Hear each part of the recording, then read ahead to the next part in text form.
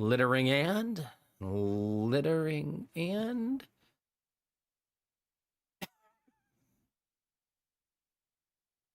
Hi, YouTube! Welcome to Murder Mysteries. Tonight I'll be doing my makeup for about 4 hours while I tell you about the epic saga of the Ohio man who destroyed many a cornfield to find his victims. It's gonna be good. By the end of this, I'm gonna have hair. It's gonna be some good freaking makeup.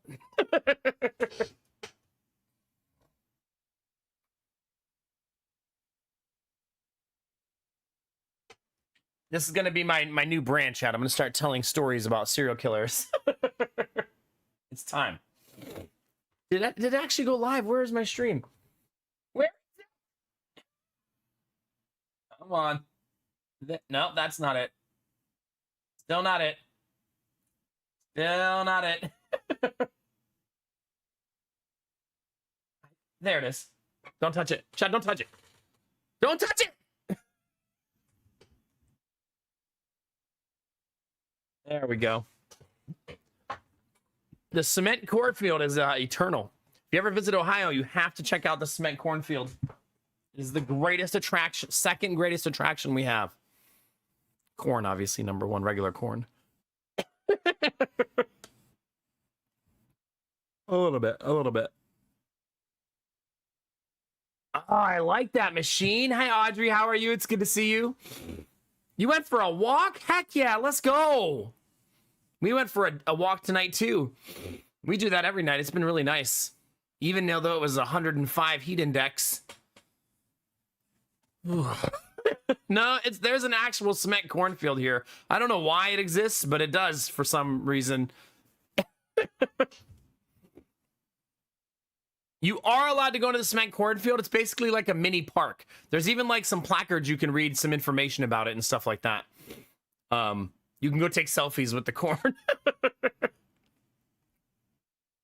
Yeah, it sounds like a meme, but this is actually a real place that you can go to.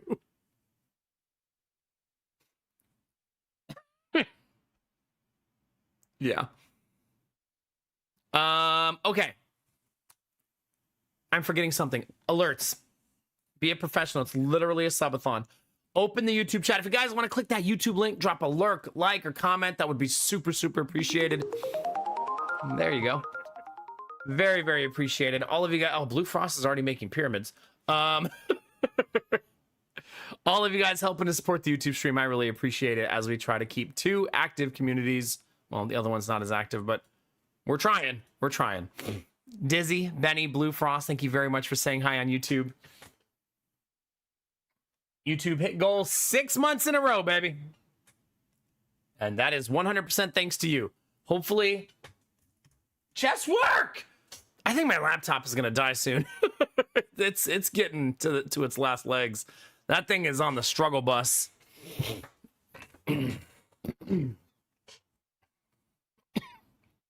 Yeah, it's a cornfield made out of cement. Like the corn, it's like not even stalks. It's literally like the corn on the cob without the husk on it. Yeah. Totally normal thing to exist. Totally normal thing. Okay. Let's start with this, chat. Another day of this shit. 85 Fahrenheit at 11:30 at night. 71% humidity. 29 Celsius. It was 96 degrees again. Heat index of, it was only 106 today, not 108. So, I don't even know why I'm complaining. Which is what, like 41 Celsius? Yeah. Angela, I'm gonna ban you. Not cool. Not cool. Do they really, Destinovas? Maybe they stole the idea from Ohio, yeah? Probably. Probably. I mean, Blue Frost, I feel like you have my identical weather, just like I'm 5 degrees south of you. Maybe they know, Destinovas. Do you know which part of Ohio? I would assume the West Virginia side, right? Oh, man, I hurt my hand. I did hurt my hand. How did I do that? I have like a cut on my hand. It was too hot to feel anything okay. You know, I haven't even been checking if we've been breaking records.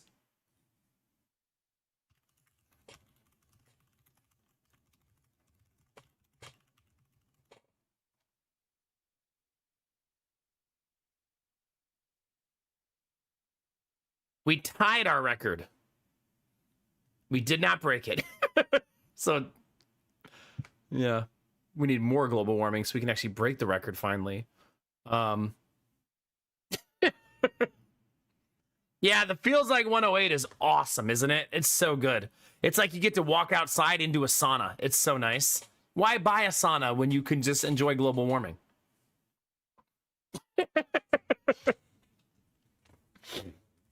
No, I know, Blue Frost. I was just saying that. Eastern Ohio, okay. The thing about Eastern Ohio, Dust Novas, is nobody fucking lives there. Because the entire state tries to distance itself from West Virginia. You think it's bad in Ohio, let me tell you.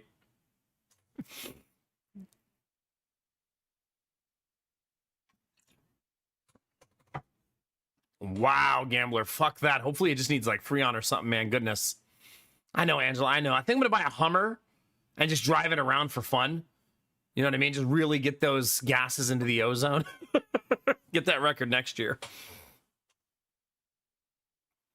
You lived in West Virginia for 7 years? Goodness gracious. I feel like that's kind of like you did your time. Desnovas, did you also live in West Virginia? Ah, okay. Yeah. West Virginia has two things going for it. The song, and it's beautiful to drive through. Just don't stop.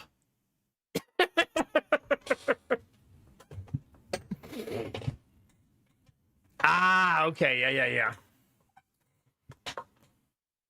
Why does Ohio not just annex West Virginia? I think you know the answer. West Virginia, they rank like bottom 10 in like every category you can think of. Like they're a very poorly run state. Like all joking aside, like it's a mess over there. It's like basically the Arkansas of the Midwest. Because Arkansas is also run like shit. But whenever you're reading a list that's like bottom 10 in education, bottom 10 in pay, bottom 10 in poverty, it's like bottom 10 in healthcare. Arkansas and West Virginia are just buddies, right? Just hanging out in those bottom lists.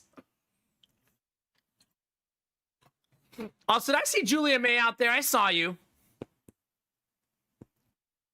That's what we need, Angela. Yeah, just have Virginia reabsorb West Virginia. What's wrong with being top 10 in meth? Okay? I resent that machine because Ohio is probably top 5.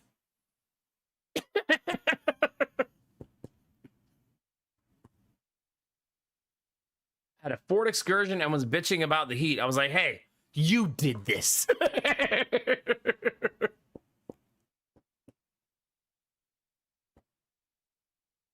Yeah, I mean, I think usually cost of living matches wages, though, right? Well, you know it relatively speaking. But when your state's paying people, $25,000 a year for jobs with a degree, and they're well-educated jobs, and they're still paying crap like that, and then you get what you pay for. Like no one's gonna stay. Hi, Cliche. How are you? All right, let's not dunk on West Virginia all night, chat. Don't get me wrong, I'm down. But yeah, today was a good day because it was productive. Me and my wife are kind of the crazy people who are outside sitting in our front yard in 100-degree weather. Our yard is so shaded though. Like I didn't stand in sun like all day out there. I know I've told you guys that before, but it's glorious, man. I've never lived somewhere, if I'm in my front yard, full shade almost all day. If I'm in my backyard, full shade like 70% of the day. It's glorious, man. That's why I'm never cutting those walnut trees down. Like, I want that shade. But we had chairs out front and we were spraying the boys with like squirt guns, and yeah, we were the psychopaths out in the heat.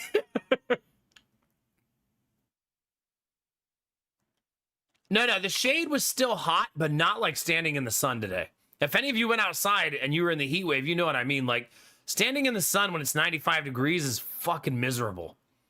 And it'll make you sick. Like, you shouldn't do that. But no, the boys are in like SPF 70 sunscreen. You know what I mean? And yeah. Oh, for sure, Angela, for sure. I feel like all of the states that are run that poorly, Angela, all of them have that same problem, right? Yeah. Yeah. But we also had to go to a government office today, and this is another, I've told you this so many times, and I'm just going to celebrate it one more time as an awesome thing that happened when we moved. We had to go in there. You know, I've told you guys my wife was able to get on that program, the WIC program, where we get like some fruits and vegetables, eggs and milk from the grocery store for free. And but only because we have so many kids. Still awesome though. Like, I'll take some free bread every month. Like, right, it's fine. Every little bit helps, right? It's not going to change our life, but it's going to make things that much easier. You know what I mean? But anyway, whenever you have to renew it, they make you renew it every 3 months, and you have to bring all of your kids to prove that they're real.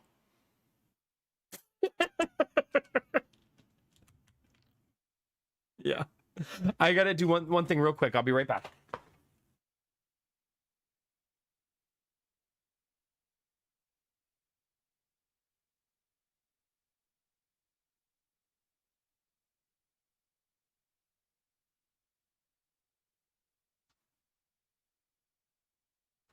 Okay, thanks for your patience.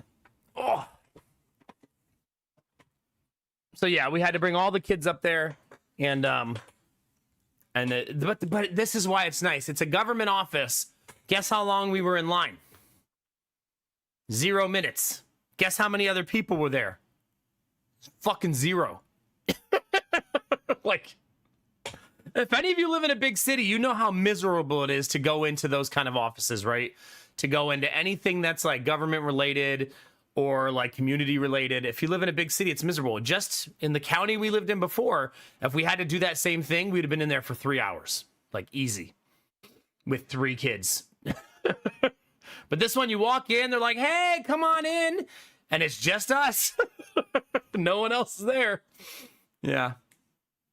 Did you go check to make sure your kids were real? I did, yeah. Pretty much, Angela, yeah, pretty much. They did let us know that our fruits and veggies are going from $11. See, I told you, it's not a very big program. It's not like super robust. I'm grateful because every little bit helps, but they did tell us that our vegetables are going from $11 to $8. But that's because Jonah's turning 5 and then he's no longer eligible for the program. So they told us, they were like telling us to like get ready for that. I was like, I think we'll be okay. Yeah. Yeah, it's a weird thing, Destinova, because the thresholds are slightly different. I think because the purpose of WIC is for a specific subset of people. Namely like mothers of children, and especially mothers who are like breastfeeding and stuff like that. But I mean, yes.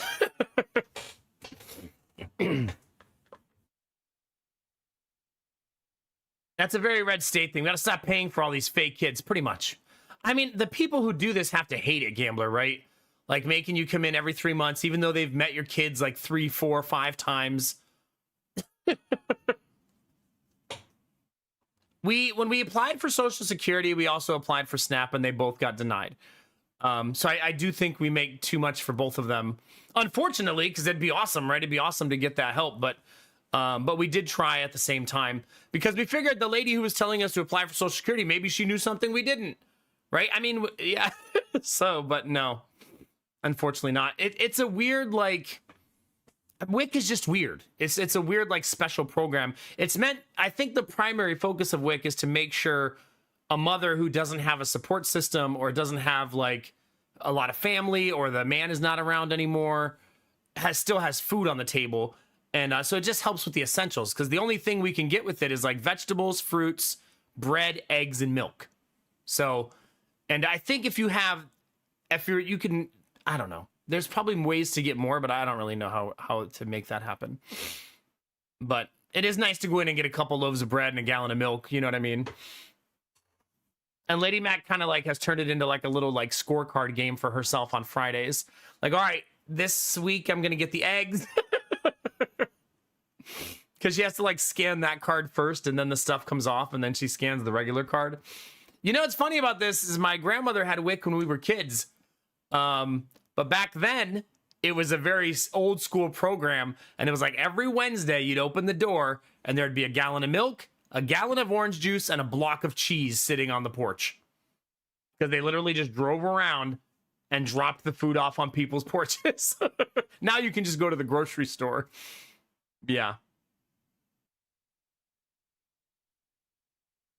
Gotta watch out for those fake moms dumping their kids off on other people while claiming benefits who are lurking around every corner. Yeah. The things they think people will do don't get me wrong, SNAP helps a lot of people, right? But people don't qualify for maximum SNAP, right? It's a sliding scale. So you could end up qualifying for like $30, right? Or $100. And people act like they get that and they're like, oh, we're fucking rich now. I'm gonna quit my job. Like for groceries.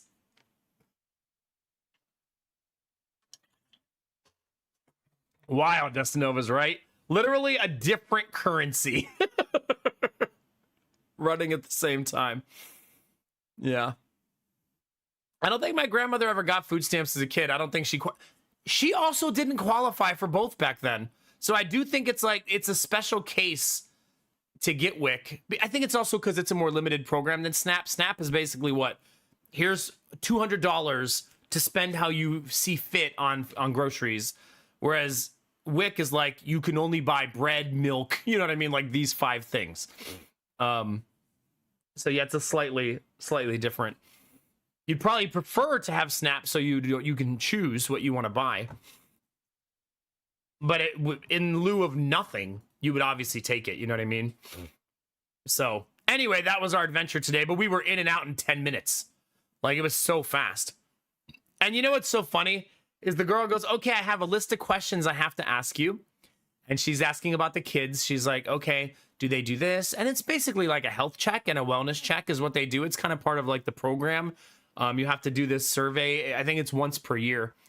And she goes, are you still breastfeeding the baby? And I look at Lady Mac and she was breastfeeding the baby. Yep. She sure is. Right now. I don't think the lady could see her because she was behind her monitors, but she was literally feeding the baby right next to me. It's like she's gonna prove this shit. Like, look, he's eating right now. This is performance art. Yeah. I like to wear my baby on my breast as a decoration. It's trendy, you know? Yeah. So we did that. Then we came home, spent some time outside, played with the boys. We tie-dyed shirts. That was fun because both of my kids now have blue and red legs. Not the third one. He was safe because he was strapped to mommy's chest.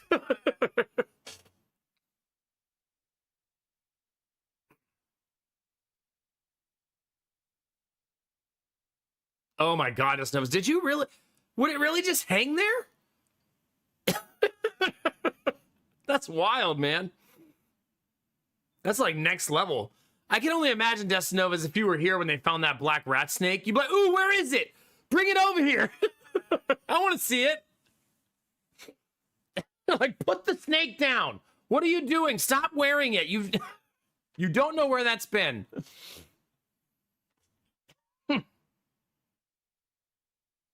Really? I've never heard that until right now.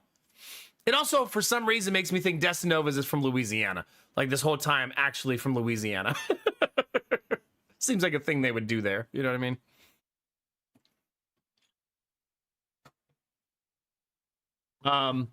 Also, the mosquito guy knocked on the door today, and he was one of us, chat. Introverted, awkward, shy, you know, a Twitch viewer. One of the many kinds of Twitch viewers. But he was so shy. And I was like, dude, you have a job where you have to knock on people's door and you're like very, very shy. But he was just trying to tell me, he was like, somebody put in a request. And I was like, yeah, my wife put in a request because the fountain's not working. And she said that you told her if there was standing water, we should tell you. And he's like, yeah, thank you for telling me. I found mosquito larvae in the pond, so I set a bunch of traps in the pond. And he goes, they should really fix the fountain. And then he started like walking away, but I was like, oh, I have some more questions. He's probably like, fuck, what? Never mind. But he was like slowly easing his way away from me, like as we were talking. Like the distance kept growing and growing and growing. I guess it's at some point you got to take the hint, right? Like, all right, man, have a good day. But he was really nice. I think he's the only person in our town who does mosquito control. So I think that like that's his thing. Like he's the one who does it. Because he was very well versed. He was telling me like this is a hot zone. I don't know why they weren't spraying. They should have been spraying. So it does look like we're going to get sprayed for the rest of the summer. So that's good news for our mosquitoes and how bad they were. I mean, we live with 2 ponds behind our house, a state park, and a creek. Of course they should be spraying here.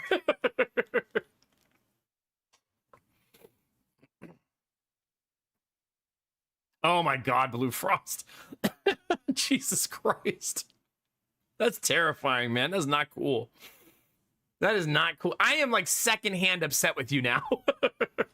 Ugh, one of those people I know. That had to be what he was thinking, Benny, like for sure. Just let me slowly back away from you and stop talking.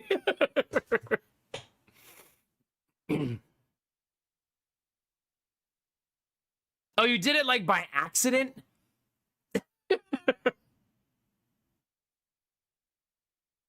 Yeah, I guess Pat Adams, the reason we have the dunks, the little dunks you put in the water, but we kind of would rather the city take care of it, so they spray the whole neighborhood and they put traps in the ponds and the creek, and they actually do mosquito prevention, you know what I mean? It'd be nice if they did a more robust thing, because there was a time where we would go outside and there were just swarms of them. Like I mean, you guys remember me telling you it was a bad week.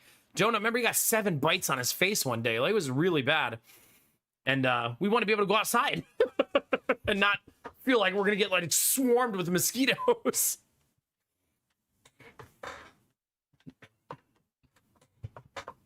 Huh. Well, Blue Frost, if you're ever in the neighborhood, there's water and gardener. I don't know if they're water snakes, but I always see I've only seen 2. The gardener snakes like water. Do they like water? Because they're always by the creek. Maybe I'm misidentifying the snake. I've seen 3 because I've also seen one being eaten by a robin. That was a fun day. The day I learned that robins eat snakes. Robins aren't even big birds. I mean, I guess they're not little, right? They're not like sparrows, but yeah. I don't know. That was a pretty surprising thing. I've had a lot of surprising things living there in the state park, like realizing that black rat snakes live so close to my house, and I haven't seen one in my entire life. But they live right there.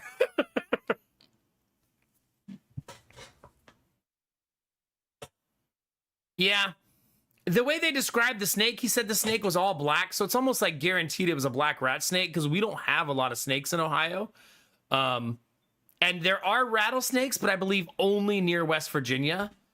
But I mean, I've literally never seen more than a gardener snake in Ohio ever. And I've lived here for 25 years, chat. Yeah, it's a long time. Nah, machine. Nah. I like my snakes on a plane. You know what I mean?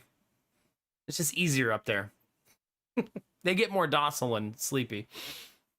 Actually, the movie did not make it seem that way. It was quite the opposite.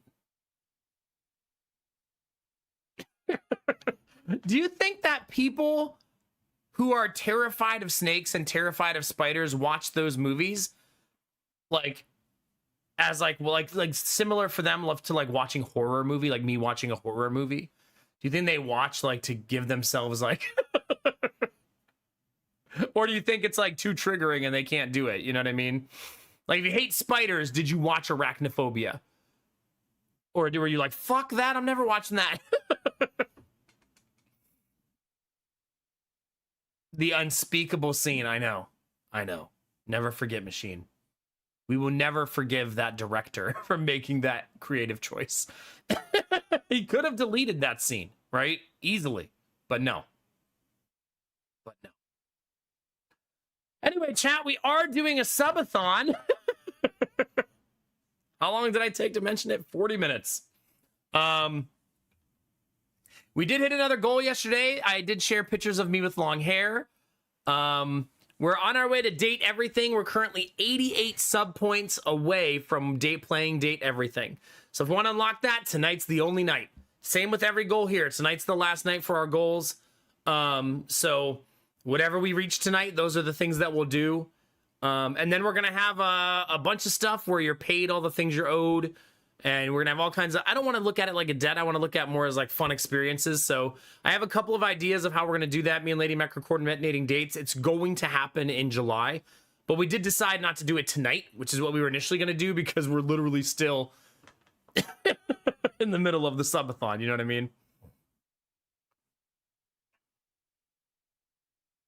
Ah, okay, Angela. That makes sense. Yeah. Hi, Kyle. Yeah, that's fair, Benny. That's fair. Oh gosh, Blue Frost. Maybe it helps him. Maybe it's therapeutic. Need to get to the 1,000. That's a lot of subs, bud. That is a whole lot of subs. I know, but that seems so negative, Dizzy. You know what I mean? It's going to be a fun month. We're going to do a lot of cool things. I'm excited.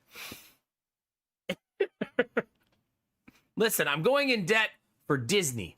I don't need to also go in debt. No, we're going to come due. We're going to get everything paid. I'm excited. And me and Lady Mac are coordinating the stream. I tore apart the whole closet and I found like my tripod, my extension cables, and like all the things I need to do an IRL stream cleanly that were like buried in there.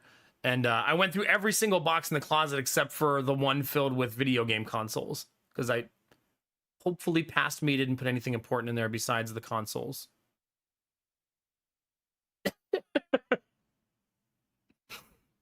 Angela, the other one. the one for streaming.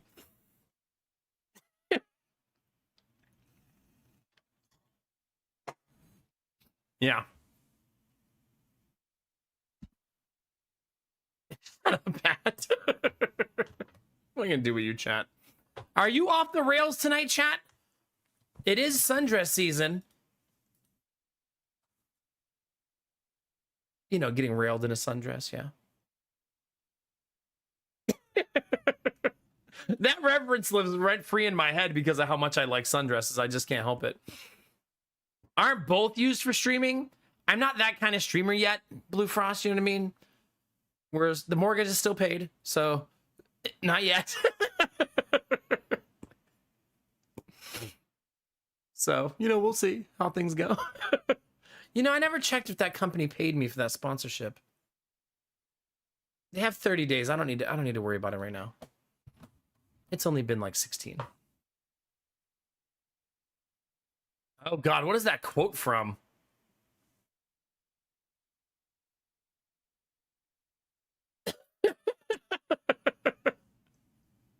Is it a kidney stone quote? Kinda, yeah. Man, I got another text message today from the doctor asking me to come in early. I never replied. I might actually take it. They want me to come in on the 13th instead of the 16th. Should I do it, chat? I have to respond by 4 a.m. How unhinged is that?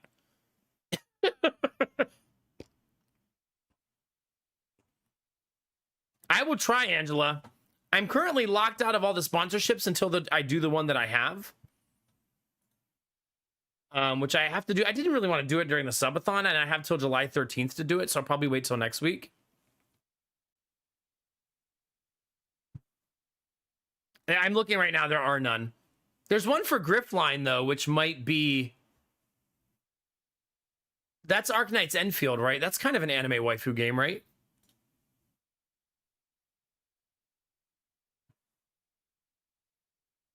It's indifferent to me, Blue Frost, honestly. All I need to really do is go look at the calendar and see when the doctor's appointments are so I don't cross the streams.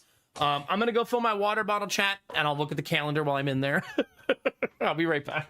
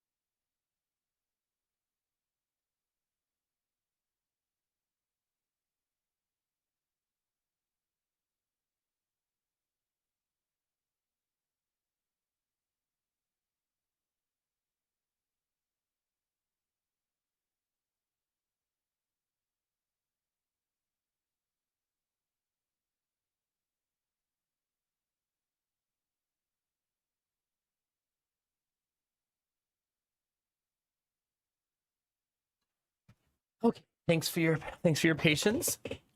I should take that doctor's appointment because it's on the 13th and we don't have anything on the 13th. I'm gonna respond, chat. Fine. Being an actual adult sucks, man.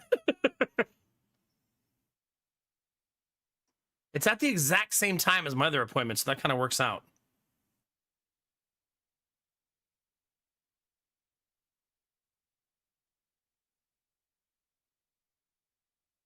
There you go, chat.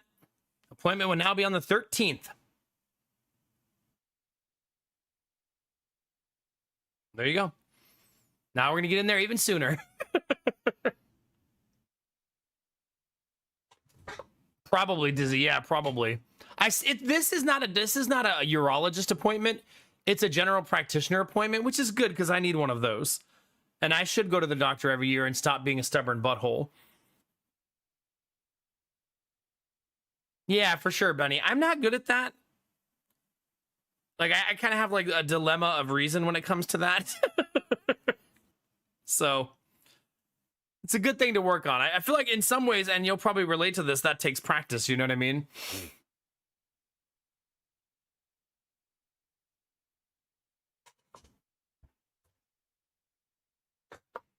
Oh. But yeah. Going to the doctor on the 13th, chat. That's in 10 days. Oh, there it is. First sub of the night, baby. Tab tip with the tier fucking 2. Thank you very much, Tab tip. It's wonderful to see you. Heck yeah, thank you very much. Yeah, we're gonna do every time there's 5 more subs, we're still doing Earl Grey. I forgot to mention this. And we're still doing shots of lemon juice, lime juice mixed with vinegar. Yeah. So that's still happening tonight. So, and we're gonna play some video games. I've been having a lot of fun with, obviously still having fun with whatever the fuck I'm playing, Hitman. I still don't know if I'm gonna play it next week. I'm gonna play it by ear and see how we're doing on Sunday. I might want to. I thought I wasn't going to want to, but then I've still been having fun. To be fair, I've been playing the game for like 45 minutes each night, so. Did I ever install the bidet? Nope. Don't tell Dizzy. Don't tell her, it's a secret. Still sitting in the box.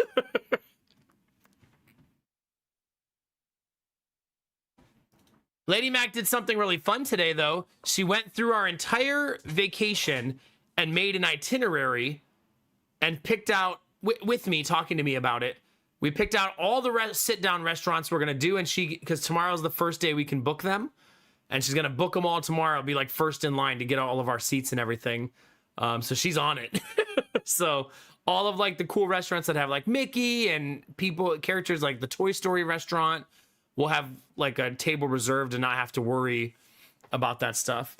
Yeah, I basically saved this part for her, Angela, because I knew A, she'd be better at it, and B, she'd be far more interested than I would be in like going through all the restaurants. So yeah, she's killing it. And we are going to eat at the Star Wars place, and I feel like that's the only restaurant we picked that's definitely for us. The boys like Star Wars, it'll be fine. They've seen one Star Wars movie. Well, 2/3 of one Star Wars movie.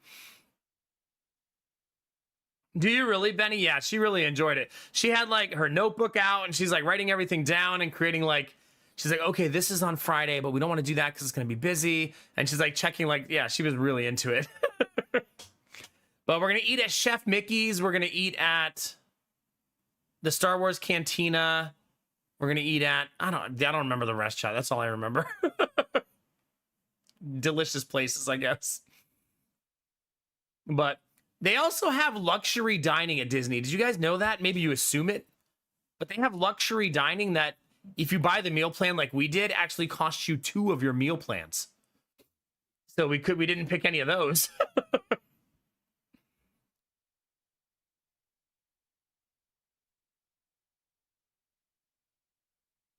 I forget what we picked at Epcot, but I thought she told me there was something the kids were going to love. I just don't remember what it was. When I have the whole itinerary, I can tell you, but yeah, I don't remember. I know that we're eating at the Toy Story place. We're eating at a steakhouse that's in our hotel on the first night. Because it's in our hotel. I'm really starting to flirt with the idea of driving straight to Savannah on the first day of the drive. Like we might skip Gatlinburg and go all the way. It's a 10-hour drive to do that though. So I don't know, man. That's a lot of driving in one day. But it'd be awesome for the 3-day road trip to be a 2-day road trip. You know what I mean? So we're still undecided. We'll see. We've been in constant negotiations about the schedule, like literally every day. Not like fighting. We're not like arguing about it. We're both just trying to like feel out how the hell you get 3 kids to Florida when you live 14 hours away. You know what I mean? But if we drove 10 hours the first day, we'd only have to drive 3.5 the second day or something like that. 3.5 to 4. And that seems a lot more palatable. And then you're there, you know what I mean? Yeah, I kind of thought, Angela, the way I would combat that would be to have us leave at night, but I still don't think that's a very good idea. Because if I get too tired, I'm going to be the only one awake, and what am I going to stop and sleep at a rest stop? Can you do that? Can you sleep at rest stops? Like, is there a legality to that? I would assume no one cares, right? It's a rest stop. It's for resting. Why do people not just stay at rest stops when they want to sleep? I've never thought about that until right now. Like, why do... Oh, you've done... So it is a thing people do, yeah? Yeah, that's what I mean. Like, if you have an RV and you don't want to find an RV park, you could just sleep at a rest stop. And it's actually probably, like, safety in numbers, right? Like, you feel safer because you're surrounded by a bunch of truckers and a bunch of people that are there together at the same time with bright lights and constant traffic. Not constant at night, but you know the idea, yeah. Some are sketchy. Oh, you've been to New Jersey too, Machine? Yeah? This is a weird thing about the Midwest. And I had to research this today to make sure it was true. The Midwest has the best rest stops. It's like legit awesome rest stops in the Midwest. I'm not saying there's not good ones anywhere else in the country, but for our whole road trip, almost every state does a good job with their rest stops.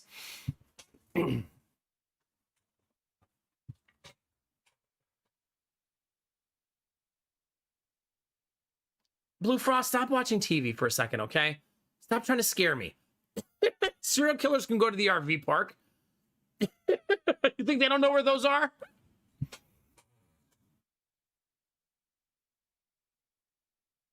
Is it dizzy? Yeah. It's kind of like whenever you do any of you guys, are any of you like me where first off, slow down brain.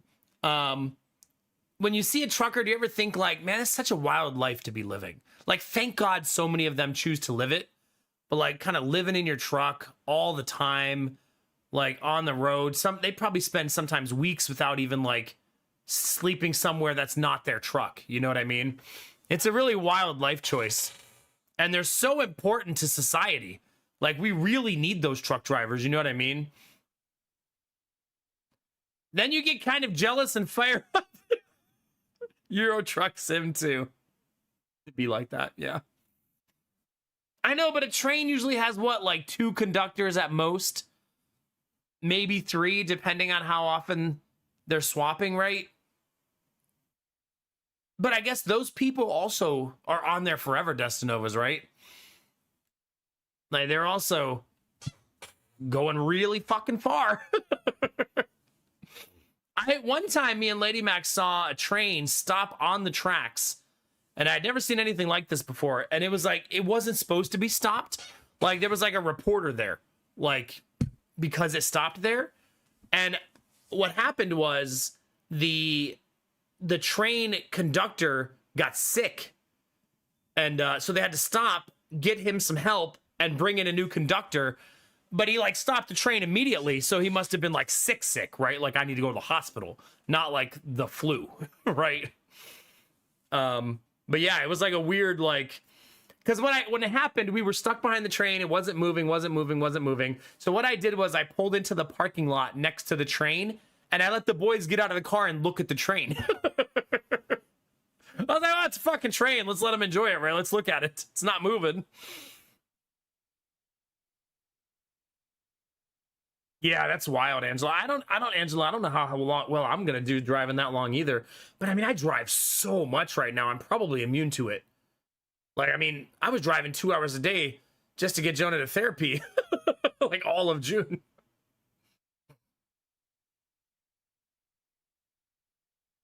Do they really, Pat Adams? Goodness gracious. That's weird. It makes me wonder, Pat, is there like a factory they're dropping something off at? Like, is there a factory taking some of the stuff off, or is it literally just like, that's where they stop? Really dizzy, huh? Yeah, that's wild. That is an interesting lifestyle choice too, though, to be a train conductor. Yeah.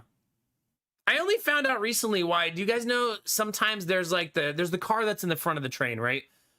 What's that car called? Doesn't it have a name? I don't remember what it's called. I only ever think about the caboose. Is that really what it's called? The locomotive? Like, is that? I guess that makes sense, right? Because motion, blah, blah, blah, blah, blah. Yeah. The engine car. Yeah. I recently found out why there's one in the middle of the train sometimes. And it's because it's the train company's attempt to move more cargo on one route. So they put a second locomotive in the middle. At first, I thought like that locomotive broke off at some point and went a different way. But apparently, no, it's just a strategy they use to have bigger, longer sets of trains to take more stuff at the same time. Pretty wild, yeah. Same page, Destinova, same page. Sweet Daddy Jones! How we doing, buddy? Where the headquarters is, because my small town is too small to have a dedicated yard. Ah, okay. Goodness gracious. That's still so fucking rude to stop in front of all the roads. Like, come on, man. Like, how rude could you be? But I mean, what are you going to do? Call the police? Like, oh,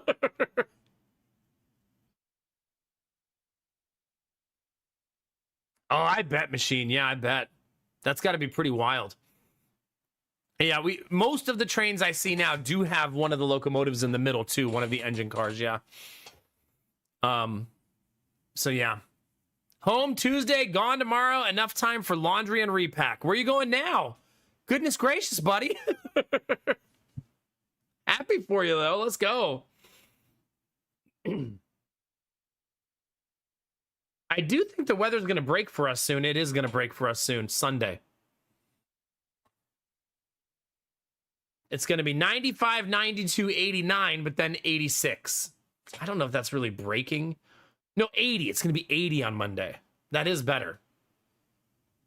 So Celsius, it's going to be 35, 33, 31, and then 27.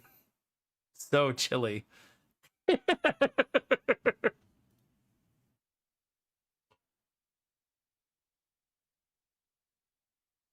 Oh, yeah, Pat Adams. No kidding. Yeah. Back to the lake. Different friends coming this weekend. Nice, dude. You're having an awesome summer, man. Let's go. Hi, Thalmy. Good morning. Let's go, man. I'm glad you're doing all that. That's very rewarding and awesome. You deserve it, man. Let's go.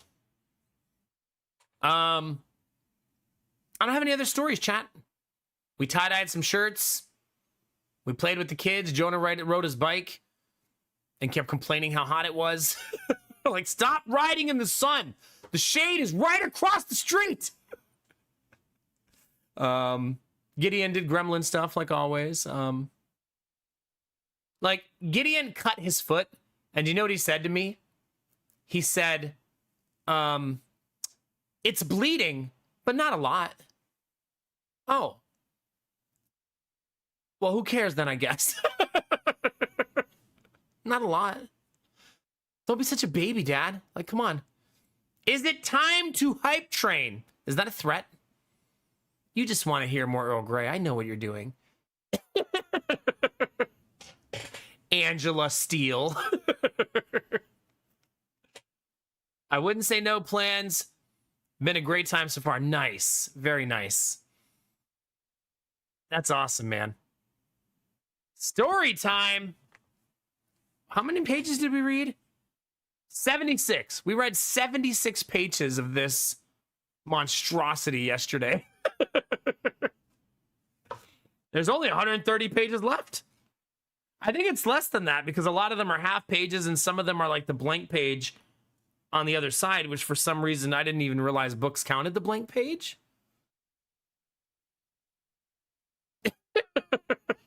Yes, total. So every time someone gives 5 or more subs, I will read 2 pages of this book. No matter how many you get, I'll read the entire fucking book to you if that's what it comes to. And there's your goals, chat. We've unlocked 4 things. We're on our way to We Play Date Everything. Tonight is the last night for the subathon. And I'm getting ready to open the video game.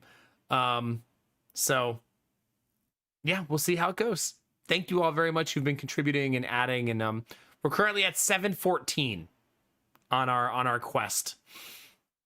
And the book's been fun. I want to find a way to integrate this into the stream in the future again. Because I think it's been a really like interesting like exercise and fun thing on stream.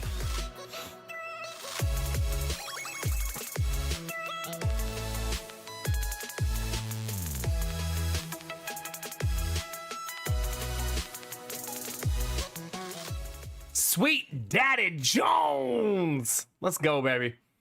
A little story time first, please. I got you. Thank you for the 5 gifted subs. Also, bumps us up to 719. If you would like to jump on the caboose of Sweet Daddy Jones's train, all it takes is 100 bits, 1 Gigantifier, or 1 gifted sub. Can I promote my hype trains with Sweet Daddy Jones's caboose? Yeah, I think I can. Yeah, it's what his wife would want.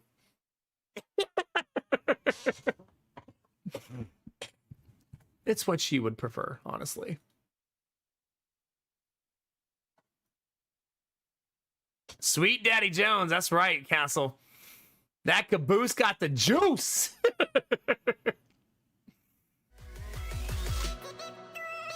That's 4 pages. Thank you, Angela.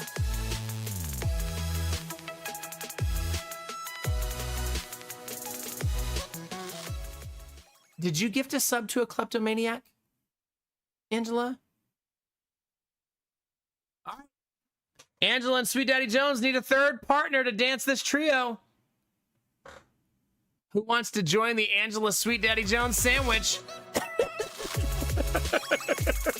Not a Machine is our winner.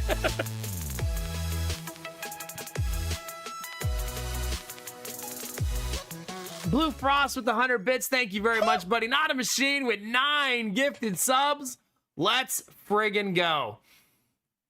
I will count the bits, the tab tip sub as the extra for Sweet Daddy Jones. I mean, for Not a Machine puts us at 10, 15, 20. So 8 pages, right? I like cabooses.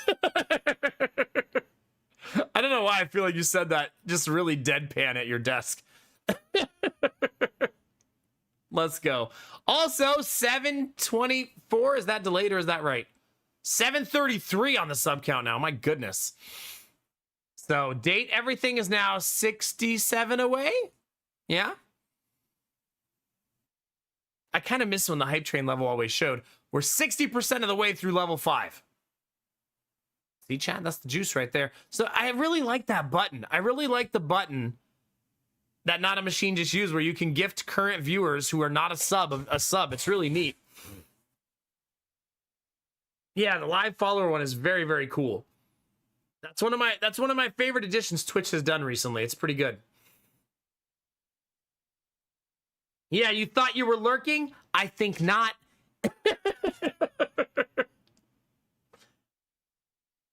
That is interesting, Blue Frost, that you didn't get one. I wonder how it makes that prioritization, because when you saw it, Machine, that was the maximum number, right?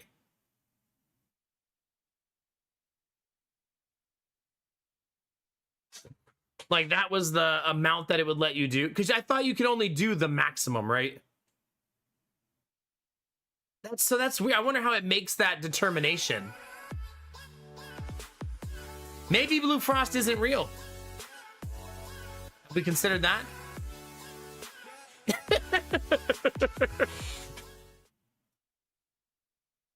Ooh, that's a good question. Blue Frost, are you in more than 2 channels right now? He's a ghost. Angela, thank you for the gifted sub. We're almost to level 5, baby. We are currently 2 subs or 700 bits away from level 5. Thanks to Angela's gifted sub. Thank you very much. That's all we do.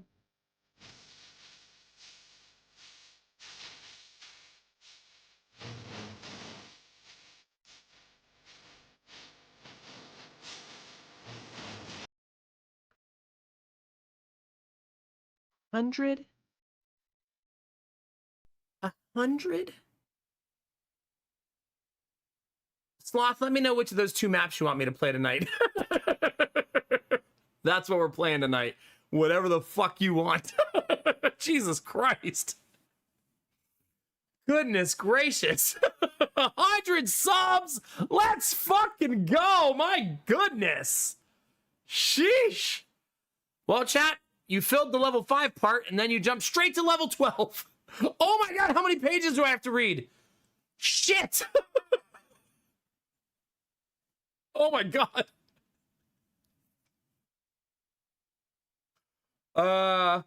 44? Is that 44 pages? Oh, 40. Oh shit, the shots. Why do I always forget?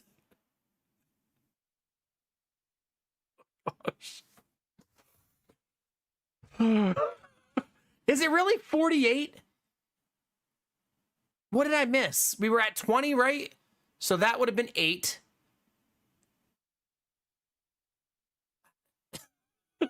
Yeah, it would have been 8, not 4. Yeah. Yeah, thank you very, very, very much, Sloth. My goodness. That is ridiculous.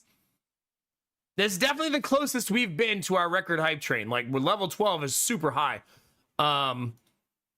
So we're 9 subs away from 13. Our record is 20. My goodness. I should make an amalgamation of awful so I can start doing my shots.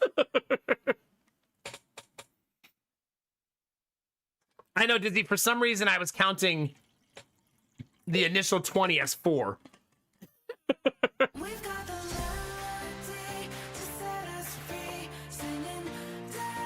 Come on, chat.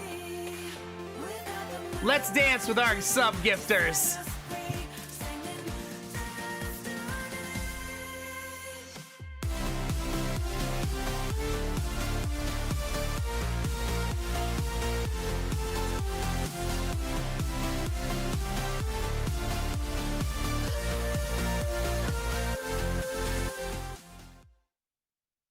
Hi, Chaos.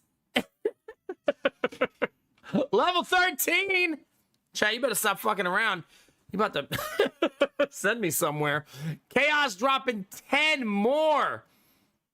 Now up to 130, chat. We might read this whole fucking book. Dizzy, how much to read the whole book? We're at 76 of 206, 130 pages.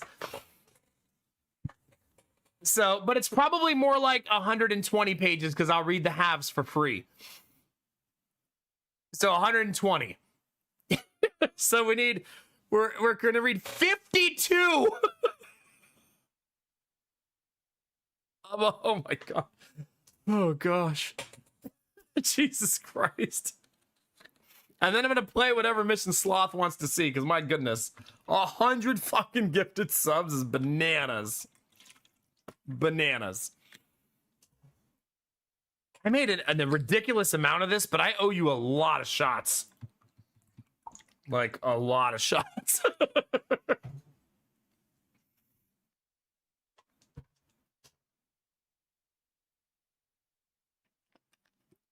No, we're gonna literally have ASMR stream tonight.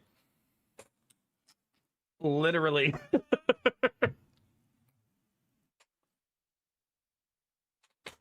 Chat, what'd you do with the shot glass? Who broke into my house, chat? Oh, there it is. Oh, God. Wait, Dizzy, did I pay my debt on my shots last night, or did I forget to get back to it? I did pay. Okay, thank you. Level 13. So that the levels are juicy at this point. 28 subs for the next level. My freaking goodness. Yeesh. Goodness. All right. You sub gifters happy? Wait, there needs to be more in there. Can't sell you short, chat. Gotta fill that sumbitch up.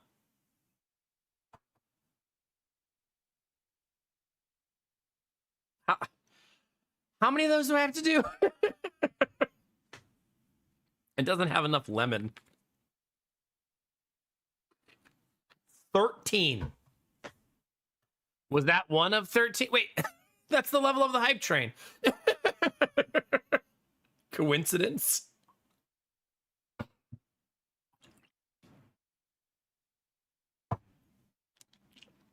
Two. I already know I can't chug it because of that first day I tried it. The vinegar it does something to my throat that makes it impossible. I can't chug it. It's not a thing that my throat will allow me to do. Sorry. Whew. Whew. All right, chat. 60 seconds on the hype train. Anybody else wants to jump on? If you want to unlock level 10 emotes, you can. Remember, we don't always hit level 10 hype train, so if you need those, it just takes 100 bits, one gifted sub, or one Gigantify. I did 3, yeah. Oh. I better pass the fucking kidney stone.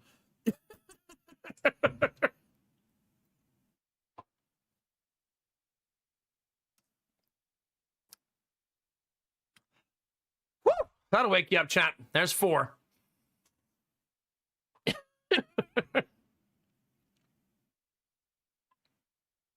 My throat's taken a lot of abuse recently. Julia, thank you for the 5 gifted. Right at the finish line, we're so close.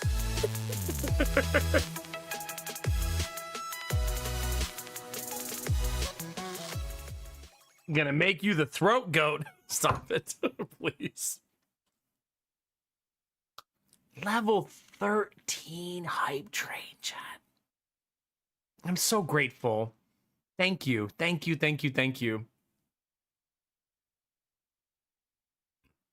Goodness gracious. All of you who, let's see who we got here. Julia May. Chaos dropping 10. Fucking Two-Faced Sloth dropping 100. Huh. Two-Faced Sloth has now dropped 230 on the subathon. The sub month switched. It was 130 likes. That's bananas. Thank you. Thank you. Thank you. Angela dropping 6. Blue Frost tickling me a little bit. I see you. Not a machine living the dream. Angela's falling. I already said Angela. You don't get doubles. Sweet Daddy Jones, you started this. You happy with yourself? Yeah. Thank you all very, very, very much for contributing. That got us all the way to 849 sub points. Are you counting my shots, Dizzy? Because I'm going to lose track soon. Okay, thank you. I'm going to do... I need to switch my thing. Derpy made me a whole bunch of them. We're on the 900 goal now, right? Oh man, that means I have to play date everything. I'm gonna fucking marry a toilet, aren't I?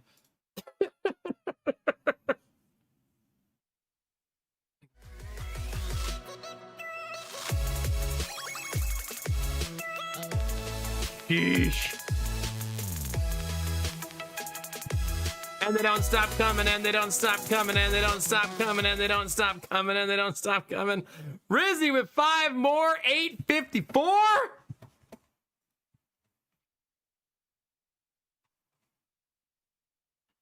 You are now at this level, chat. You've unlocked me getting pied in the face by my kids and my wife.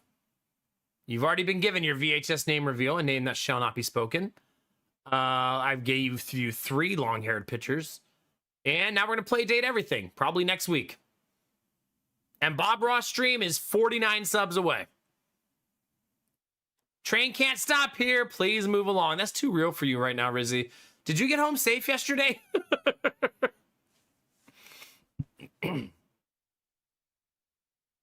Thank you. Thank you. Thank you, chat. My goodness. That is bananas. I thought I did 5 shots. Was it really only 4? I just probably wanted to be 5.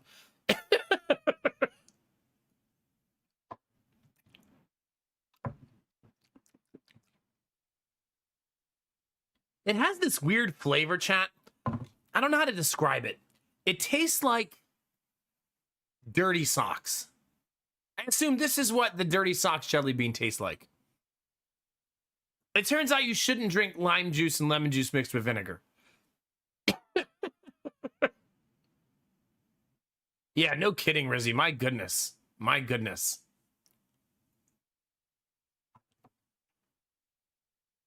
Six. You know the worst part about this? I'm going to know exactly how much of this I drank because I filled 2 cups in my measuring cup today. Because we had a lot of subs, so I filled a whole bunch of it. So if I drink the whole thing, I'll have drinking 2 cups of this monstrosity.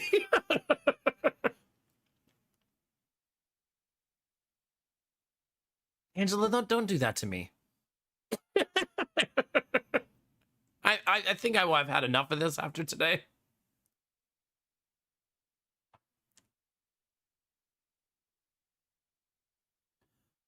Six.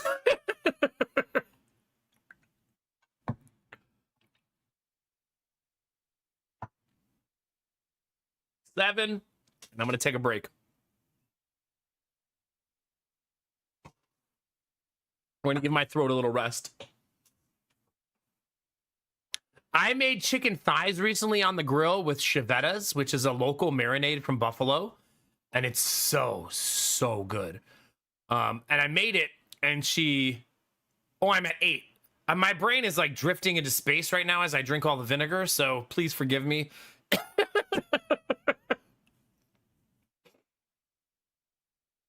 But I made it with the Chevettas. I marinated it, and then I barbecued it with the Chevettas and made it all 3 steps with it. And she liked it so much that she bought chicken thighs 3 days later and asked me to make it again. So, yeah. Okay, 8 down of 14 now? Is it 14? Because we got 5 more subs, yeah?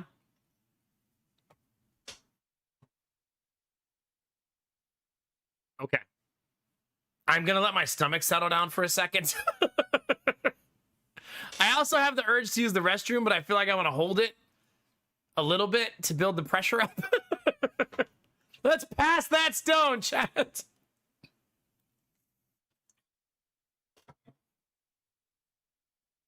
I am. I'm drinking lots of water, a whole bunch. Hi, Snow Queen. How are you? So, chat, after that, you're at 854, 46 subs away from a Bob Ross stream. I keep forgetting that's even on there. That's going to be, man, that's going to be something. And that means you're 146 away from Just for Men, where I dye my beard black, wear a toupee, and try to be young again. And then the position reveal and DD Dinosaur we need not talk about. I feel like the position reveal is going to be that level of subathon goal every subathon going forward.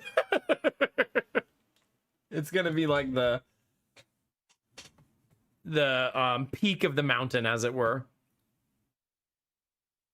No, wear a toupee, I said. Dye my beard black. If I didn't say it that way, that's what I meant. Yeah, no kidding, Snow Queen. No kidding. So freaking hot. If you guys wouldn't mind doing me a favor and saying hi on YouTube, dropping a lurker like over there is very, very helpful to help people find the stream over there. I'm going to take a short break and go past this kidney stone real quick, and I'll be right back.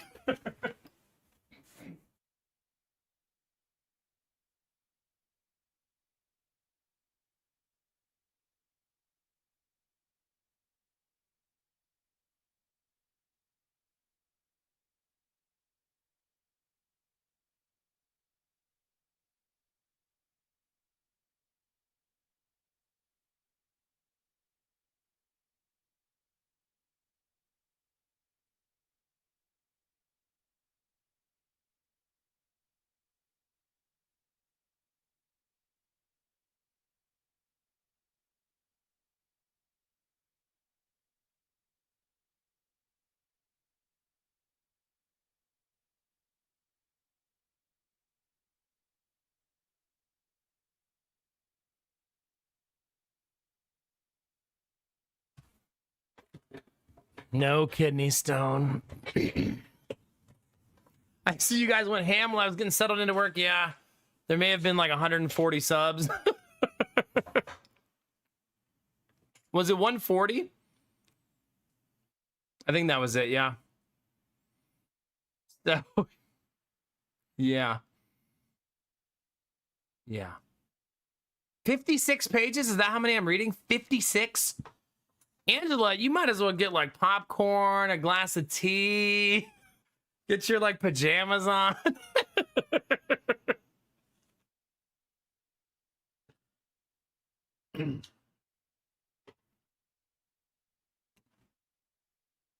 Okay, so 58 pages.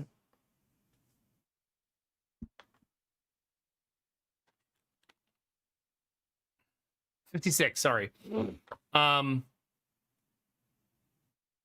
I'm trying to do the math in my head. Of 230.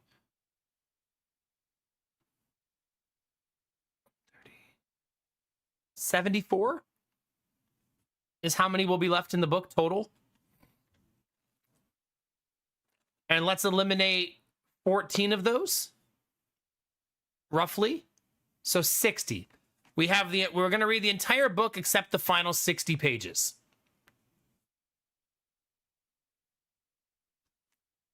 That's wild. So that's 150 subs is the whole book.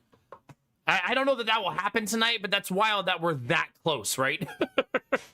Dizzy, you can math check me if that's right, but 150 subs would get us there, right?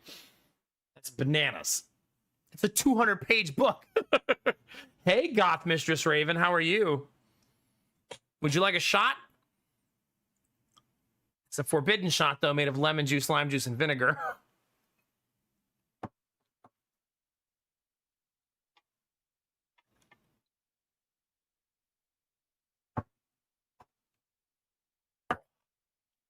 Does vinegar sink in the juice? Because I think it gets worse as I go. I wonder if there's like a distribution of how vinegar sits in the water. Hey, Massive Moment Maker, how are you? Welcome in.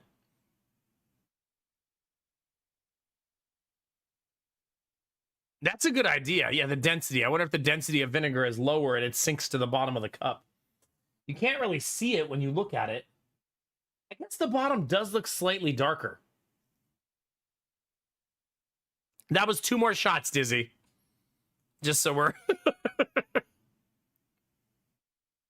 It is apple cider vinegar, yes. Yeah, I did 2 in a row. 3.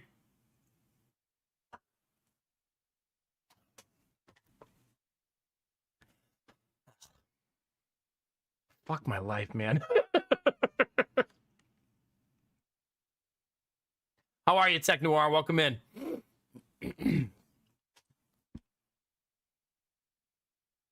Counting the pages is a good idea. 56.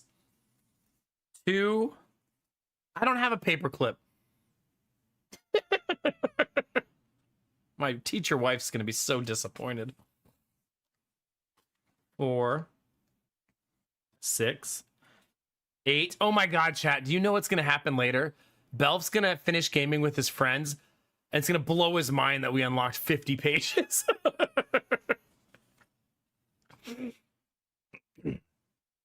Nice, Tech. Good for you, buddy.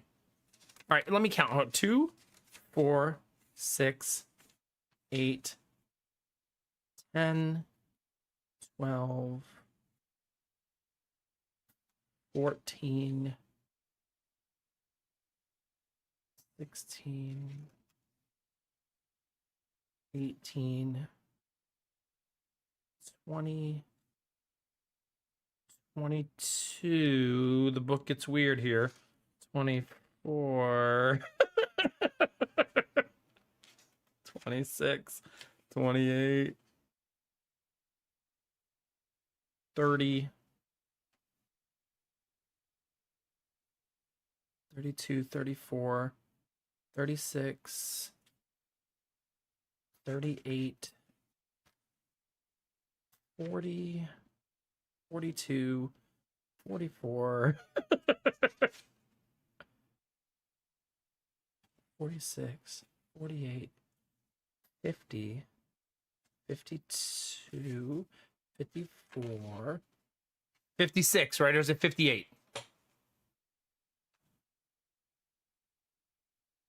56.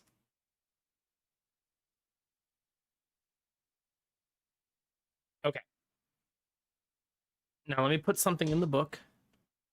That gets us to page... So if you're wondering why I do know how to count by 2s, the reason I was going slow like that is I was trying to count the half pages and the empty pages separately so I wouldn't like double count them, if that makes sense. So that actually takes us to page 145. Which is actually 70 more pages of the book itself. But there's like 5 blank ones in there and like 5 half ones in there.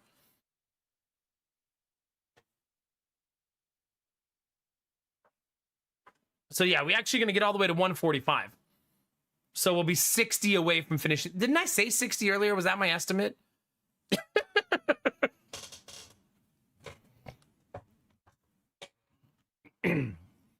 Don't have to deal with the annoying co-worker till at least Tuesday. Hell yeah. That's what's up. All right, I need a second bookmark now.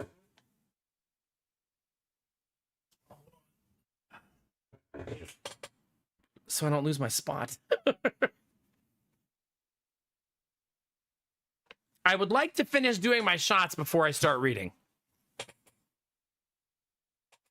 Yeah, 150 more subs and reread the entire book tonight. Wild. Who would have thought?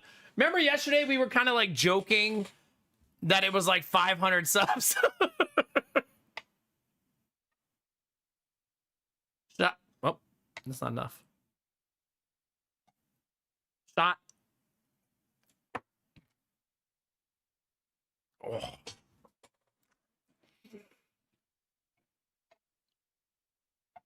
Another shot. If this doesn't kill the kidney stone, oh, I'm not gonna be able to pass it, man. Like if this doesn't do it.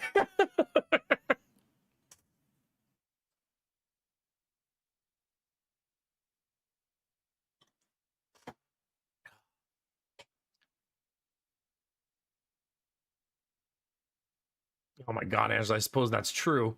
So I did 3 more there. What are we at, Disney? I've got to be getting close, right?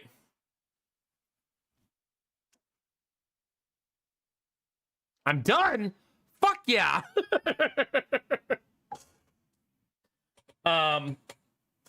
So if you're wondering, how much is in a double shot glass? Does anybody know, like, in ounces?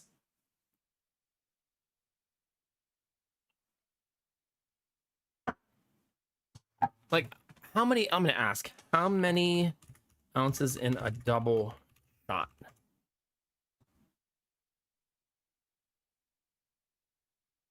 It's 4 high quantum.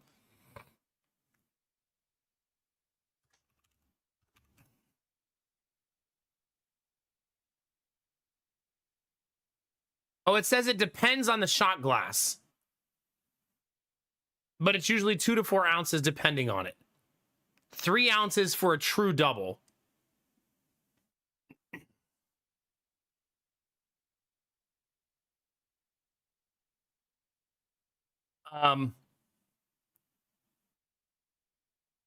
Oh goodness, Mr. Penguin, how you feeling? It's good to see you, but goodness gracious. Well, the reason I'm asking is I drank 14 ounces of that.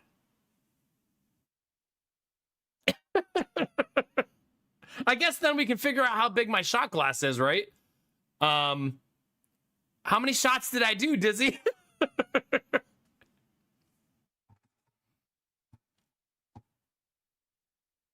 Oh, so that would only make it 1 ounce per shot. Is it because it's a slender shot glass?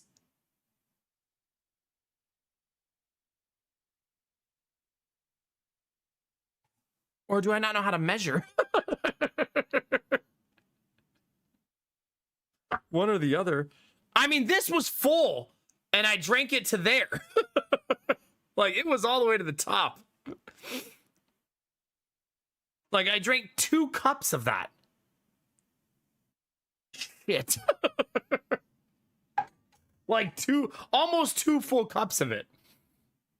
That's why I said we have to pass it, right? Like, we have to. In European shots, a double is 1.35. Okay, so it's not that crazy. I'm also not filling it to the brim each time, right? Because I don't want to spill it all over myself. Like, I'm not, like, balancing the fluid at the brim, you know? Here, just in case Dizzy tries to call me a cheater, I'll do a bonus one for free. Oh, God, it's all vinegar at the bottom.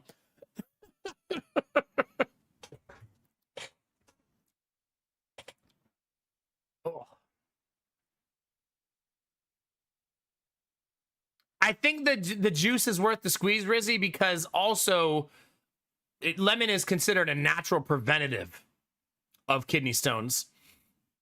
Science is pretty strong about how good lemon is for kidney stones. Same with vinegar.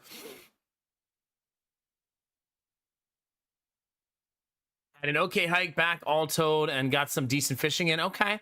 What's the plan then? Are you going to try to, like, tough it out and go a little bit more, not more hiking, but maybe more fishing or anything like that? Yeah, that makes sense, Rizzy. Like, if I was taking, like, a vitamin C drink, like one of those things, like the emergency crap for when you get a cold, that kind of stuff, or literally a vitamin.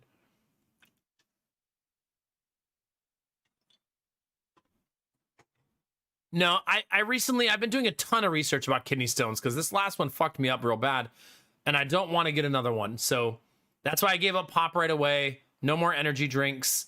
The only vice I'm gonna have left that's a strong contributor is black tea. But I don't think, I think I have to have balance, right? I can't give up everything and just drink water all the time. I mean, I could, but I don't wanna. Like, I don't want life to be like this, like, castrated version, you know what I mean? So just drink a little more water, give up pop, give up energy drinks. And we'll see how it goes, right? God, my stomach is, I might have to eat some crackers, man. Cause yeah, that's an intense feeling. You guys want to do some book reading, chat? We're 46 subs away from a Bob Ross stream. And Yeah, I'm gonna go get some water though, so I have enough like cleansing done in my mouth. Book listening, sorry, yeah. It's gonna sound awful, Angela, to the people who love steeping their tea long. But you're supposed, if you want to avoid kidney stones, you're supposed to steep it less. Yeah. Yeah. Philly, how we doing, baby? Yeah, feeling it out. My buddy wants to hit a spot that goes up to a waterfall. Looks super cool on paper, but I don't want to screw up my leg. Yeah. Have you thought of putting like a brace on? If it's, I don't know how bad it is. I don't know the severity. You know, maybe this is something you won't know till morning. Because if you wake up in the morning and that shit feels fucking terrible, you're not going to want to go anywhere.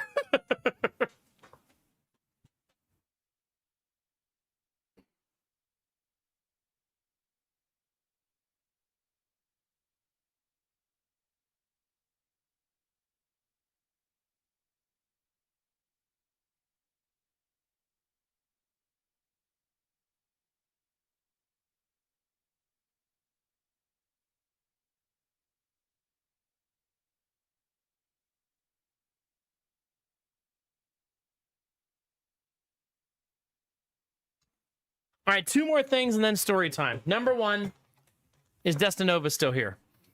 Chat, first I want to ask you a question. So 2 days in a row, I tried to boot up the video game and play it for you. And both times, you did a ridiculous hype train to stop that from happening.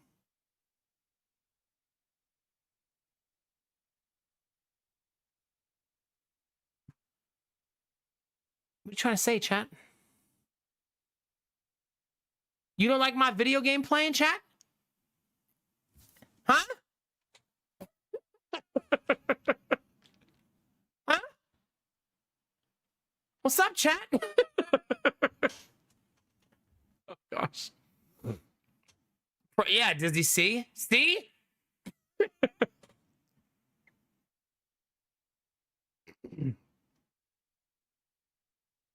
Trying to delay until Capybara gets here. It's fair.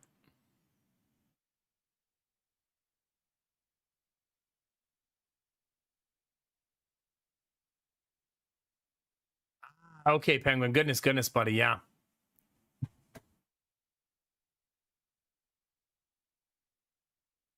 That wasn't even a creative attempt to...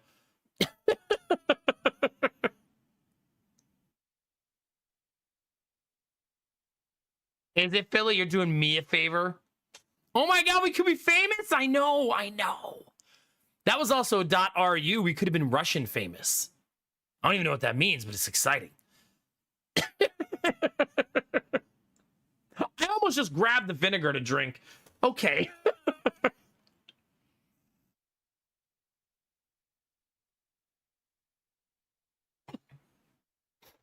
Okay. I can drink regular water now. I'm done with my shots. I did them all. I'm good.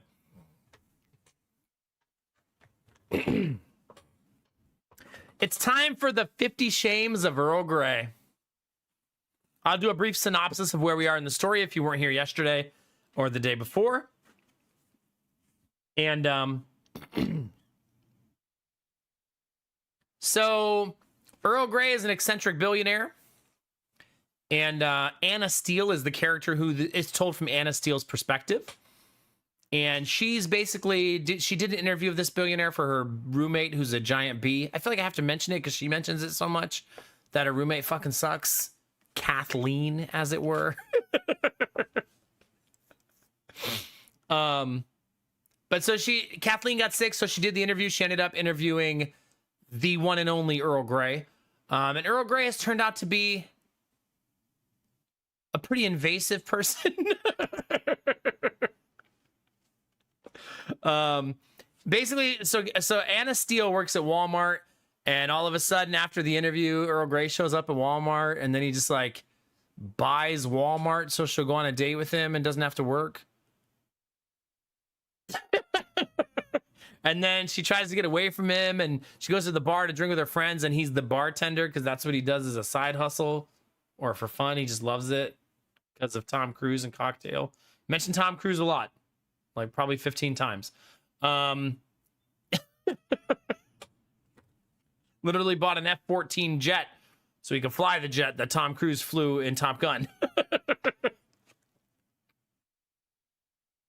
So anyway, he took her for a jet ride and a helicopter ride, and she's been on a wild journey. And they almost did some sandwich making together, is what she calls it. But right as the carrot was about to go into the donut, she she choked on a toothbrush because she was imagining herself deep-throating him, but used the toothbrush and accidentally actually deep-throated it. I didn't make that up. That's what happened. Don't you hate when that happens, chat? Like, you're just trying to pretend to deep throat somebody, and yeah. Not only did she do that once, she did it twice. But then he keeps buying stuff and doing stuff, and Anna gets fed up with his bullshit, and she leaves, and they don't sleep together. And that's when she goes to drink, and he becomes the bartender like a creep. He kind of also discloses to her at some point. She says something to him about how she doesn't like her best friend, Jin. And he says, I know, I've been reading your transcripts from your therapist.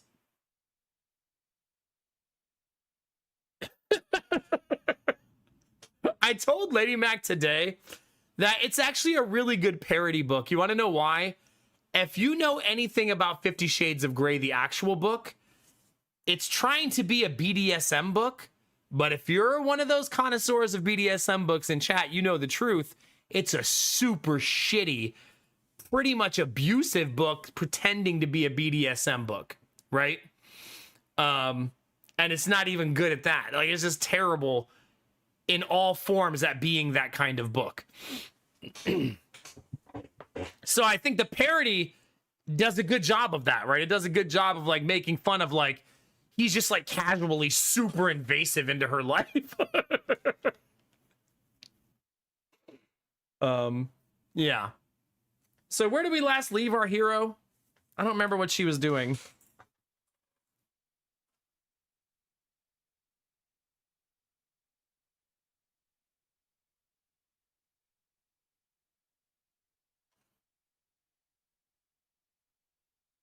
Oh, the last thing he did was blow a hole into the mountains of Mount Rainier so they could fly through it in their fighter jet.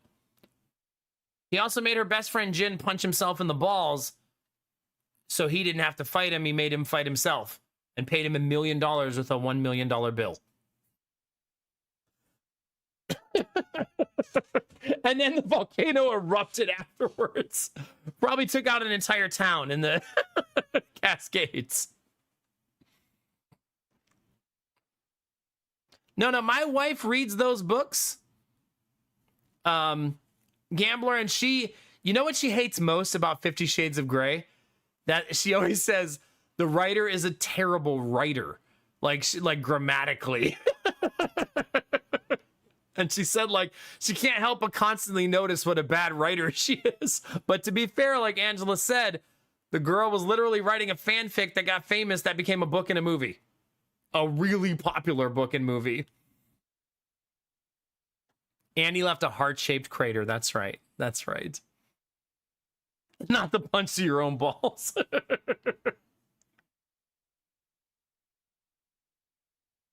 And yeah, Twilight references in the book too. Chat, there's also another weird section coming up like the quiz. So we'll see how that goes. We got to do a quiz yesterday, so that was a thing too. All right, you ready, chat? You're pretty much caught up at this point. When you last left our story, they were in the F-14 jet. And they're flying away from the erupting volcano with a heart-shaped hole in it. On their way to Seattle, yeah. I'm going to read you the last paragraph of the last chapter. I look back and see the hole Earl shot into Mount Rainier is the shape of a heart. Swoon. As the long dormant volcano erupts, plumes of thick black smoke bellow behind us into the air, and all I could think is, I'm in love. Buckle up, chat. Buckle the fuck up. If you're here for Hitman, that will begin in approximately an hour.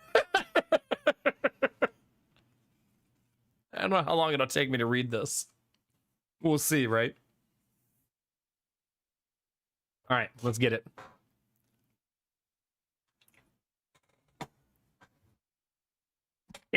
I guess that's true. If people gift more subs, then I'll have another 150 pages to read. Not 150 pages.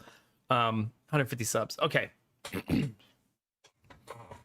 The long-awaited arrival, chat. Let's do it.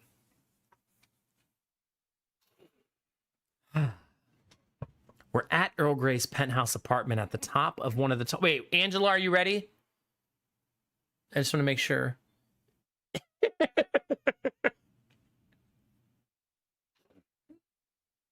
that our resident novella enjoyer is ready. Okay. Okay.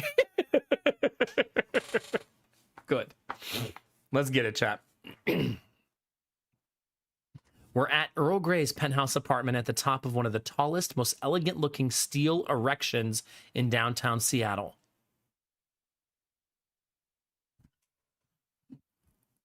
Don't even have to ad-lib, chat. It's directly across the street from his office. He commutes back and forth using a zip line stretched between the two buildings. The inside of Earl Grey's bachelor pad is amazing. It's almost all black and white with a few splashes of puce and cadmium red. Is that a Bob Ross reference? Yo.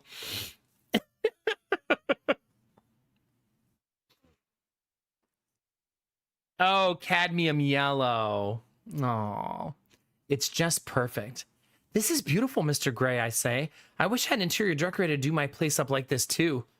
Actually, I did it myself. Oh.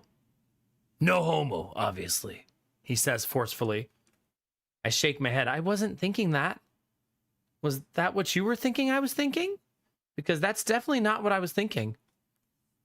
It's totally what I was thinking. I forgot to mention that, like, the entire book, it's still, everyone still wonders maybe Earl Grey is into men and not women.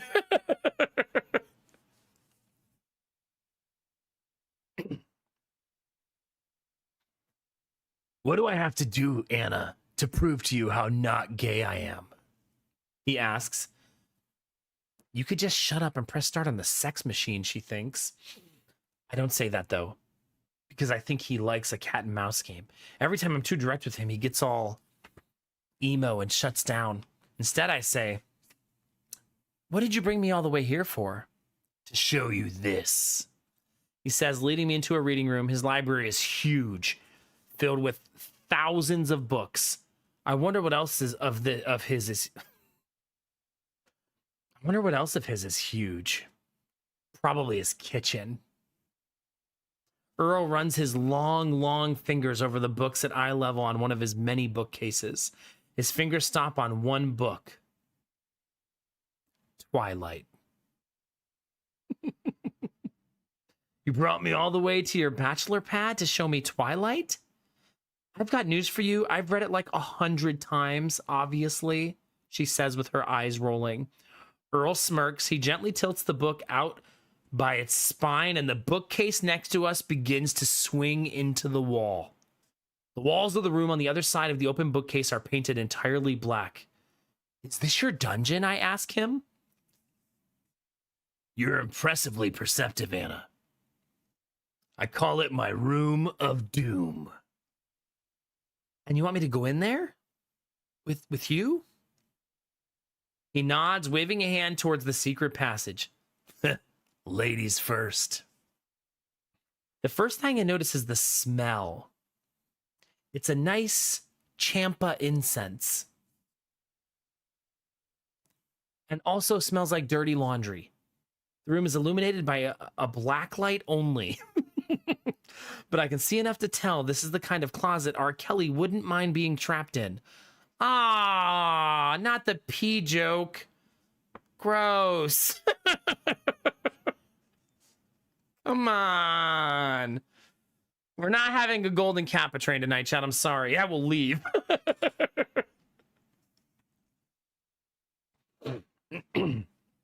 The room is tiny compared to the rest of Earl Grey's apartment. There's barely enough room for the waterbed, whips, chains, ropes, riding crops, paddles, and iron shackles that are hung up on the walls next to the blacklight posters. Really trippy blacklight posters, let me tell you. Room of Doom. More like dorm room of doom, am I right? I feel Earl's hand on my left shoulder. He's breathing into my ear.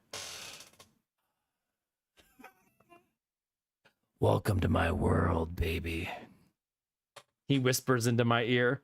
Do you bring all your dates here? I ask him. I don't know if I'd call them dates.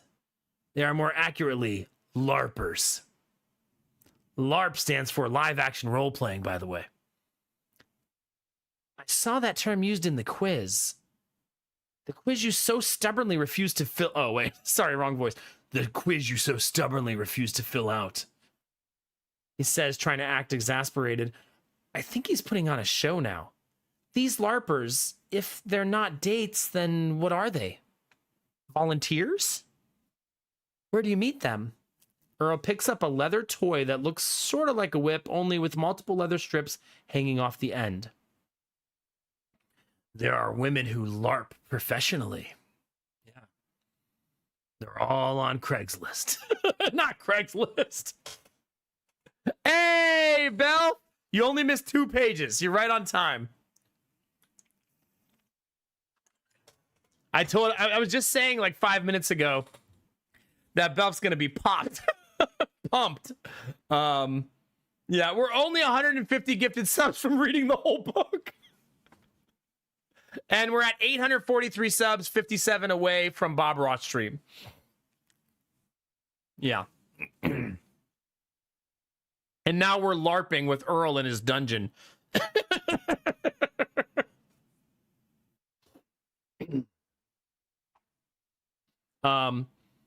He picks up a leather toy that looks like sort of like a whip, only with multiple leather strips hanging off the end. You guys can hear okay, chat, right? I'm trying to hold the book over here so I'm not like directly, I'm not facing the mic directly. I could try to read like this if it sounds better like this. Do you guys think it sounds better like this? Bob Ross was a great painter, it's true. It's easier for me to do this though. Much easier.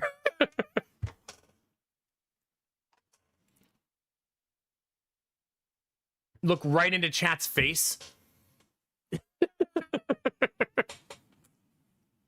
Look into our eyes as you read. Just like, and then, but then it's kind of ASMR because my mouth is right on the mic. We've made eye contact. I know. If we reach the Just for Men stream, will we finish the book? Yes. Because that's 160 subs away, and yeah, that'll be enough. So if we get to 1,000, yeah, that's the finish line for both. All right. Let me get back to the leather whip chat. Okay, focus. Focus. Or else. There are women who LARP professionally. They're all over Craigslist. I laugh at the thought of him trolling for women on Craigslist. Surely someone as good looking and rich as Earl Grey doesn't need to resort to picking up girls on the internet. You're kidding, I say. He shakes his head. I know. Just seems so dirty to meet women on Craigslist, doesn't it? Dirty and gross, actually. It's one of my 50 shames, Anna, he says, lowering his head. And you use these things on them? You torture them? I say, monitoring his many sex toys. If the game calls for it.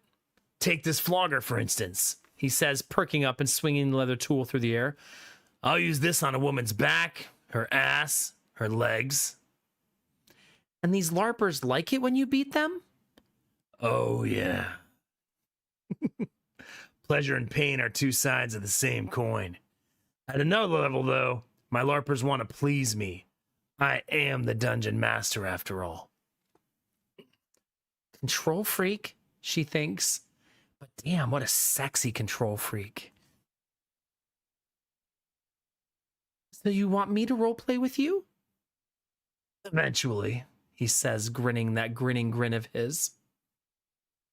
Yeah, I'm reading it. Thank you, Dizzy.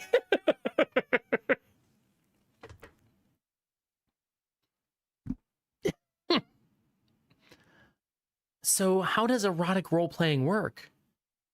I make the rules and you obey them. It's very simple. Follow the rules and you will be rewarded. Break the rules and you will be punished. It's about exploring each other's limits within a codified system of punishments and rewards. It's about trust. What do I get out of the whole deal? I don't know if pretending I'm an elf being whipped is really my thing. Yeah, right, Chad. That's definitely your thing. Don't pretend. I see you as more of a fairy than an elf, really. But we can get into specifics later. What if I get out an arrangement for you? Submitting to my every whim. And in that arrangement, what you get is Earl Grey. Somebody thinks highly of themselves. She thinks. We don't have to start our role-playing today. We can ease our way into characters with time. I need you right now, though. Any way I can get you.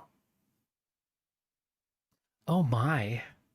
Earl reaches a hand out to me. I take it in mine. He leads me to the waterbed. I am no longer hungover, but I'm so nervous that I'm shaking. Let's get comfortable, shall we? He says, removing his calculator watch.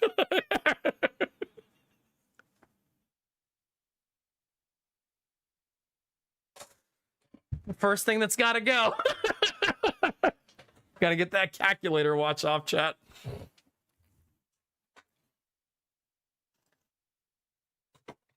To get comfortable, chat, you know what I mean? Take your calculator watch off. Removing his calculator watch and setting it on the top of the nightstand by the bed. I take a cue from him and remove my yellow Livestrong bracelet, setting it next to his watch.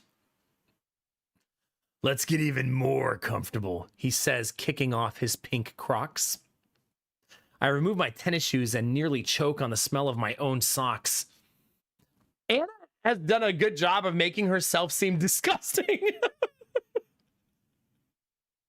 She's always picking her nose and she smells bad. They've been through a lot in the past 2 days. If Earl can smell them, he doesn't give any indication. I just hope he's not into a foot fetish. Me too, Anna. I also hope that. Okay. That's not quite comfortable enough, though, he says, grinning. I still cannot believe that this attractive, kinky man is interested in me. Oh, it's not, is it? I say playfully, putting my arms up the back of my shirt, unhooking my bra, and twisting it out like it's a straitjacket. I dangle my red push-up bra off the end of my finger and toss it at Earl. He catches it. Oh my, Anna. He drops my bra on the floor and reaches his own hands up underneath his black t-shirt. 30 seconds of fumbling around later, Earl pulls a lacy black bra out from under his shirt too. Two can play that game, Anna, he says with a wicked flash of wickedly wickedness. Were you wearing that since we left the hotel? I told you, I'm kinky, baby. There's an awkward pause. Let's just get naked. Ready, set, go. We strip the rest of our clothes off at record speed. Soon we're both as naked as the day we were born. Except, you know, we're not covered in blood and attached to our mothers by the umbilical cord. I run my eyes up and down Earl Grey's breathtaking body, and my eyes stop to rest on his magnificent length. I want to grab it, swing it around, bite it. But somehow I am able to contain myself. It's probably for the best, because I don't think Earl wants bite marks on his little milkman. I'm not the only one checking someone out. Earl is taking in every inch of my body with his gray eyes.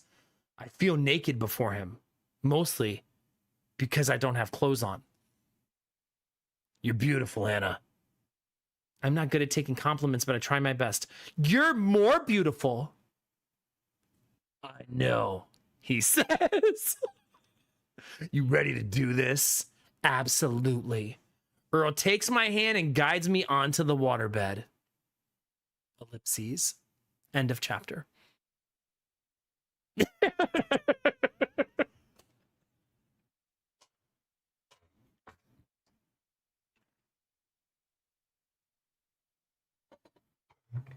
You know, you're not wrong, Dizzy. Yeah, you're not wrong. Good for you, Virion. Let's go.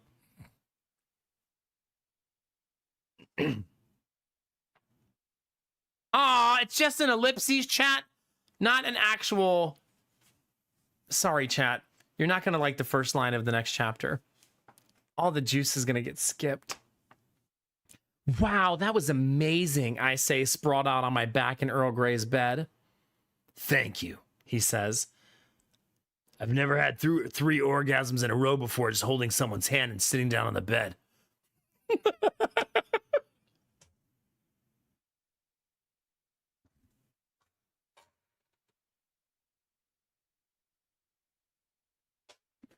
Okay. I can't imagine what the actual sex is going to be like. You don't have to imagine, I say. You're right. He says. He's hovering over me again, but this time we're both naked. I can feel his stick shift delectably pressing into my stomach. Kathleen would call him a Trent Reznor, since he has a 9-inch nail. Oh my God, come on. Don't worry, I don't even get that reference. I think she made it up. My nipples are hard, either from my heightened state of arousal or because it's a little chilly in here. In the dorm room of doom. I want you so bad, Earl says, but I'm gonna make you wait. Haven't we waited long enough? I'm gonna kiss every part of your body, starting with your feet. Crap, she thinks. And working my way up. How about if you start a little higher? Like at my knees, maybe. Anna, there's no need to be shy. He says, backing himself down the bed toward the lower part of my body. He kneels at the foot of the bed and bends over my feet. I love your scent, Anna. He places his nose an inch away from my toes and inhales deeply. His eyes grow wide with surprise. But perhaps I should start at your knees. That was a good idea. He kisses my kneecaps, which is honestly a little weird because there aren't many nerve endings there. Or the skin is too calloused. I don't know. I've never really looked at my knees. When he moves his lips to the back of my knee, raising my leg slightly to accommodate his mouth, I let out a yelp. It tickles. Maybe kissing every single part of my body isn't the way to get me ready for his meatsicle. He moves on to kissing my quads, and before long, I feel his lips on the insides of my thighs. Now we're getting somewhere. When his mouth is a half-inch away from my lady parts, though, Earl Grey skips up to my belly. Are you teasing me? I say. Whatever do you mean, Miss Steele? He says, flashing me that toothy tooth grin of his. He continues his exploration of my body, finally reaching my bust. He flicks his tongue out at one of my aching nipples to wet it and then blows on it.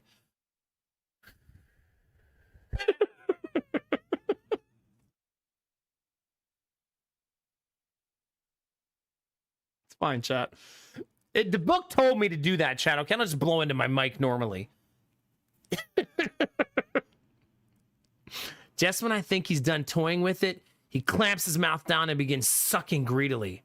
My nipples are so hard now they could cut diamonds. Earl looks up at me and smiles. Your lip, I say. It's bleeding. Are you okay, Earl?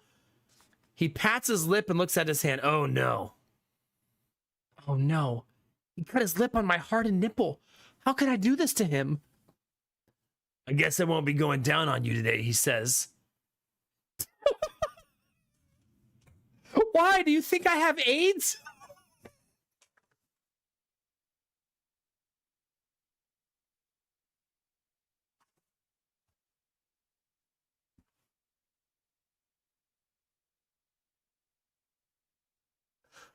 You know what's worse? It's actually worse because I read it wrong. I'm going too fast.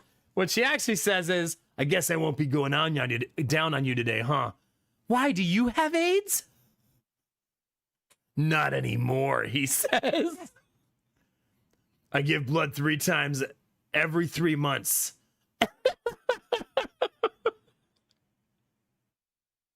She says, I give blood every 3 months. I've never had sex. I'm pretty sure I'm clean. Anyway, I want to taste you, Anna, and I will. Another day, preferably when my lip is healed. Okay, I whisper. Earl places one of his long fingers on my lips, and I instinctively begin sucking on it. He withdraws his finger, and I watch him slowly approach my sex, hidden deep within my untamed thatch of pubic hair. His hand disappears into my pubes, and he searches for my love button. Oh, he found it. This feels good, ellipses. Do you like that, Anna? He says, running his fingers over my most sensitive spot like it's a MacBook Pro trackpad. Yeah, that's pretty serious. Yes, Mr. Gray, I do like it. Is this how you pleasure yourself when I'm not here? I don't. The blank look on my face says it all. You have climaxed before, haven't you, Anna? I shake my head. Never in my whole life. You've never even touched yourself? Again, I shake my head. Earl sighs. You've been missing out. If I had your gorgeous body, I would spend every day lying in bed discovering myself. I would never leave the house. That doesn't sound healthy, I say. I focus my attention on what Earl's doing with his hand.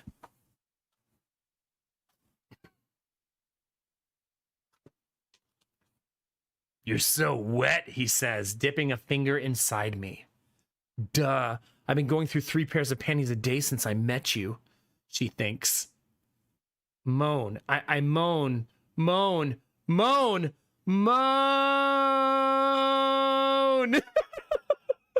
That's what it says.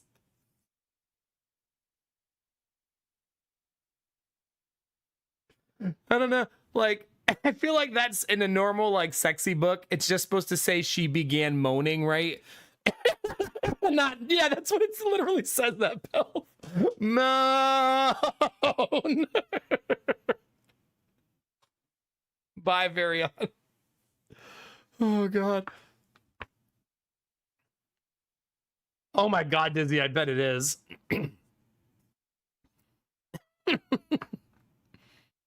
There's going to be Hitman later, yeah. But we're doing a subathon, thus all the stuff right here. So it's a little weird tonight. Hey, Reboot, how's it going, buddy?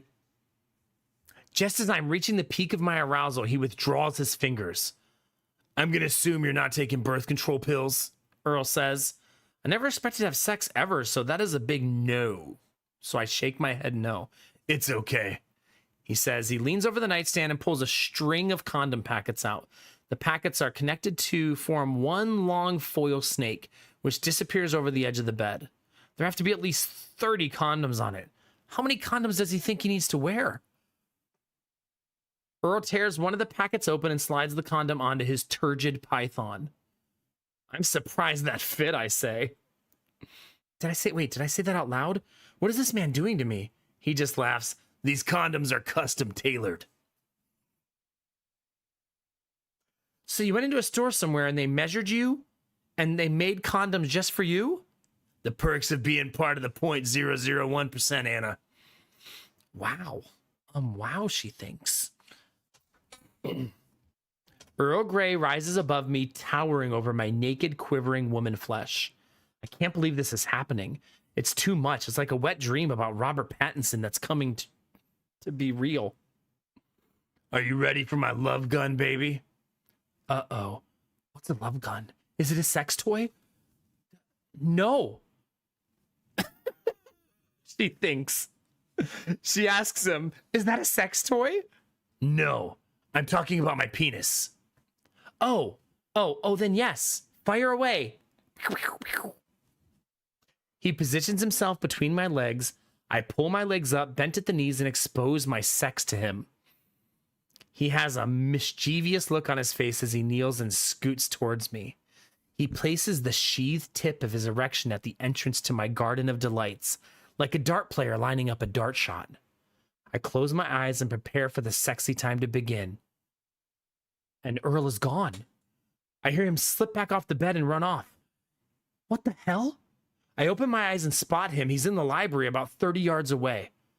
He's in a low crouch. Without warning, Earl begins jogging straight at me, picking up speed the closer he gets to the waterbed. By the time he reaches the entrance to the dormant room of doom, he's running at full speed. I close my eyes again and spread my legs wide to receive him. He slams his pink torpedo into me, followed by the rest of his body on top of me. My skull crashes into the headboard.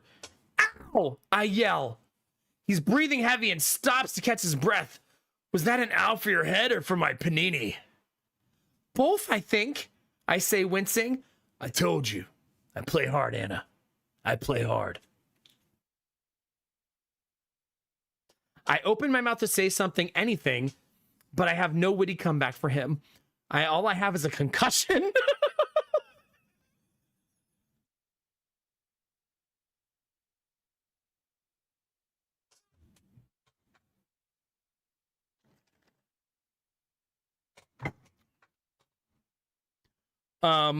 Yeah. He kisses me on the forehead. God, you're tight. I'm a virgin, I say, before correcting myself. I mean, I was a virgin. Actually, you're still a virgin, Earl says, looking down at the point of entry. I'm in the wrong hole. He pulls himself out and changes into a fresh condom. Let's try that again, he says. I must have a look on my face like some poor girl on a blind date with Chris Brown, because he adds, no acrobatics this time. We'll take it easy. He kneels between my legs again and slides easily into me. This time, I'm sure he has the right hole because it doesn't feel like I have to take a dump. Now I'm going to move around, he says, swiveling his hips slowly. Is he going to announce every action he does? It hurts, but it feels good. The physical connection between our bodies strengthens the emotional connection we already have.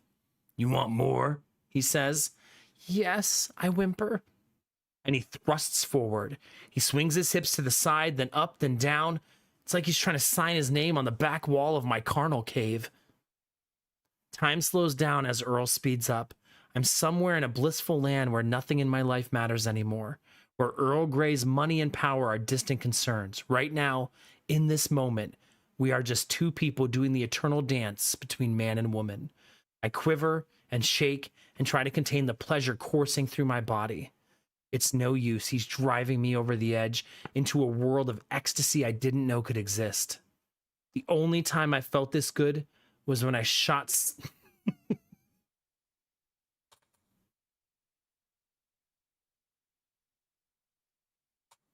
Sorry. The only ever time I felt this good was the time I shot smack with Kathleen and did lines of coke in the bathroom.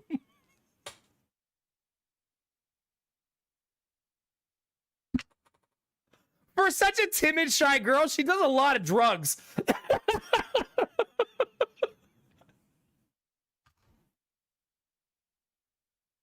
Just saying.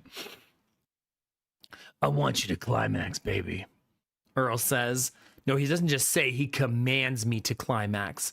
For him, I will. For him, I'll do anything. The walls of my pink palace, responding to his voice, spasm around him. As waves of pleasure roll over my body, he screams my name, and I feel his Mount Rainier erupt inside of me. He withdraws and falls onto his back on the waterbed. We both take a moment to catch our breath. After a few minutes, he turns to face me. Are you hurt? I close my eyes. Hurt? Yes? No? I don't know. It's such a complicated question. Physically, my nether regions feel like they've been through World War III. I definitely don't want to look at the white bed sheets with the lights on. Once I get past the physical pain of losing my virginity, all I can think is how the act of joining our two bodies brought me closer to another person than I ever thought possible. And not just any person, but the Earl Grey. It's like our mutual orgasms was a sign from the heavens that we were destined for each other, like our bodies are in sync at both a biological and cosmic level. I feel kind of great, I say to him. Earl doesn't say anything. Earl, I say, opening my eyes and rolling to look at him. I guess there won't be any round 2 this afternoon because Earl Grey is sound asleep. I place my head on his chest and soon I'm drifting off as well. End scene. Well, that was certainly a sex scene, chat. If you want to call it that. Not the running start. We're not done. I am going to take a short break, though. We're going to have an intermission. So if you want to take like 3-4 minutes, I'm going to let my eyes rest. Let my voice rest. You can go use the restroom, grab a drink or a snack, and we'll continue in about 3 minutes. I'll run all the ads, get them out of the way. Hopefully you guys are having fun. Into the back door, too. A running, diving leap straight into her back door. Like, Jesus Christ. All right, I'll be right back.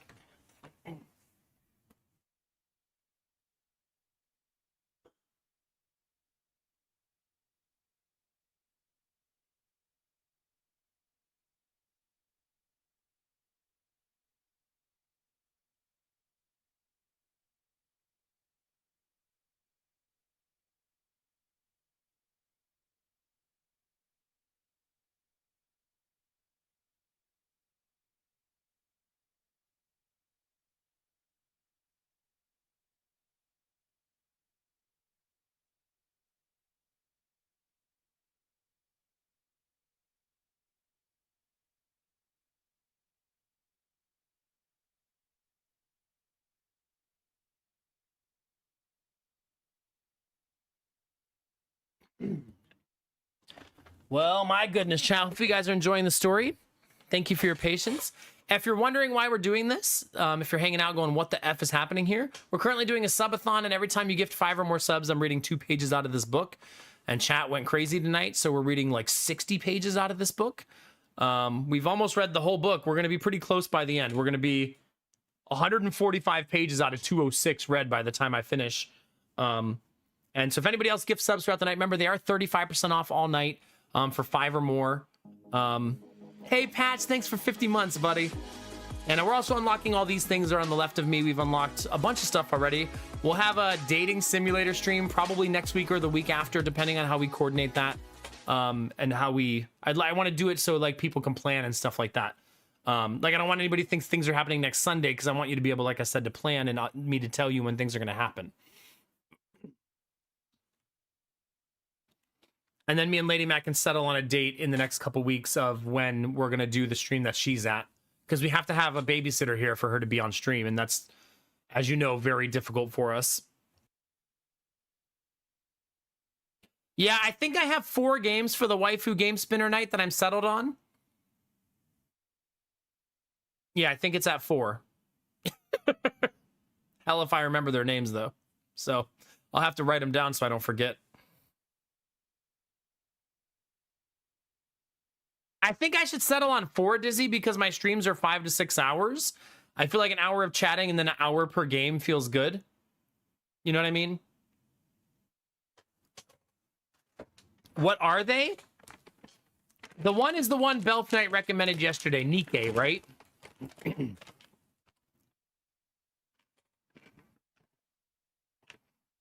I'm going to eat a little bit, chat, because my stomach is not doing great.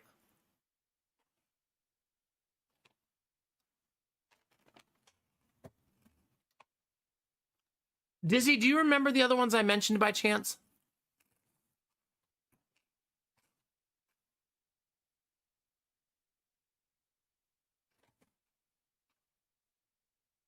I did not download NTE because I went to bed after stream. I was so tired. Do you think it should be on the list? I'm the reason I'm asking you that, Dizzy. Hold on. I don't want to ask if it's a good game. I know you think it's a good game, but I'm only asking because do you think it's a waifu game?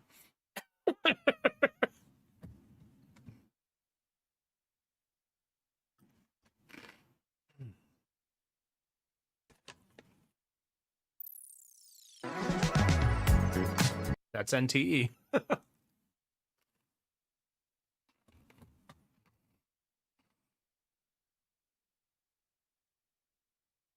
Okay. But Dizzy, I feel like we should save that one for future stuff. Like maybe there'll be another reason to play it in the future. Because the way you talked about it yesterday, I thought maybe it doesn't fit this specific thing that people are looking for in the spinner. But maybe it's a game we look at and maybe I try to find sponsorships for it and stuff like that.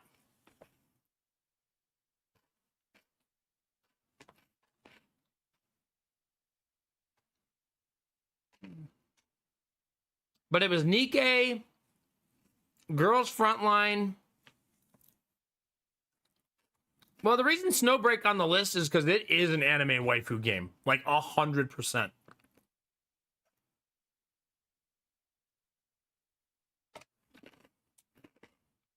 Okay, Pat, yeah. Like, look at this game. Oh my god, the reviews are so bad, though. Why are they so bad? I mean, it is an anime waifu game, though, like, in every imaginable way.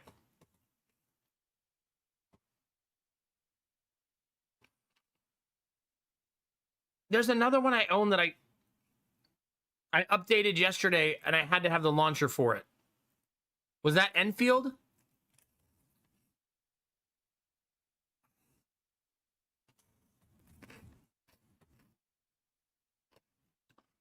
Egg! Hey, it looks good on you, actually. Let's go. I don't mean actually in a bad way, just like I didn't expect you to do it. Like, let's go. To me, beard and bald is a very attractive choice.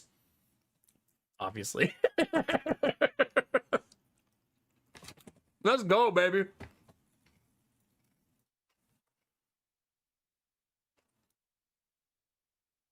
Do you like it?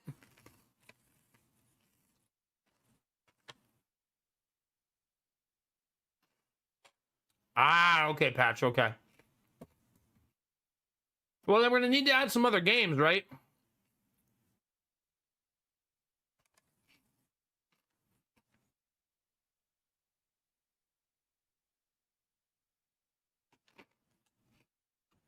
You can't expect me to remember the name of the waifu games, okay?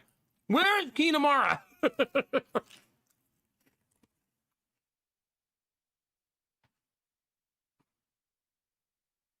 That's how I did it the first time, Bill.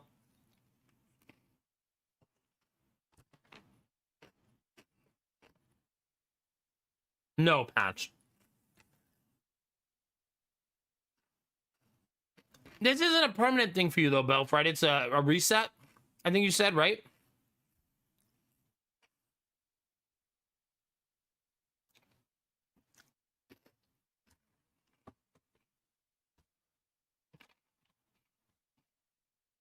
The other game is the one that's on Hoyo Play. Zenless Zone Zero.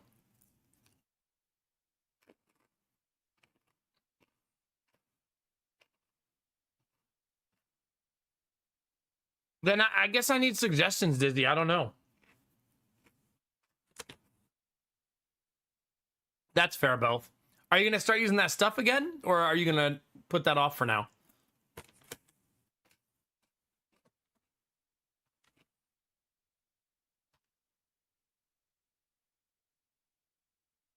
We'll see. Hey, day by day, right? Day by day. The good news is it looks good. That's a good first step, right?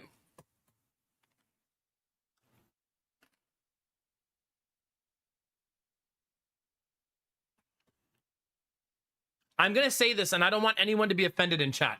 I'm going to speak from my own experience. When I made the decision to shave my head, it was because I think receding hairline and thinning hair looks much worse on me specifically than being bald. I was looking in the mirror one day and I was like, no, I can't do it, man. It's going to look better with no hair. And then I just cut it off. Because I think that like when you're trying to keep your hair, sometimes it doesn't go as well as you would like. That's why I would say if you really love your hair, use a product that lets you keep it so that you can actually keep it. Like, go for it. I don't think you should ever... It's a very affirming thing to keep your hair if you love your hair. You should do that, right? I think it's stupid when people are like, oh my God, you use like this stuff. Like shut the fuck up. Like, it's their hair. Leave them alone. But I didn't want to be the person like trying to like cover my bald.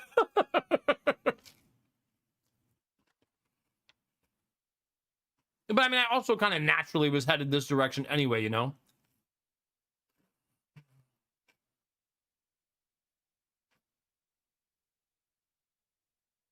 Yeah. I would say also be confident, Belf. Like, share a picture with some people, you know what I mean? See what your friends think. Look at me, motherfucker.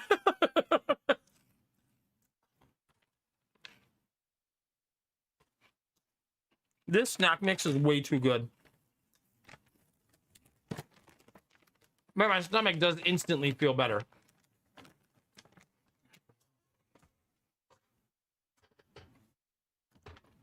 All right.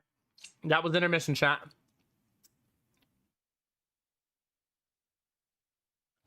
Nice, Belf. Nice. Belf, you want to hear something I heard a lot? That's a really weird thing to hear when you shave your head. Because is it a compliment? A lot of people kept saying to me, oh my God, you look so much better now.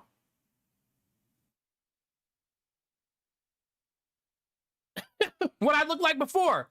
A piece of shit? It's probably because I was a huge hippie with like long, shaggy hair. You know what I mean? Yeah, exactly, Belf. Exactly. Man, you look like shit on Friday, but on Monday, you got this. Good times. However, it was a little bit reaffirming that I made the right choice. I did that day. I cut my hair off that day and never looked back. I never grew my hair out again after that, ever. It's been like this since that day.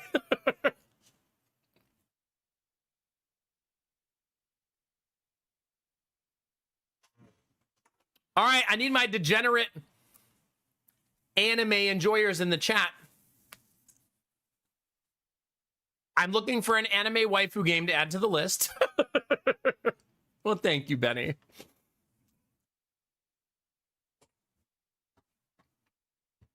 There's a gaming section in the Discord patch.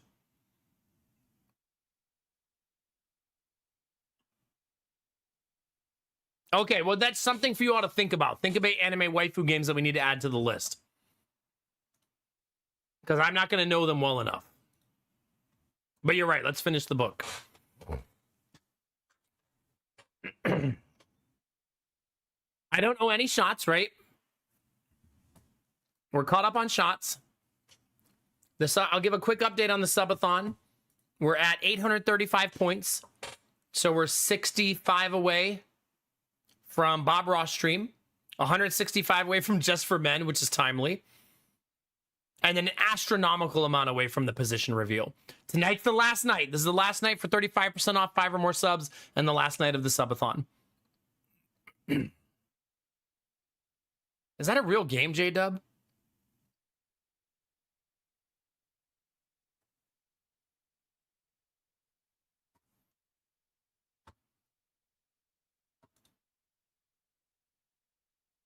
Oh, yeah.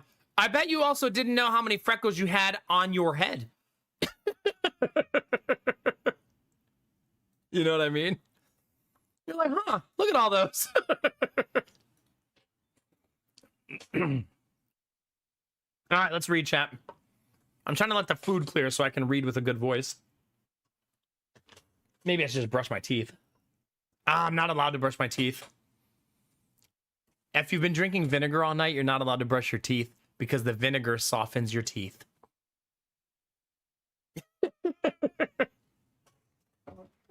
Bunny Garden 2. Okay, I also want to say it does have to be safe for work. I'm not saying this isn't, but...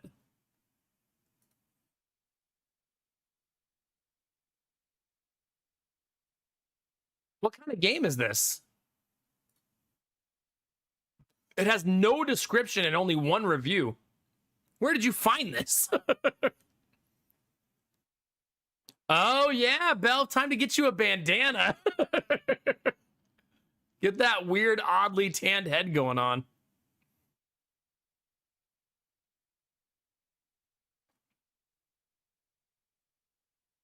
I'm looking at a DLC.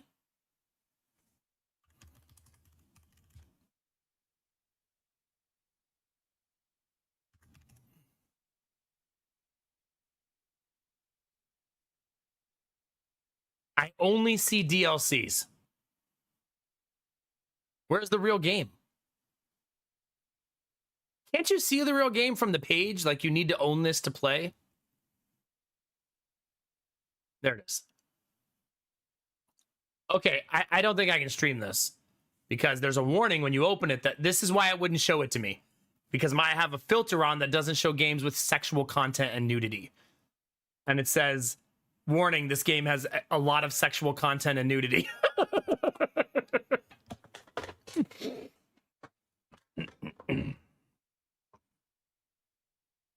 That's what it says. I mean, the tags are put there from players, right? So I mean, I don't know how to confirm that. But I don't want to take risks with this. I want it to be jiggle physics fun, not nudity fun, if that makes sense. Yeah.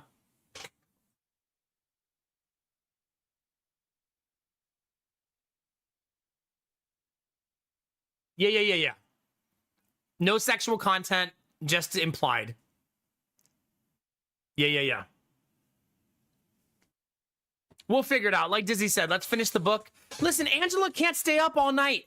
Okay?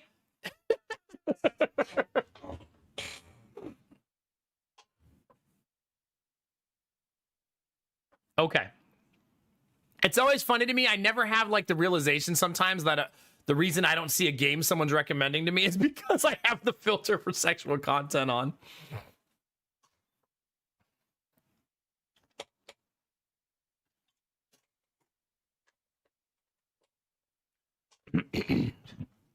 Okay. So they just did the deed chat and now we continue our story, okay?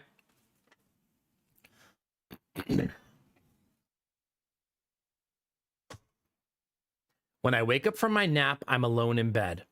Earl Grey's bed. He's left a green lava lamp lit on the nightstand, and it looks totally sweet bathed in the dorm room of Doom's black light. If you would have told me a week ago that I'd be here, I'd have called you crazy, insane, wacko, but it's real. Well, at least as real as sparkly vampires anyways. In the distance, I hear a mournful tambourine playing. I get out of bed to investigate. I pull on my panties and find Earl's button-down shirt, which smells faintly like his coconut lime body wash. I slip into his shirt and follow the sound of the music into the living room. I want to read from this screen, just so it makes more sense why I'm doing this. Aw, have a good night, Benny. I'm sure we'll get to Hitman eventually. I don't know, Mads. It's only for an hour. Yeah. I usually don't like to mess with the size of the camera, but I can maybe make another instance of it. Because I consider the size to be perfect right now. If that makes sense. Like, I'm never going to remember what size it was. Maybe if we write it down.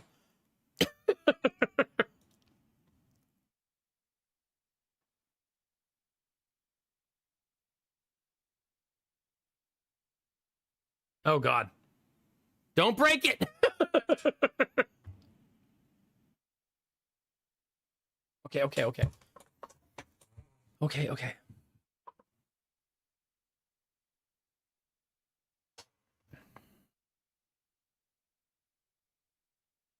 While I slept, the sunset and downtown Seattle lit up, marking the end of another gorgeous day in the Emerald City. The view through the floor-to-ceiling windows of the city at night is amazing, but not as amazing as the view of Earl Grey.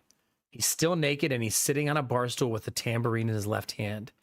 He shakes it rhythmically to the tune only he can hear in his head. His eyes are closed and he's completely lost in his playing. He has a sad, anguished expression on his face, like white guitar players when they try to play the blues. A single lamp beside him illuminates his body like he's on display in a museum. I'd pay $20 for the Earl Grey exhibit, she thinks. I walk quietly toward him, drawn in by his forlorn tambourine playing. He's holding the instrument with the same long fingers that were all over me last night. I smile inwardly at the memory, even though it happened only a few hours ago. I can't wait for those long fingers to be in me again. He must hear me approaching because he stops playing and opens his eyes. Hello, Anna. You can keep playing, I say. Hope he's not mad at me for disturbing him. Playing the tambourine? Or playing you? Oh my, she thinks. You're good, I say. Both instruments you're good at, she says. What was that song you were playing? A little something by Poison that I have vague memories of my mother singing to me when I was a child. The song is called Every Rose Has Its Thorn. Which one of us is the rose? Ask me later, He says. He looks me up and down, sipping my body in like a baby drinking apple juice from a sippy cup. Risky business. I like it. Risky what? The dress shirt and the underwear look. Never mind. He seems sadder now than when he was playing, so I changed the topic of conversation. How long have you been playing tambourine? She says. Since junior high school. The tambourine is one of the many percussion instruments I've trained on. Try to imagine the broad-shouldered, sexy beast before me as a child, but it's impossible. Anna, your finger is in your nose again. I yank it out. Sorry. Don't apologize. You have no idea how badly it turns me on when you do that.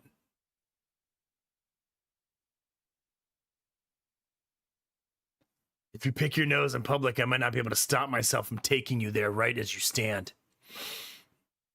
Yikes. Which reminds me, are you feeling okay? From earlier, I mean. His eyes wandering to my nether regions. Yes, I'm more than okay. Good, I'm glad. Are you hungry? I had a big breakfast, remember? How could I forget? Then what are you hungry for if not food? I think you know the answer, Mr. Gray. He hops off his bar stool and we head back into the dorm room of doom. Looks like round 2 will happen after all. I guess, Angela, yeah. Back into the dorm room of doom we go, chat. Hi, Suski. Back in his waterbed, Earl flips me over onto my stomach. On your hands and knees. Now. Yes, I say, raising myself. I feel a firm hand slap my behind. When we're in the room of doom, address me When we're in the room of doom, address me properly, Anna. Yes, sir. Yes, sir, I say. It feels so natural saying it to him. Good girl. He says, rubbing the spot on my bottom where he spanked me. God, I love his touch. I hear him tearing into a foil condom packet again. I'm gonna do it to you doggy style. Should I bark? Why would you bark? Well, I thought maybe that's why it's called doggy style. I'd prefer if you did not bark. I'm not into bestiality. Well, I guess someone's not very kinky, I guess, I mutter. What? What? I guess not kinky after all. Hey, SOA, we're doing a little bit of a book reading for a subathon, yeah. Yeah. You just hold still, He says, thrusting powerfully into me from behind. He grabs a hold of my hair and pulls gently. You like? Yes, sir. I say as he slides in and out of me. It's not as romantic as earlier, but there's a raw, primal feeling to what we're doing that makes me want to howl like a wolf. I'm afraid if I do, though, he'll stop, and I can't bear the thought of him stopping mid-coitus. I moan, then I moan, and then I moan again.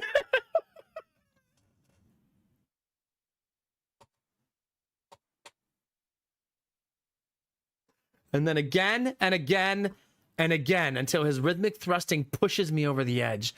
This time my orgasm turns my arms to legs to jelly and I collapse on the bed. Turn around and sit up now.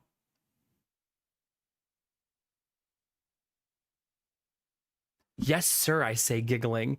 He screwed me silly. I can barely move, but I somehow managed to sit up. I rest my back against the headboard. Now I'm gonna make babies with your face, Anna. He says, crawling towards me on his knees. Can that thing even fit in my mouth? I wonder, staring at him. I have a horrible flashback to earlier in the day when I choked on his toothbrush. Twice. This was no toothbrush. Earl straddles my body and points his man of steel at my mouth. Up this close, Grey's Anatomy looks like a 19-inch nail. Grey's Anatomy. You know, Earl Grey. Okay. Don't be afraid. You can do it. It's just like sword swallowing. I've never swallowed a sword before, I say, staring down the barrel of his love gun. Oh, that's weird. Well, I'll give you a lesson then. In sword swallowing? Yeah. He says, in sword swallowing. Anyway, get dressed. Back in the living room, Earl teaches me the ancient art of sword swallowing. The trick, he says, is to suppress the muscles and process involved in swallowing. One does not literally swallow the sword. Much to my chagrin, he teaches me using a samurai sword and not his gravy maker. I'm not very good at first, but after a couple of hours, I can take a sharpened end of blade down my throat to the hilt. It's late, and Earl has an important business meeting in the morning, so we go to sleep without having sex again. Pacing ourselves isn't such a bad idea, I guess, especially since we still have more than half of a book left. Not breaking the fourth wall. Wait, do books... I don't read very much, chat. Do books break the fourth wall very often? I feel like no, right?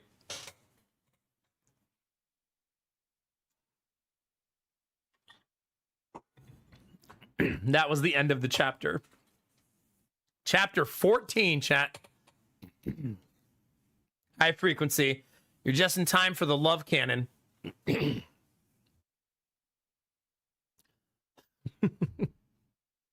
This book is called The 50 Shames of Earl Grey. It's a parody book poking fun at like 50 Shades of Grey and those kinds of books. Specifically 50 Shades of Grey and Twilight, really, yeah. Oh my God, does he? I know, no kidding, frequency, right? Literally had to teach her to swallow swords to get her ready.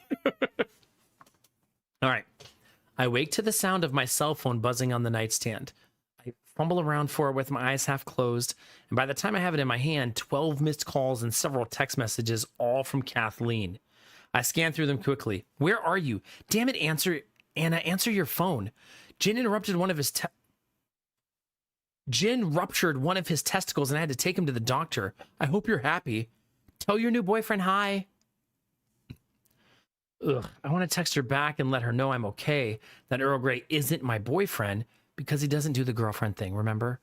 And that I'm saying a prayer for Jin's testicles. I can't text her though, not now. All she'll do is bring me down, and the last thing I need is a reality intruding upon my graphic sexual fantasy. It's 10 in the morning and Earl Grey is long gone from the bed. He hasn't completely abandoned me because I'm still wearing Earl's shirt from last night.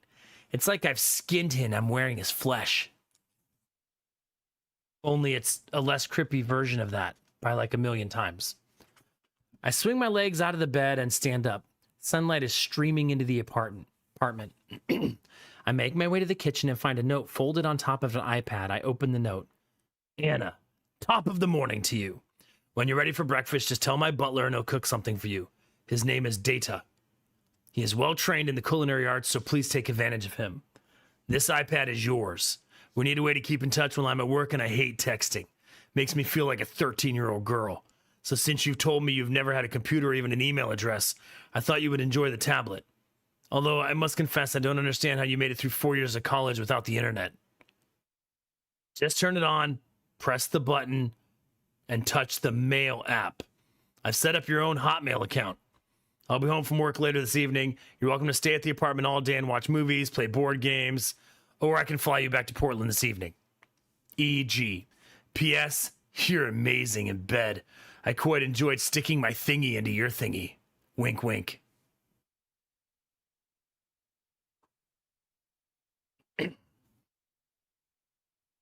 Wink, wink, chat.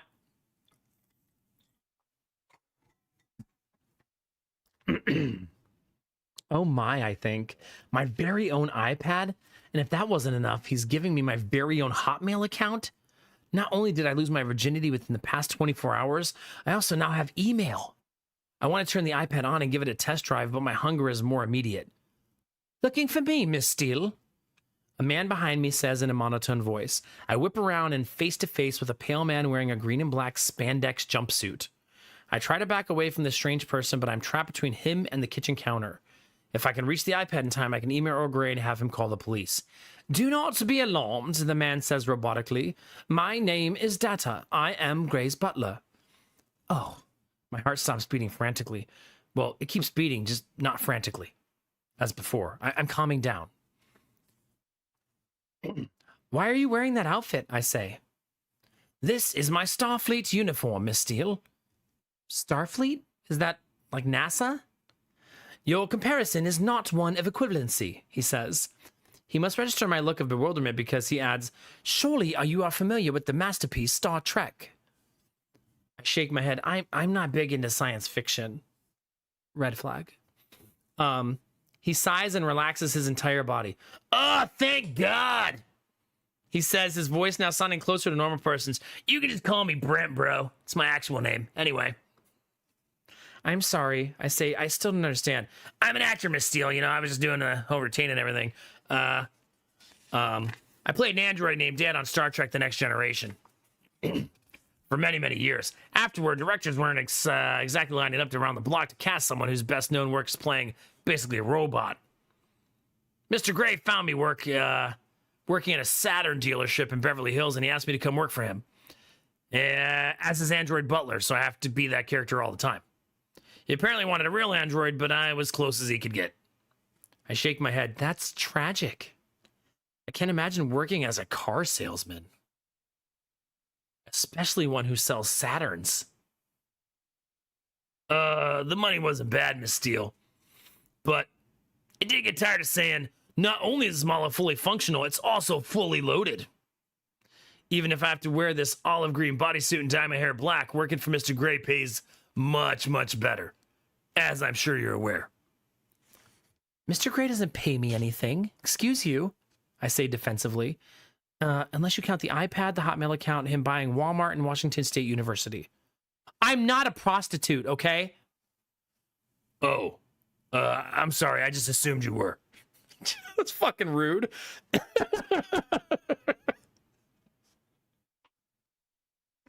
Oh no, this is what Earl meant when he said he doesn't do the girlfriend thing. He doesn't have girlfriends because he pays women to dress up as elves and magicians and whatever else and gets spanked and screwed in his dorm room of doom. I have to go, I say, sliding past Brent. I change in my own clothes and run from Earl Grey's apartment in tears as his weird android butler watches me, unable to compute my emotions with his circuit board brain. And yes, it's a parody.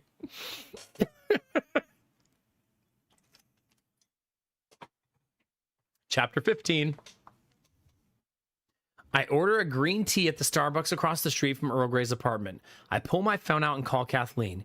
She answers after one ring. Anna! Are you okay? It doesn't sound like she's angry with me as her text message indicated. Yes? No? I don't know, I say. Did that control freak kidnap you? Where did he take you? To his apartment? I'll come pick you up, girl, she says, sensing my dour mood. Would you? I'm at a Starbucks in Seattle. Cool. Hang tight. I'll be there in 45 minutes or so. I thank Kathleen and end the call. Now I'm stuck in this coffee shop with nothing to do. Should I turn the iPad on? I took it from the apartment probably against my better judgment, but it's an iPad. Come on. Who would turn down a free iPad? I start it up and look it over.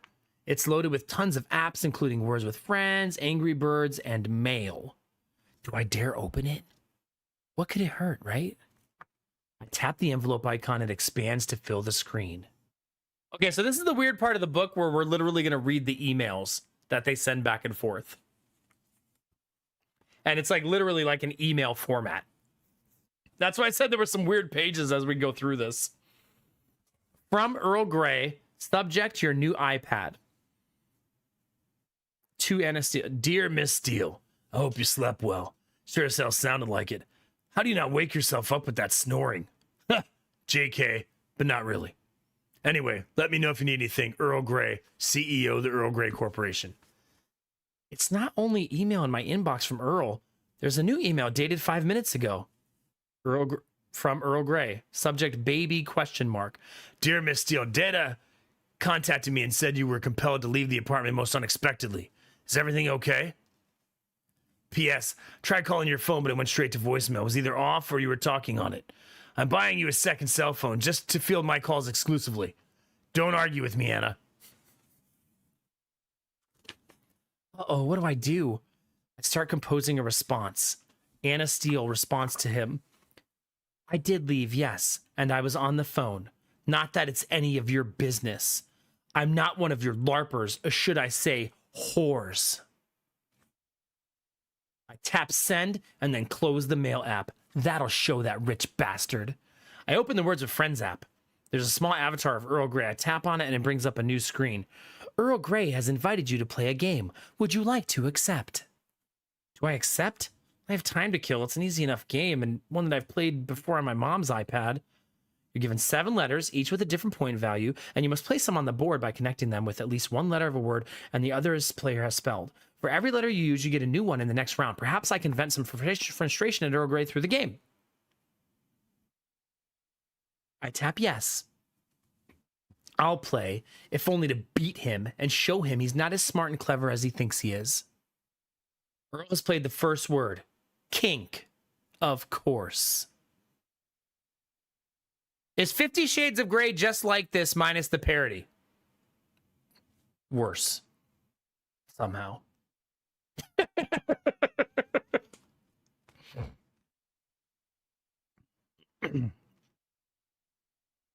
I look at the letters available to me.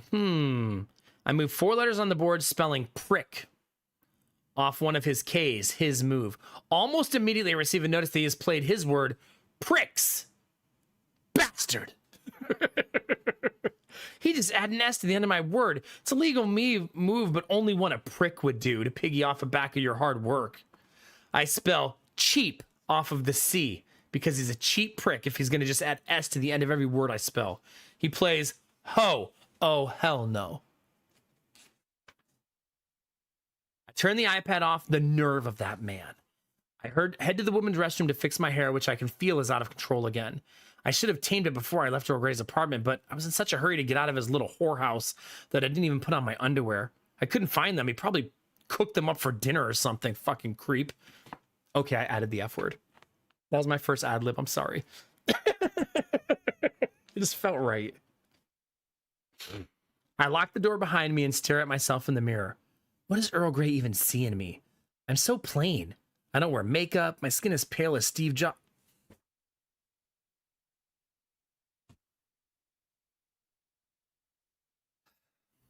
My skin is as pale as Steve Jobs' corpse. Jesus Christ. Anna, a voice says from the closed stall behind me. It's a voice so hunky that it can only be, Mr. Grey? I stay turning my head to find him swinging the door open. The toilet flushes and he zips up his pants. His tousled hair looks more magnificent than ever, and those eyes, they're still gray. Sorry, Anna. Ho was the only word I could spell. You should have seen what I had to work with. I shake my head. You're unbelievable. You could have spelled O-O-H. Maybe. But you look so cute when you're mad. Come sit with me, he says, opening the door and ushering me out of the women's restroom. I'm waiting for someone, I say. Until he or she gets here, please sit with me. We need to talk. Fine. What choice do I have? If I don't sit with him, I'll just send a text to Spy Starbucks and have every chair removed except for the ones at his table. We sit down together. If he can tell I'm drinking green tea instead of Earl Grey tea, he doesn't let on. Earl clears his throat wickedly. So, Anna, you think that I think you're a hooker? Your butler seemed to think so. Have you paid other girls for sex? It's a very narrow-minded way to look at what I do. It's not easy to find beautiful women who will LARP with me and let me have my way sexually with them. Do I have to pay them sometimes? Yes. I knew it. I think we're done here. Start to rise out of my chair, but he grabs my wrist. Please, hear me out, Anna. I sit back down. Fine, talk. I don't expect you to understand. I'm a complicated man, Anna. I have 50 shames. Some of them you already know, such as my intense man crush on Tom Cruise or the fact that I shop at Walmart. But I have other secret, shameful desires that are more sexual in nature. Oh my. Like I told you, I'm into kinky, weird games. You haven't even begun to scratch the surface. Perhaps it's for the best that you leave me. If paying women for erotically charged role-playing sessions bothers you, you could never handle some of the things I'm into. For what it's worth, Anna, the LARPers are all in the past now. I quit buying women the moment I met you. I'm a changed man. You'd just rather buy extravagantly expensive things for me instead and actually throw money at me? Exactly. Last night was the first time I've ever had vanilla sex without getting dressed up and doing a role-playing scene. I didn't have to pretend you were a captive orc princess in order to get off. I don't know what you're doing to me, Anna. My heart skips a beat. That's incredibly romantic, I say, radiating joy. Maybe things can work out for us after all. Just then, the door swings open and Kathleen steps into Starbucks with gin. Uh-oh, dun, dun, dun. End of chapter.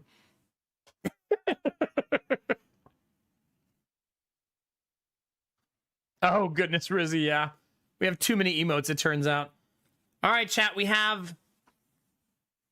You still got we got like 25 pages before we stop, so not too bad. And it's not the whole book. We still have 60 pages after that. But if you're wondering, we're reading this as part of the subathon. So everybody who gives 5 or more subs has added 2 pages. So don't be mad at me. Blame chat. That's what Earl would do.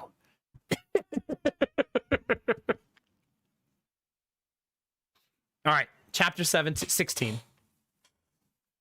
Jin is her best friend, just for those of you who haven't been here the whole time, and Kathleen is her roommate. Jin stands off to one side behind Kathleen. He can't seriously be ready for another fight, not after what happened at Eclipse. Earl, for his part, remains seated. He's always so cool under pressure, but then again, he's not the one who ended up in the hospital after their last meeting. Are you ready to go? Kathleen says, the anger resonating in her voice. She's not happy that I'm sitting here with Earl. I can't blame her. I need to defuse the situation before more testicles get crushed. I think I need to leave, says Earl. I'm not going to try to stop you. Wait. I'm not going to try to stop you, Anna. You can go. Wait, Earl Grey's just going to let me go without a fight? That doesn't sound like him at all. Can you guys go wait in the car? I'll be right with you, I tell Jin and Kathleen. 5 minutes, says Jin. Let's go, Kathleen. They leave, and I'm alone again with Earl. So you would just let me walk out of here? What gives? I'm used to it by now, he says. Oh, no. Emo Earl is back. Everyone in my life leaves me. First, my addict mother. Then my adoptive parents who abandoned me into foster care. Then Susie, my girlfriend in the 6th grade, whose parents moved, taking her with them to a faraway school in Cedar Rapids. Then Ken Griffey Jr. left the Mariners in 2000 to play for the Reds. And now you, Anna. Now you. The sadness is unbearable. His gray puppy dog eyes are too much. I don't want to leave you, I say. Why was there not an alert? Did I mute the alerts?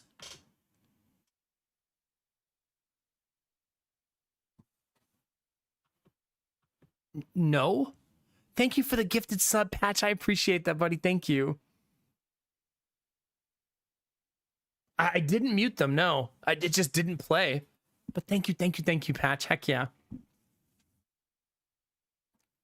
I don't want to leave you. Then don't. But my friends. He nods. I need you, Anna. But I'm not going to make you choose between your friends and me. It's not fair. Thank you. That's very generous of you. I can be kind when I want to be. His smile is back. Oh, how I've missed it. He rises from the table and embraces me in a hug.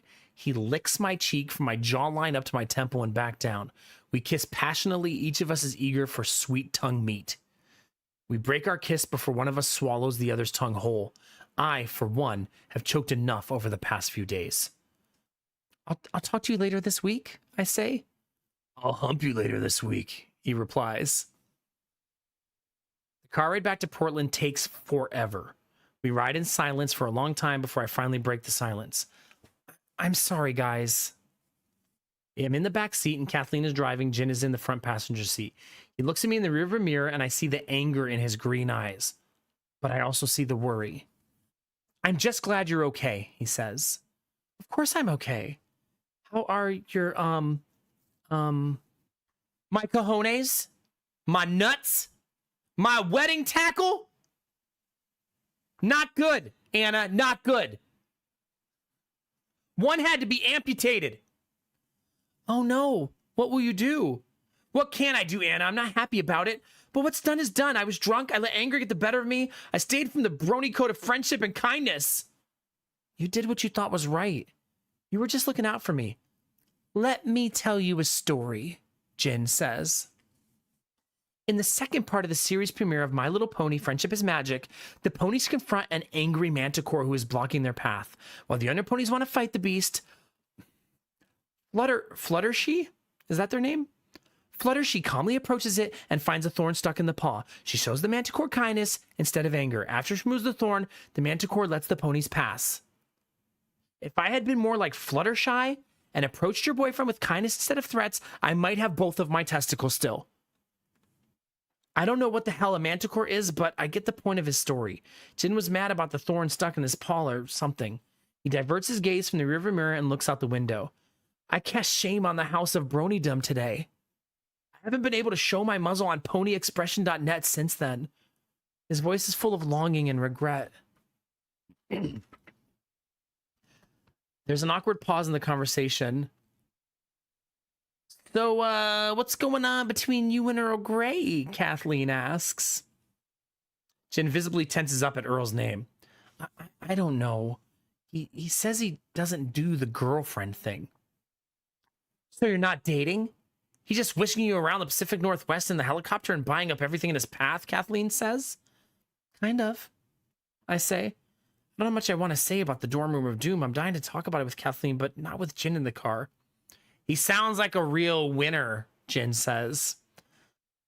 I just want you guys to give him a chance, I say.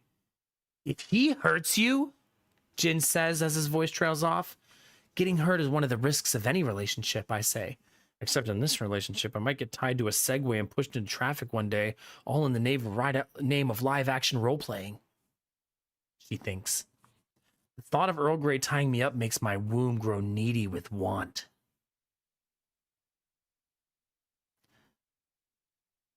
I killed the story of him for boardroom hotties, Catherine says. I don't want to give this guy free press. Whatever happens, just know we have your back, okay? I'm surprised she's driving. This is literally the longest I've ever seen her go without taking a drink. Jesus Christ.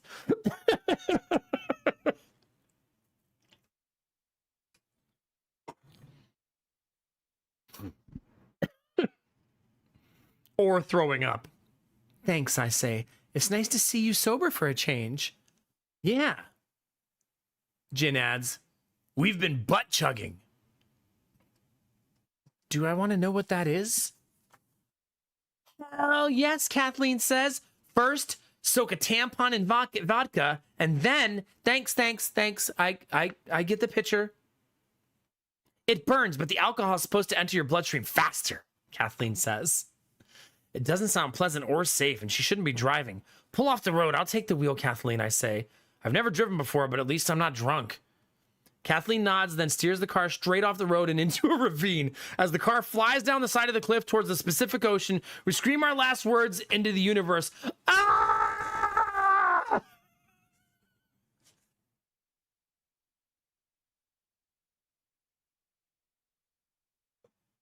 Not ad-libbing. That's what it says.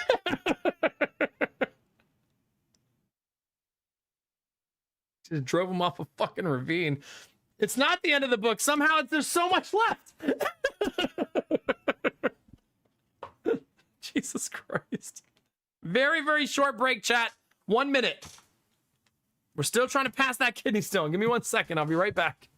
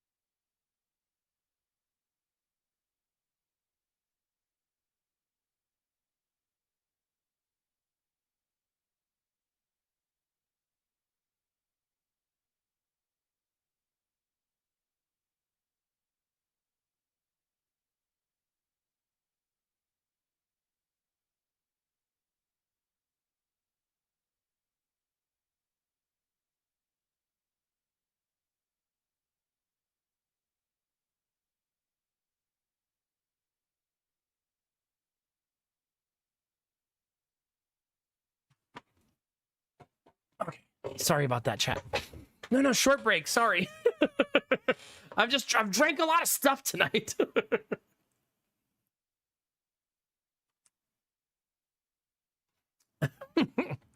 Damn it, I should have run the ads. I'm sorry, I had to go to the restroom so freaking bad.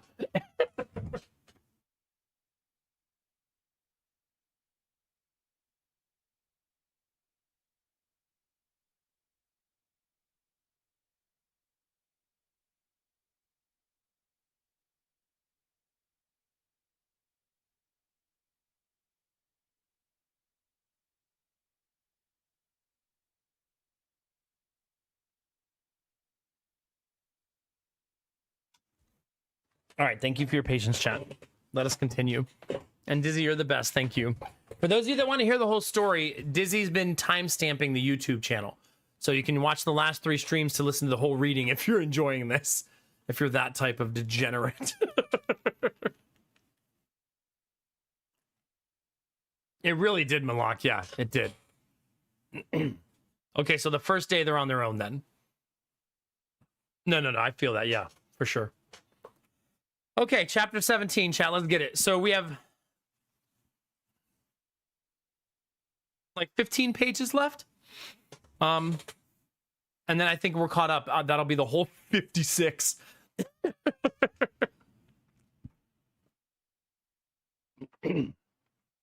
Well, they just went into a ravine, chat, so let's see how this goes. Kathleen's Volvo dives into the water head first.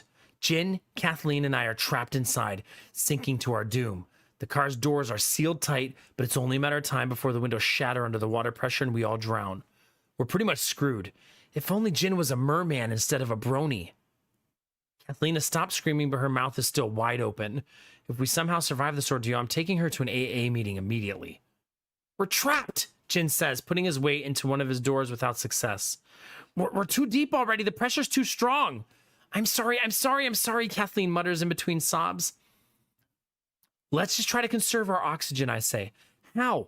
Hold our breath, then we'll just pass out, Jin says. Do you have a better idea? I ask. I'm open to suggestions. Yeah, how about you text your boyfriend and have him come save us, Jin says. That's not a bad idea. Fine. I say, I pull my phone out and call my not boyfriend. Anna, Earl Grey says. He's safe in Seattle, and here I am halfway between Seattle and Portland and 10,000 leagues under the sea. Hey, I say. Sound of his voice is so dreamy that I temporarily forget what I was calling him about. Are you okay? Did you make it back to Portland? Not exactly. I say. The car finally hits the ocean floor. The clock is ticking. Are you in trouble? Yes, I say, a little embarrassed. I'm always getting into trouble and asking Earl to save me as if he doesn't have anything better to do with his day. I'm kind of stuck in a car on the bottom of the ocean with Kathleen and Jin. I'll be there soon. Hold tight. Whatever you do, don't die. Okay. I say, I'm not sure if that's the sort of thing you can promise a lover, but I'll do my best. I hang up the phone. He's on his way, I tell Kathleen and Jin. 2 hours later, we're back on dry land. Okay, chat. That is very unrealistic.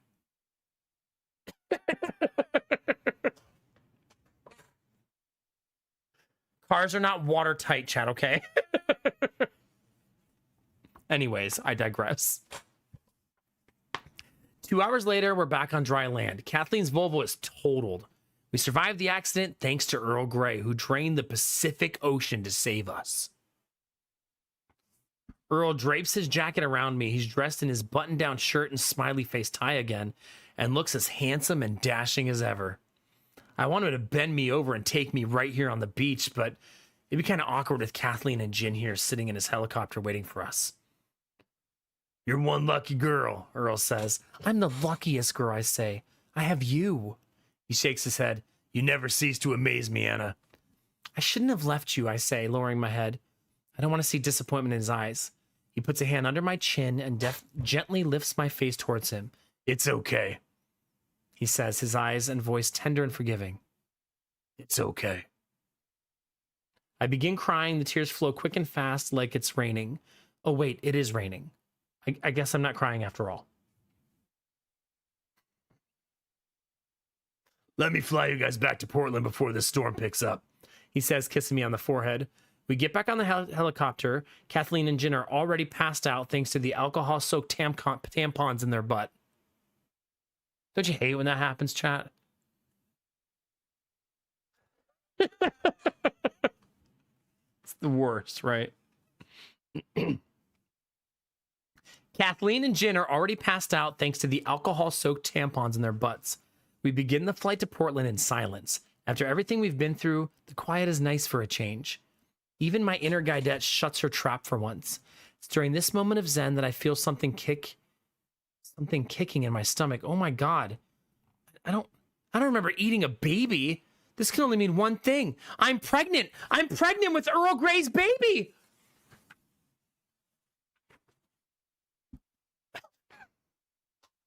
It's been like 24 hours.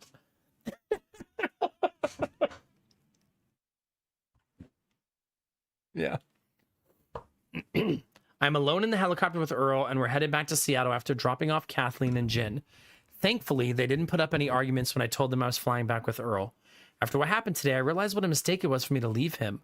A near-death experience was all it took for me to see how much I needed Earl Grey. According to him, he's the one who needs me. Maybe we need each other? It sounds like a basis for a completely normal, healthy relationship to me. Kind of glad you crashed into the ocean. And why is that, Mr. Grey? Because I'm throwing a mass charity ball tonight, and I'd love for you to come with me. You know how I love coming with you, I say, grinning. Excellent. Then it's all set.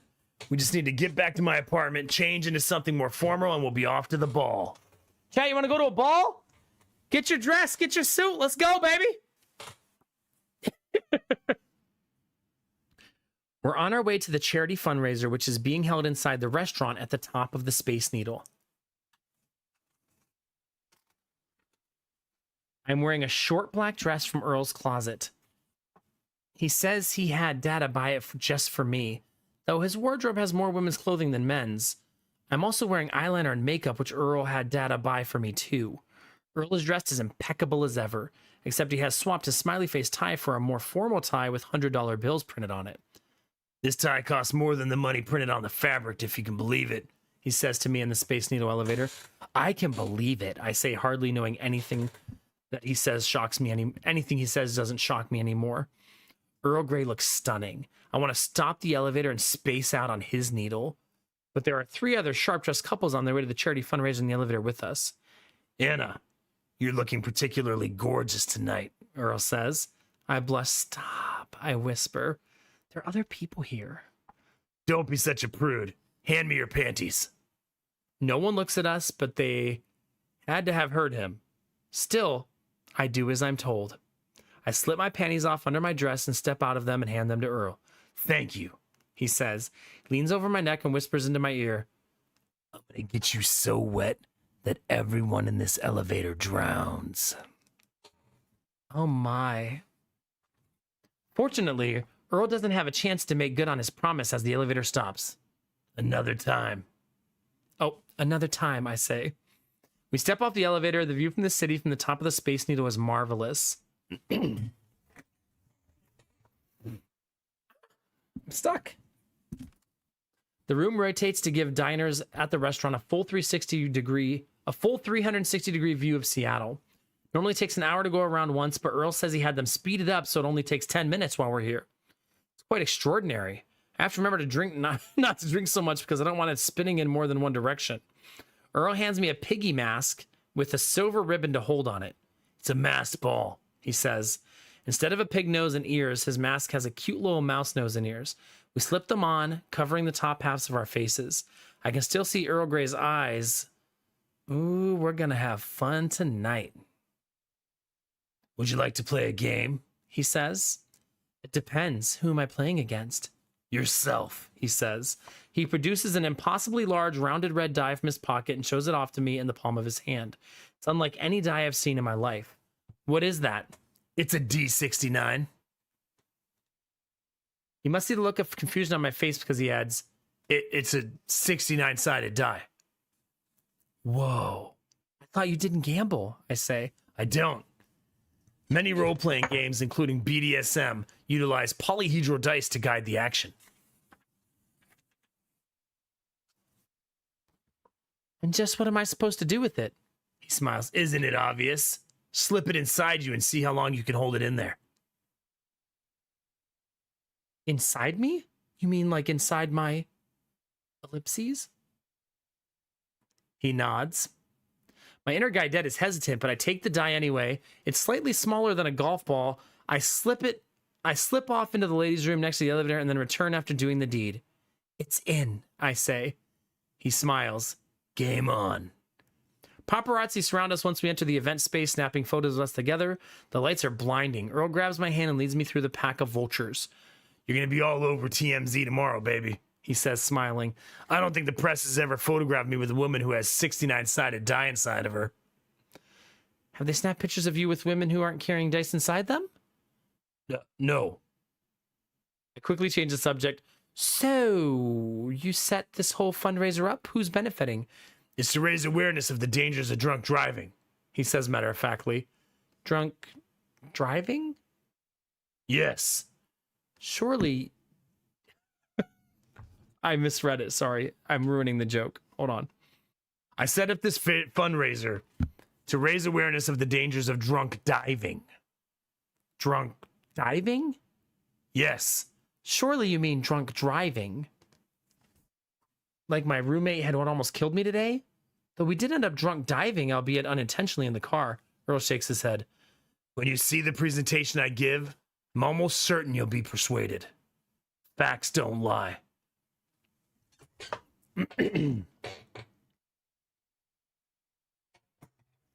As we walk through the room, Earl introduces me to the other guests. There have to be at least 500 attendees, all wearing animal masks. There's no way I'll even remember their names in the morning, any of their names in the morning. If I see anyone on the street in the morning, will I even recognize them? Earl leads us to a table set up facing the rest of the room. Spotlight turns on him and someone hands him a microphone. I duck out of the light. When he talks, his voice booms over the PA system. Welcome, friends, to our annual charity ball. The crowd claps wildly for him. I hope you enjoy the program we put together for you this evening. The waiters are beginning to bring food around the food right now, so don't wait for me to finish blabbing before you start eating. There's polite laughter. I shift nervously in my chair. The die stashed inside my body doesn't hurt, but I can definitely tell it's there. It takes all of my concentration and muscle skill not to let it slip out. We're going to start the charity auction now, and I do hope you open up your hearts and wallets for us, because it's all for a good cause, to raise awareness for drunk diving. Folks, it's a very serious issue. About to read off some statistics that, frankly, shocked me like a car battery hooked up to my nipples. Did you know that alcohol is involved in almost 50% of the nearly 40,000 diving accidents every year? Every minute, one person in this country is killed in a drunk diving accident. You may think this doesn't affect you, but think again. 1 in 3 people will be involved in an alcohol-related diving accident in their lifetime. He continues with the facts and figures for over an hour. By the time he wraps his speech up, the waiters are serving dessert. Thank God we didn't wait to eat until he was finished. But enough with the grim statistics, he says. Who's ready to start the auction? Chapter 19. A fast-talking auctioneer takes the microphone from Earl and launches into the bidding rules. Earl sits down. That was a moving speech, I tell him. Thank you, he says, kissing me on the cheek. Well, sort of on the cheek and partly on the piggy mask. The crowd cheers for a second. I think it's because of us kissing, but then I hear the words, sold $15,000 over the PA system. Someone just bought the first edition of A Sure Thing, which I made Earl put up for auction since I don't accept such an extravagant gift. You're doing so much good in the world, Mr. Oops, wrong voice. You're doing so much good in the world, Mr. Gray. It's to balance out the cruelty in my own heart, Anna. I don't see anything because there's no use arguing with Earl Grey when he's PMSing. The next item up for bid is a fantasy vacation suite in Hawaii. Without thinking, I raise my hand and scream, $1 billion! The crowd ohs. The auctioneer is stunned, speechless for a moment. Going once, going twice, sold to the young woman in the pig mask. I look at Earl, whose gray eyes are burning with anger beneath his mouse mask. What? I say to him. I've always wanted to go to Hawaii. Where did you get $1 billion? Oh, are we using real money? I thought we were just using Monopoly money. No, Anna. We're using real money here. I guess I have to lend you $1 billion now. Thanks? Oops. You do know, however, that the fantasy suite in Hawaii that was auctioned off is one that I own. I did not know that. He shakes his head. What am I ever going to do with you, Anna Steele? I have no idea. I'm thinking the same thing about him. The auction is over and Earl is slow dancing with me on the dance floor.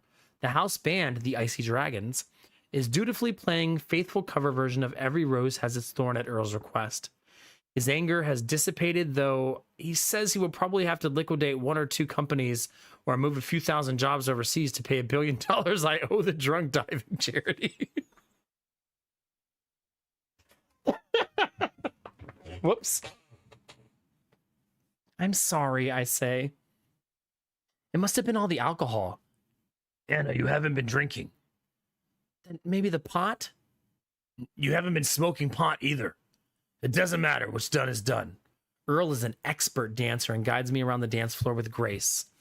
When did you learn to dance like this? I ask him. I was on Dancing with the Stars once. That's so cool. I lost in the final round to Nicholas Sparks. Is there anything that man can't do? Toss a salad, Earl Grey says. His body feels good close to me. You look so sexy in your mask. Can't wait to get you home and make you squeal like a pig. Thanks, I think, she says. What do you say we make our way to the men's restroom? I don't think I can wait until we leave to have my way with you, Anna. The bathroom? Is that sanitary? Of course. You just have to use a wide stance. The band finishes the song, and most of the couples exit the dance floor for a breather. It's just about 10:30. How about we speed things up a bit? The long-haired male lead singer says, oh wait, it's just about 10:30. How about we speed things up a bit? The long-haired male lead singer says as the band launches into a fast-paced rendition of It's Raining Men. I love this song, I say. Me too. What do you say we stick around on the dance floor and I show you some of the moves I learned on Dancing with the Stars? I'm kind of clumsy, I say. I can barely keep up when we're slow dancing. Don't worry so much. You need to forget your inhibitions and just let yourself go. Well, if you insist. He smiles. Yes, Anna, I insist. A handful of dancers hit the hardwood floor. Women are throwing their hands up in the air. Earl Grey, meanwhile, begins twirling me around in circles. I try not to throw up as the world spins around me. Add this to the steady rotation of the entire restaurant inside the Space Needle, and I'm starting to feel even sicker. The band's lead singer screams passionately into the microphone as Earl tosses me into the air and catches me. It's not raining men. It's raining Anna Steele. I find my footing back on the ground, but Earl slides me under his legs and pulls me back up. Suddenly, my feet are off the ground. As if the room wasn't spinning enough, it was. Now Earl Grey is swinging me through the air by my arms. If something doesn't stop spinning soon, I'm definitely going to make it rain chunks. Hallelujah, the singer shouts. It's raining men. There's a loud thunk. Earl brings me to an abrupt stop and catches me in his arms. I didn't throw up, thank my inner guidette. I notice that the musicians have stopped playing, though, and Earl Grey is staring wide-eyed at the Icy Dragons lead singer, who is lying on his back, knocked out cold. With horror, I spot the 69-sided die on the floor next to his unconscious body. Oops. Accidental kill, baby.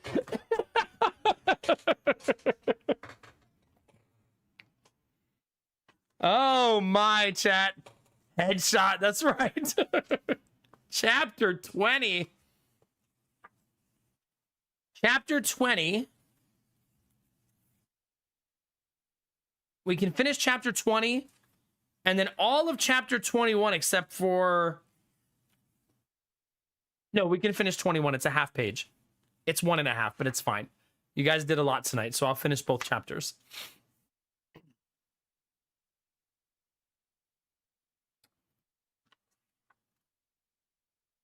Okay. Now that somebody's been hit with a 69-sided die in the face that came from someone's vagina, we should probably continue. I board Earl Grey's boat. It's the one who's those ridiculously large yachts like in a rap video. We're about to cross the Pacific Ocean, which has since been filled back up with rainwater since Earl drained it to save me. It's amazing how Mother Nature can repair herself after we damage her. We'll soon be en route to our fantasy Hawaiian suite, only a day after the horrible incident at the Space Needle. Earl thought I might need the vacation now, as I've been a little shaken up after almost killing the lead singer of the Icy Dragons. After boarding the boat, the first thing I do is throw my arms in the air and yell, "I'm on a boat, motherfucker!" Earl cuts me off by raising a finger to his mouth and shushing me. He points to a sign that reads, "Please, for the sake of other passengers' sanity, no I'm on a boat references. Thank you for your cooperation." Aw, drats. There's another sign just below that one that answers my next question. "You are not the king of the world," it says.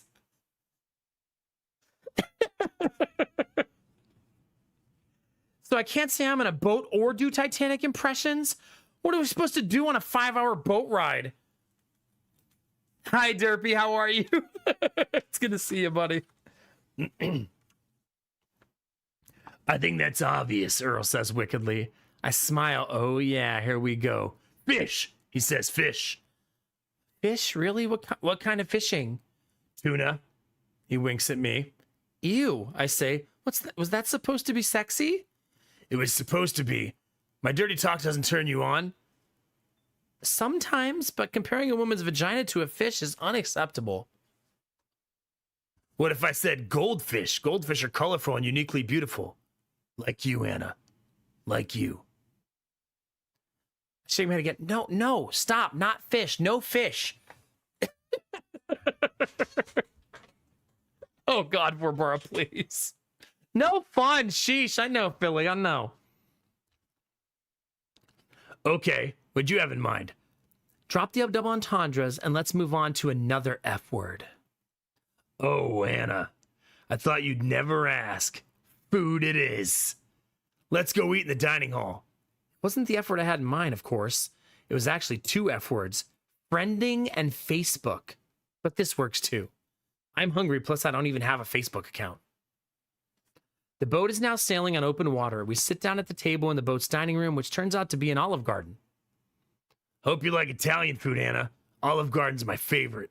Earl says as a waiter drops off 2 menus for us. What do I say? I mean, yes, I love Italian food, but I don't know anyone who would mistake Olive Garden for real Italian food.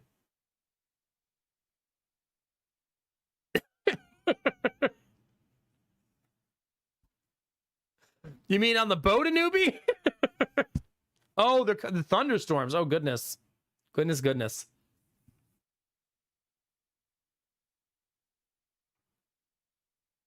I like the breadsticks, I say cheerfully. He laughs. You can be honest, Anna. Okay, if he wants to hear it. I think Olive Garden noodles taste like microwave plastic spoons.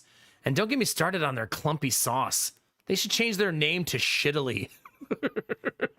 That's pretty good. You want to go eat at Shittily later, Derpy? You hungry? Earl gazes at me. I'm sure he's going to toss me off the boat like chum for a shark. Instead, he just smiles. I couldn't agree more. And that's why I love it. It's another of my 50 shames, Anna. Wow, he's bearing his soul to me. This is so deep. You're a strange man, Mr. Gray. Just wait until we get to Hawaii. You have no idea how strange I am. The waiter returns and Earl orders 2 of everything on the menu. I'm beginning to think his relationship with food is a little screwed up. It's a miracle that he's in shape and with his washboard abs. If I ate like he did, I would need liposuction once a week. He laughs when I tell him this. Oh, Anna. If I waited a full week to have liposuction, there's no way these abs would look like this. I have a doctor come in and suck the fat out of me every Monday and Thursday. Do you think that's healthy?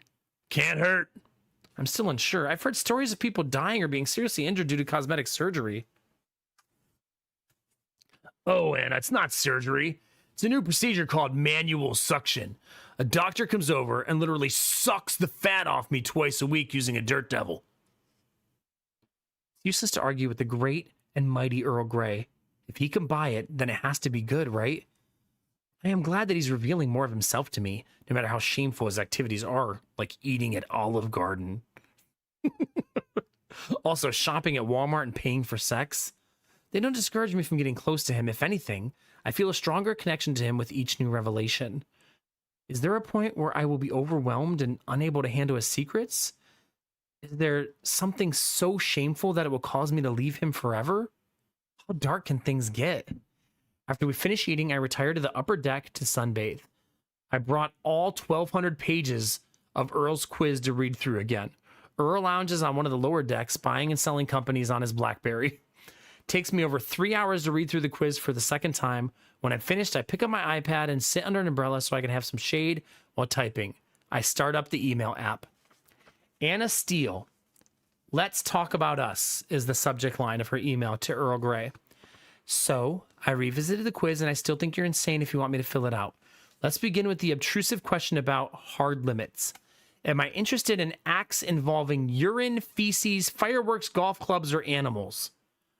No. Disgusting. Are those all equally disgusting to her? Also, the question about what parts of my life I would let you control, over the line. No, I'm going to let you tell me what to eat or when to eat. Is this a romantic relationship or Weight Watchers? From Anna. Last chapter, chat. Wait. No. There's another email. Hold on. Less than a minute later, there's a reply from Earl Grey. Somebody clearly wasn't busy enough. His subject line just says, okay. Dear Miss Steele, the hard limits are negotiable. I find that it's always best to discuss these things in advance, however, so that you don't wake up one morning with a Cleveland steamer on your chest and wonder what you've gotten yourself into. Dear God. If you don't know what that is, do not Google it. Please, do not Google that. Don't! Stop! What did I just say? The dietary restrictions are also up for negotiations. You don't have to eat from the prescribed list of foods all the time if that's not what you want. We can compromise. For instance, I can provide a list of foods to be eaten as snacks. Baby carrots, for example.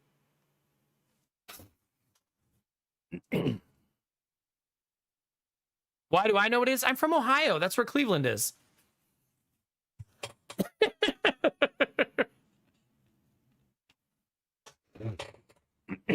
Chapter 21, chat. This is our last chapter before we run out of pages. And then there's 60 pages left in the book after that. Thanks to everybody who contributed to the reading and getting us to this point. Every 5 or more subs got 2 pages. So thank you for everybody who did that. The subathon is still going for the next 2 hours. So subs are still 35% off. And we still have these goals if we're going to hit any of them before the end of the night.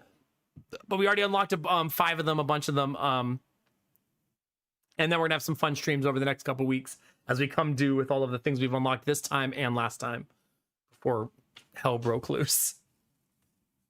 Okay, chapter 21. Earl Grey runs the boat onto the beach and we hop out. We're not dressed for the beach. He's in his suit and I've changed into a sundress. Hardly matters because the beach is deserted. Where is everybody? I say. This is a private beach. Just for you, me, and 100 paparazzi and boats and helicopters trying to get a glimpse of Earl Grey sunbathing nude. You tan in the buff? Does that surprise you, Anna?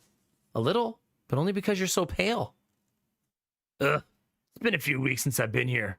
Come on. Earl grabs my hand and leads me to a cabin over the edge of the beach, where the sand meets the tropical forest. We step inside the cabin and he turns the lights on. Wow, what a place. There are so many things like couches, chairs, tables.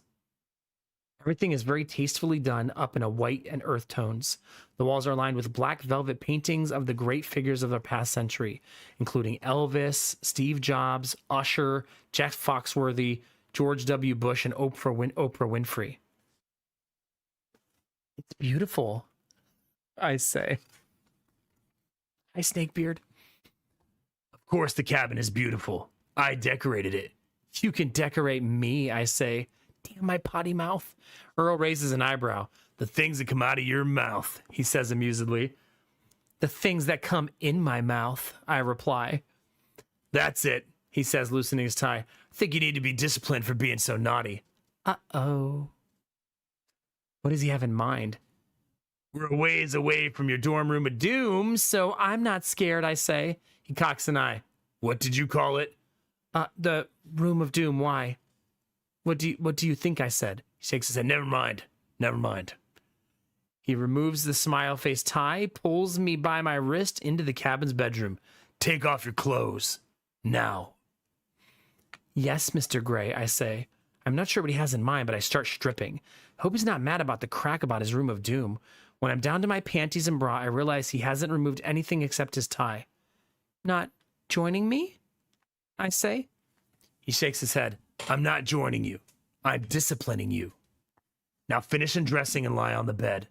I do as instructed. I'm lying on my back naked, my legs bent at the knees and ready to receive Earl. Suddenly, his hands are pinning my wrists against the headboard. He's fussing with his tie. Wait. He's tied me up. I'm spread eagle, naked before him, my arms raised above my head and tied to one of the bedposts. He steps back and surveys his work. Nice.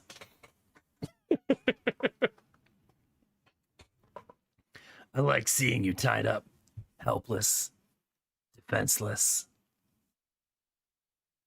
His sadistic impulses are in full force this evening. It's kind of hot to temporarily give up control to him. He's driving me crazy with anticipation. Please, Mr. Gray, I please use me. No whining. If you do, I'll put a ball gag in that mouth of yours. Yes, please put your balls in my mouth. I want to eat your balls.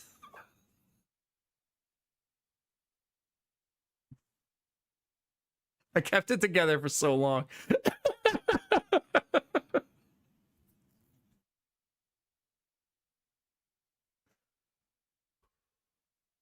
Yes, please put your balls in my mouth. I want to eat your balls.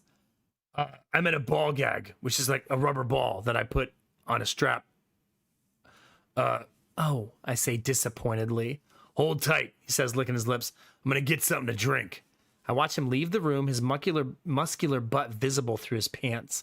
I can hear him opening the refrigerator in the kitchen. He returns, a filled wine glass in his hand. Hope you're thirsty, he says, nearing the bed. He puts it to my mouth and I sip the carbonated purple drink. It's chilled and tastes like a cross between grape Kool-Aid and Miller High Life. He pulls it back. You can't even buy this anymore, you know. It's delicious. What is it?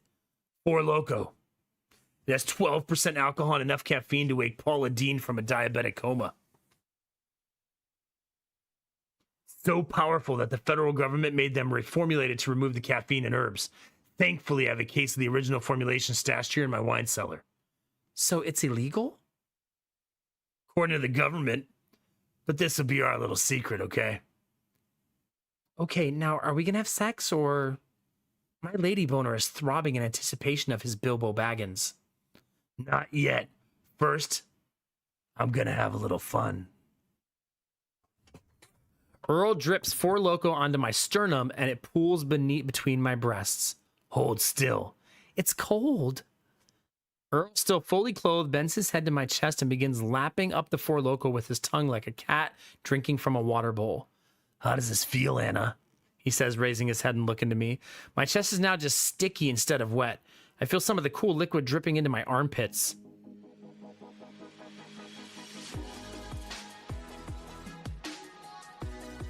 This is not the time to resub.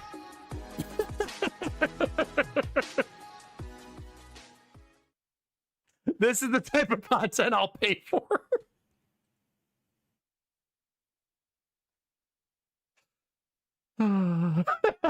Hi, Drongo. How are you?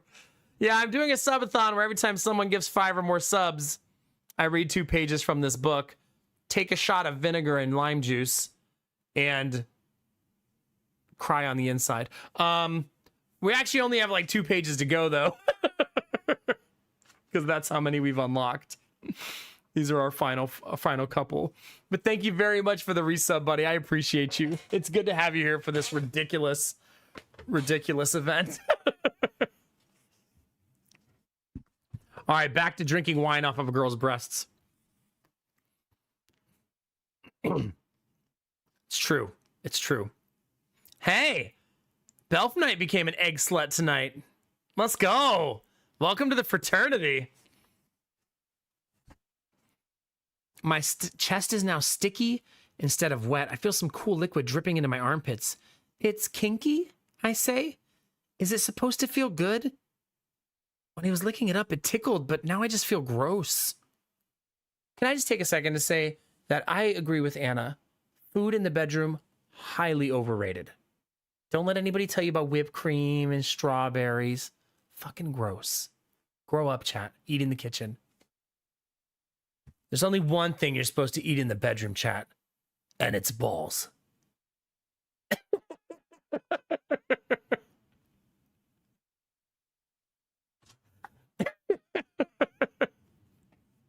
No, Derpy, you eat balls while you're watching a movie. What are you doing? Come on. You know this.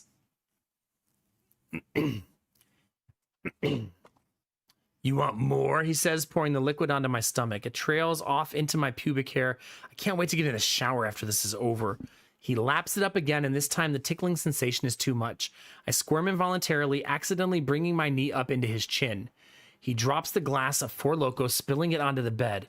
It runs underneath my ass. Damn it! I scream. Or rolls off me and falls off the bed onto the floor. It's a few moments before he says anything or moves. Then I see a hand on the bed and he picks himself up. Damn it? Why did you say damn it? I was the one who kicked in the face. I was the one who was kicked in the face. The Four Loko was cold. It ran under my butt. Sorry. He shakes his head. I didn't realize you could kick so hard. You surprised me so much, Anna. He says while rubbing his chin. It's like I learned something new about you every day. Maybe it's because we've only known each other for a week? There is that. After a pause, he adds, but let's get back to our little game, shall we? Please do, Mr. Gray. My arms are getting tired, and now my butt cheeks are sticking together. I don't know how much longer I can take this. If we ever do get around to the actual sex, perhaps I'll quickly fake an orgasm so I can get to the shower sooner. This is very much my energy with food in bed. I don't like to be sticky, chat, okay? Anyway. He kneels between my legs and spreads them even farther apart. He's still in his suit, and I can see the Four Loko getting his pants damp. I hope he has a dry cleaner on this island. I'm sure he does. He literally has everything. Now it's time for me to drink. You, Anna.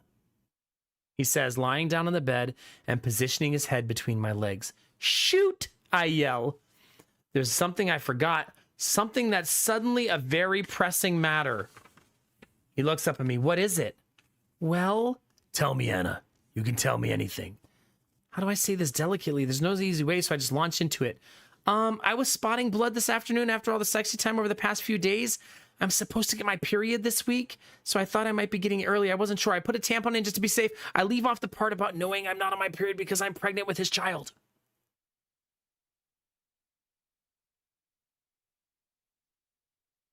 They had sex 4 days ago, chat.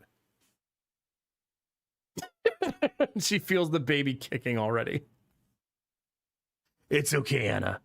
I'm no stranger to blood. The way his gray eyes suddenly light up when he says blood worries me a little, like he's thirsty for it. Ugh. He reaches a hand between my legs and using his long fingers, grasps the tiny string at my heavenly gates. Hold still, he says, gently tugging on it. The tampon slides out easily, much to my relief. There's very little blood on it.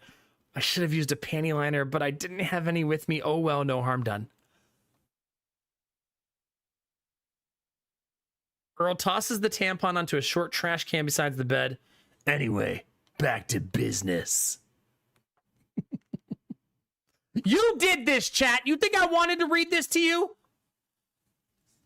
Yeah. With all your capital letters in the chat.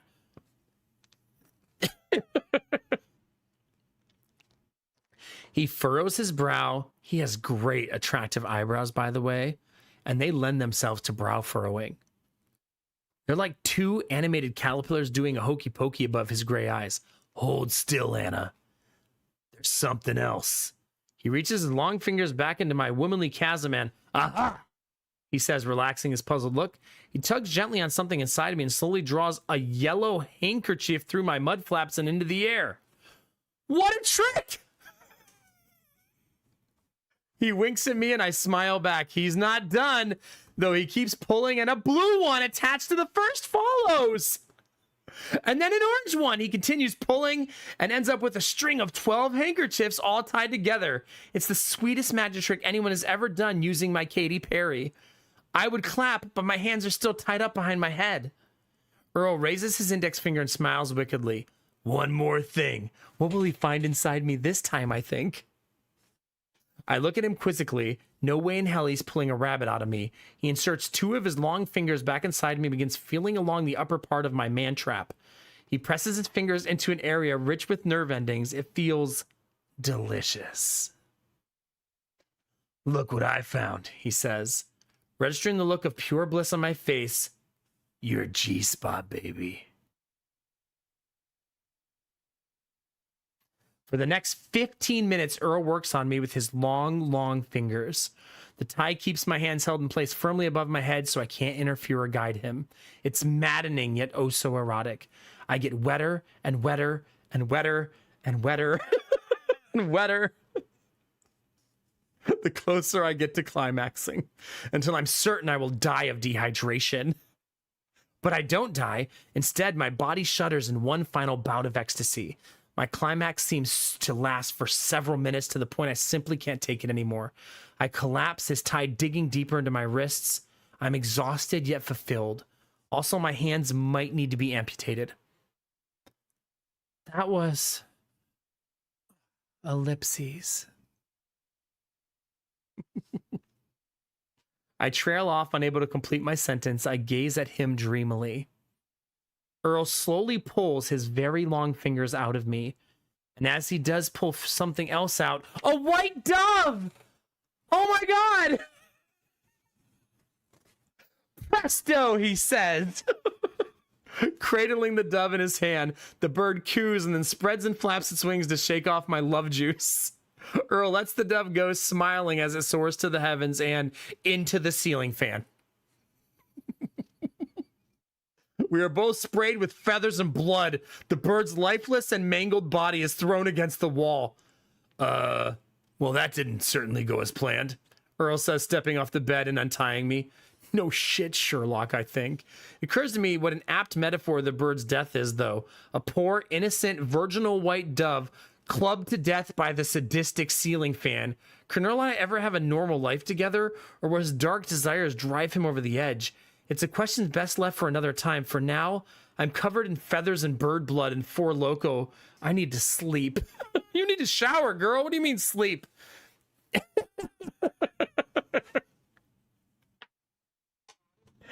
End of chapter.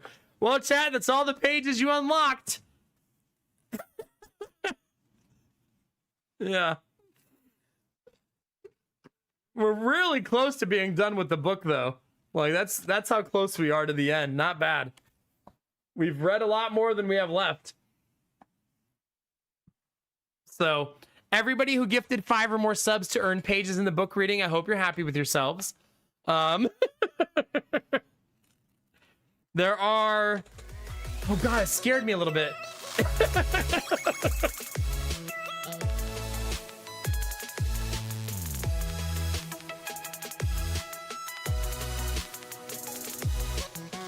Okay, thanks to Dr. Akek, we now will read 2 more pages.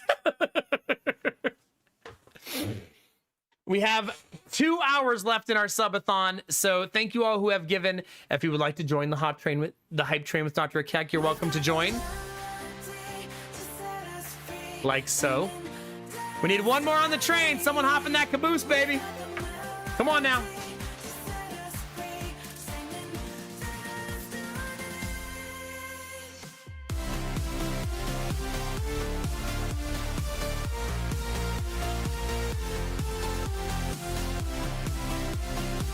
Come on, Drongo, you know you want these glasses.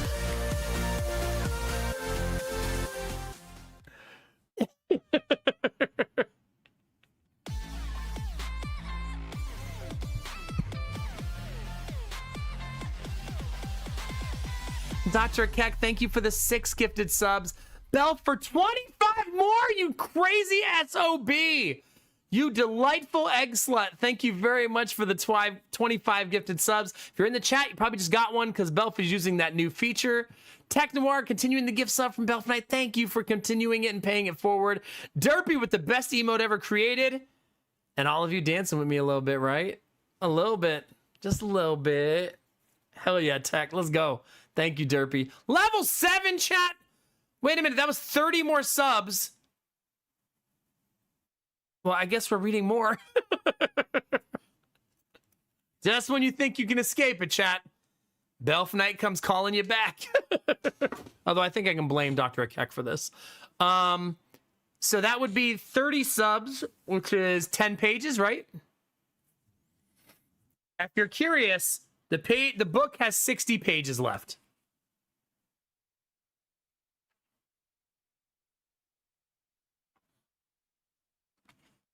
Yeah. No, it's 10. It's 10.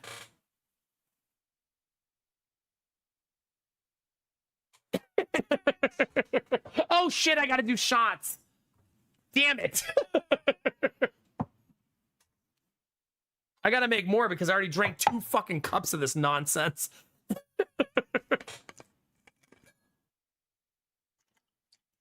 Wait, what do you mean, Turpy? Like, ad-lib a couple pages?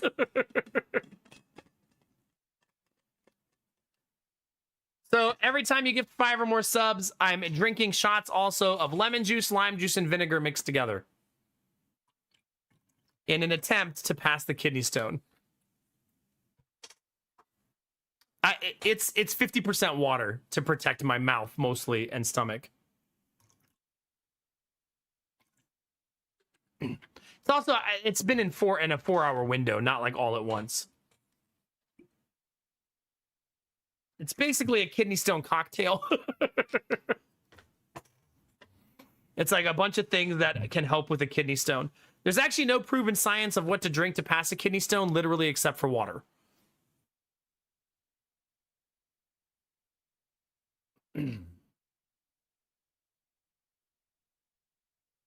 Cheers, chat.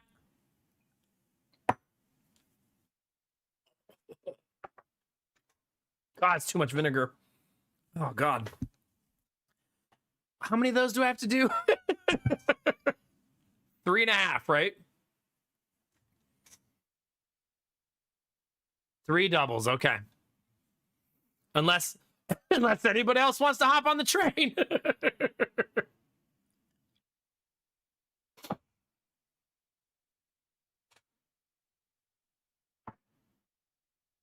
Trongo, you want one? Oh. Oh. That is horrid. Very horrid. Thank you again, Tech Noir, for continuing. Thank you very much, Belf Knight, for 25 gifted, dude. You're so freaking kind, man. I appreciate you. Thank you. Thank you, thank you. And thank you, Dr. Akek, as well. You guys are beautiful, man. We're now at 867 sub points, chat. That means the next unlock is at 900, which is a Bob Ross stream, which I've never done before. That's 33 subs away. I'm not trying to bury the lead. The subathon does end tonight, so these are our last like 2 hours of the subathon. This is gonna be my 3rd shot. Oh, I thought it was egg sluts stick together. What the hell, Drongo?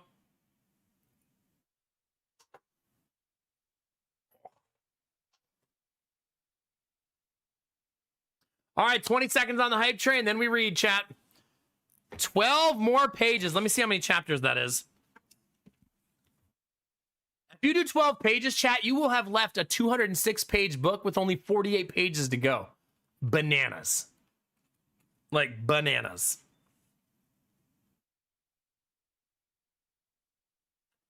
All right, let's see. 2, 4, 6. Okay, the next chapter is 6 pages, and the one after that is 2, 4, 6. Perfect. We're going to read 2 more chapters, chapter 22 and 23. Thank you very much for the hype train chat and all the support. I love your faces, man. Seriously, thank you. I know we're having fun and doing silly games, but it means a lot to me, my family, my ability to do this for long term. and being able to be a streamer. And without you guys supporting me and doing this, it's not possible, right? So thank you very much.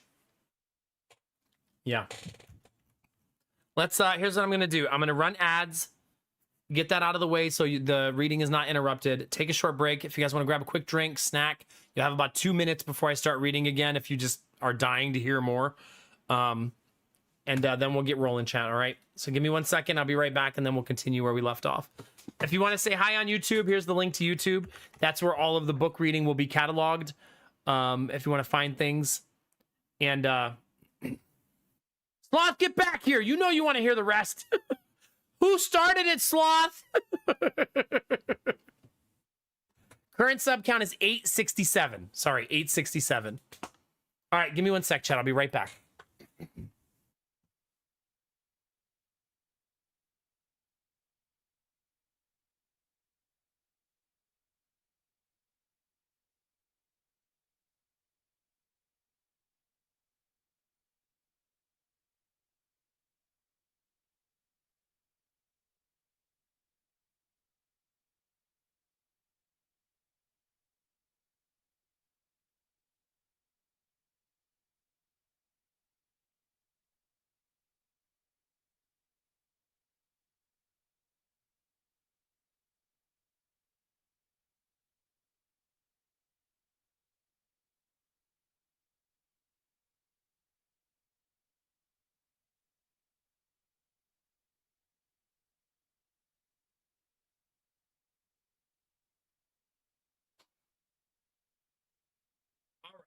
Thank you for your patience.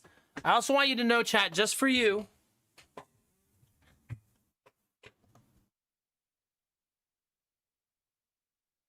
I wore a shirt just for you, chat. That's right. Oh, Sloth, are you absolving yourself of guilt? How dare.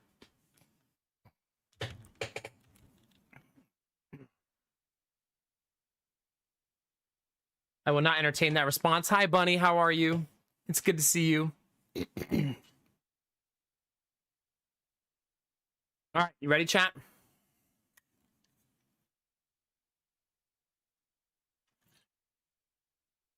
I'm sorry, Derpy, I don't own that shirt yet. You think I have enough money to buy an over 9,000 shirt? You know how much those cost?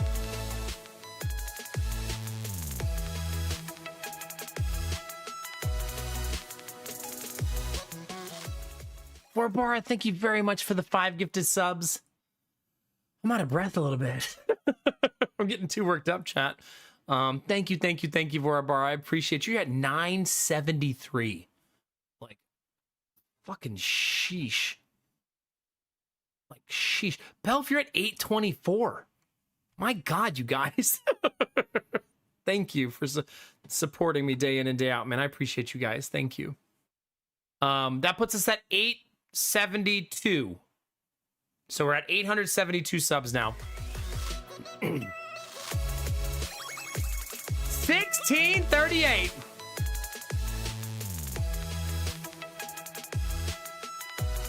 It's not a competition. You sound like Anna Steele, Derpy.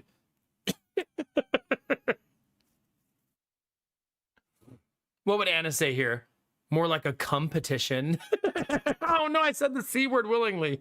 What are you doing to me, chat? It's ever since the stupid VHS reveal. So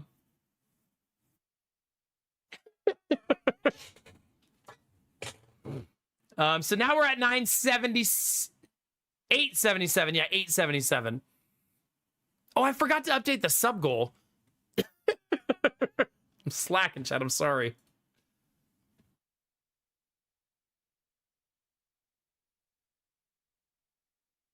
It's supposed to be set to 900 now and say the actual goal.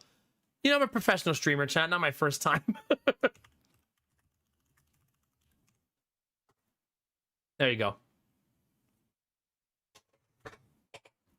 Come on, man. Come on. Time to go to Kinko's. Took me so long to get freaking PayPal and Twitch to talk to each other. Missed the whole train. Oh man, that's been such like a pain this week. I'm glad you got it working, though. Thank you very much, Vorbar. I appreciate you. I'm sorry you missed the train. Yeah, goodness gracious. Yeah, thanks for the gifted subs, Derpy, Vorbara. I really appreciate it. 877. I suppose, Derpy, this is the finding out part.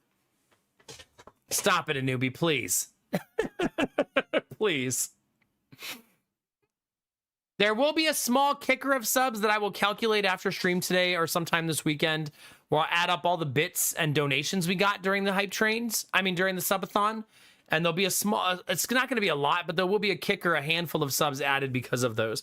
Obviously, most people are using the 35% off. So it's been mostly subs, not bits and donations. I just don't want you to think it's going to be like 100. It's probably going to be like 6 or 7. You know what I mean?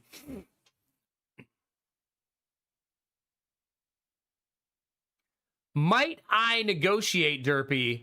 I will commit to playing Elden Ring before 2030.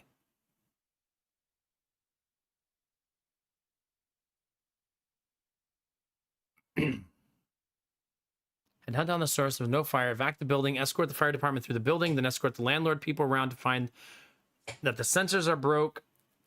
Forgot my person home with my water bottle. Then I just fucking poured rain to place buckets under leaks. Then escorted the cleaning crew into the fire barn. Helped. God, jeez. 2028? What year is it right now? By the end of 2028. I feel like that's fair, right?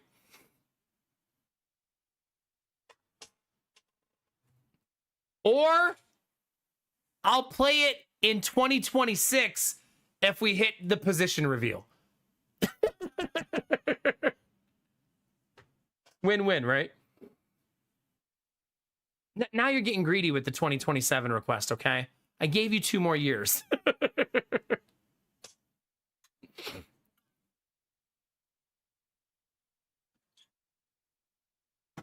The position reveal is, you know how we used fertility?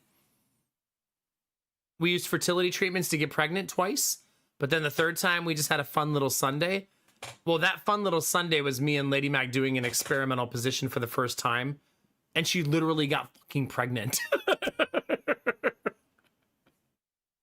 So, but chat has asked me a bunch of times what the position was, and I've never disclosed. Because it's none of your business, chat. Excuse you. I know I do, a newbie. I know. I won't forget, I promise.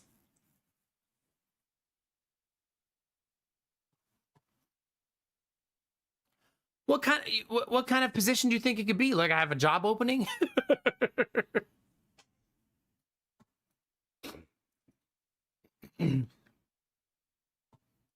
Man, do I have a headache. Probably drinking vinegar all night's not helping. All right, chat. You ready to read 2 more chapters? I think there's only like 6 chapters. Oh, the shots. I did a bunch of shots. Oh, I'm not caught up on Vorbaras and Derpies, right? I owe one for... So I owe 1, right? 1 double.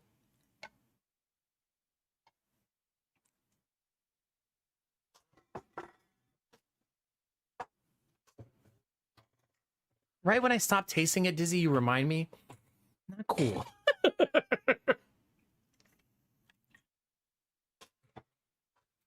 Deal for 2028. Okay. You got it. Before December 31st, 2028, I must play Elden Ring. It's been written in the stars. If in the next 90 minutes we hit 1250, I'll play it this year. Gentleman's handshake. In the meantime, Earl Grey awaits you, chat.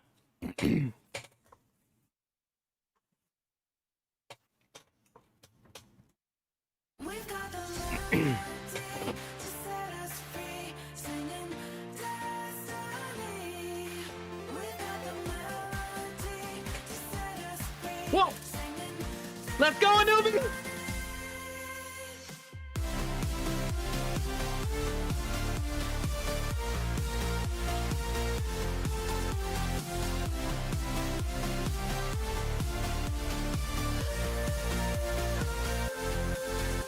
A newbie, thanks for the 11 gifted. Throw 4 more pages on the pile. Why do I keep doing that? It's like my brain keeps subtracting 2 from every number. It's like a defense mechanism. Let's go, baby. Thank you very much, newbie. We're at 888 sub points with those gifted. And another shot. You got it.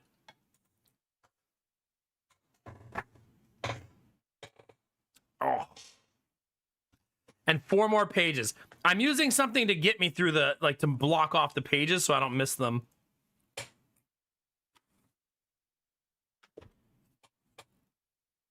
Okay.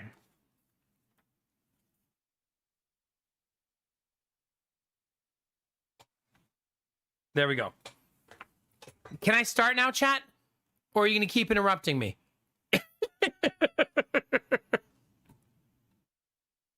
Oh my god, a newbie with exactly 800 gifted.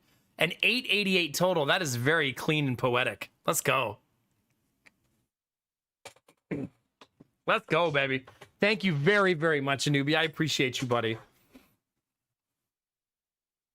Okay, okay, we're at 888, 12 away from Bob Ross, and I owe you a lot of pages. 16, right?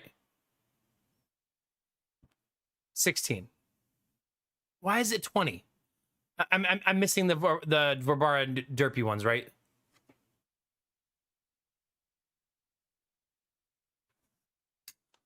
So 2.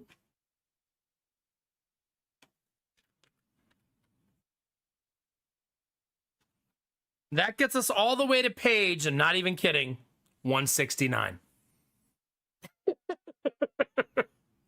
Which is, that actually only leaves 37 pages in the book after that. Kind of crazy. Yeah, that's wild. All right, we ready, chat? I need water. Thank you again, all of you. I appreciate you all so very much. You're ridiculous, chat. Ridiculous. Also, Derpy, shout out for making these. It's been fun using them and having an actual trackable visual for everybody, so thank you. All right. How'd the last one end? Something about long fingers and going down on her or something, yeah? Oh my god, it's a pain, Belf. It's a pain. Chapter 22 is what I'm on now. Yeah, chapter 22. I wake up again to an empty bed. Sunlight streams into the cabin. Where is Earl? I hear the toilet flush and he saunters out of the bathroom. He is completely naked and his skin seems to sparkle in the sunlight. Just like a... Anyway. Good morning, Anna. I thought you'd left me. No work today? He shakes his head. I called in sick. Oh no. Do you feel ill? What's wrong? He laughs. Oh, Anna. I'm lovesick. Did he just use the L word? Are you in love with me, Mr. Gray? Isn't it obvious? He says. It's hard to concentrate on his words when his James Franco is flopping about between his legs. My inner Guidette hesitates. If he's in love with me, then that begs the question. Am I in love with him? He's so attractive and so rich, but on the flip side, he's a moody bastard whose 50 shames constantly threaten to overwhelm him and anyone he comes into contact with. It's a lot to process this early in the morning. What time is it? I ask. It's dicking hour, baby. What? That's how some of you would respond. Okay. I guess it's dicking hour, chat.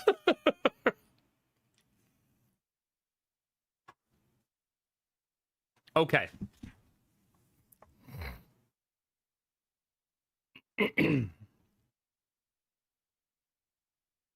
After we have sex 3 times in a variety of interesting positions, Earl says he has a surprise for me.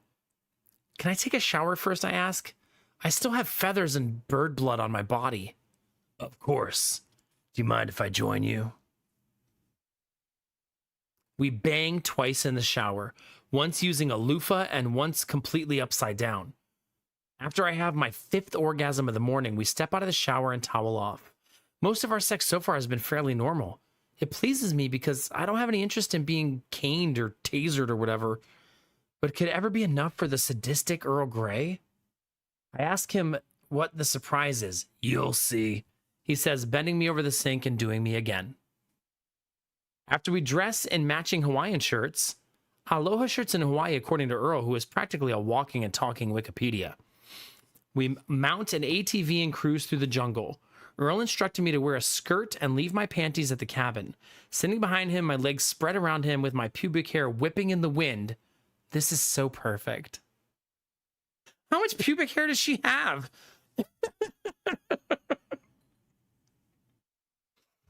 We stop at a large set of wooden doors that have to be at least 100 feet tall. They're the only entrance through an enormous wall that seems to run for thousands of feet in either direction. What is this? I ask him. Earl presses a button on his keychain and the doors swing open. Welcome to Triassic Safari. Is that like Jurassic Park? I ask. I may have only been a baby when the movie came out, but it's one even I've heard of. Mine came first. You weren't even 10 when the movie came out, I say. I had an idea when I was 5 months old. I didn't have the money and expertise to execute it until 5 years ago. Michael Crichton scooped me. But there's one major difference here. My dinosaurs are real. And the ones in the movie weren't? Oh, Anna. Your sense of humor is what makes you truly beautiful. I don't think I have a sense of humor, but whatever. He drives us through the gate, which swings closed when we're safely on the other side. So are any of your dinosaurs dangerous? No more dangerous than me, baby. Oh. Earl slows the ATV to a halt beside 2 dinosaurs eating berries and leaves off of bushes.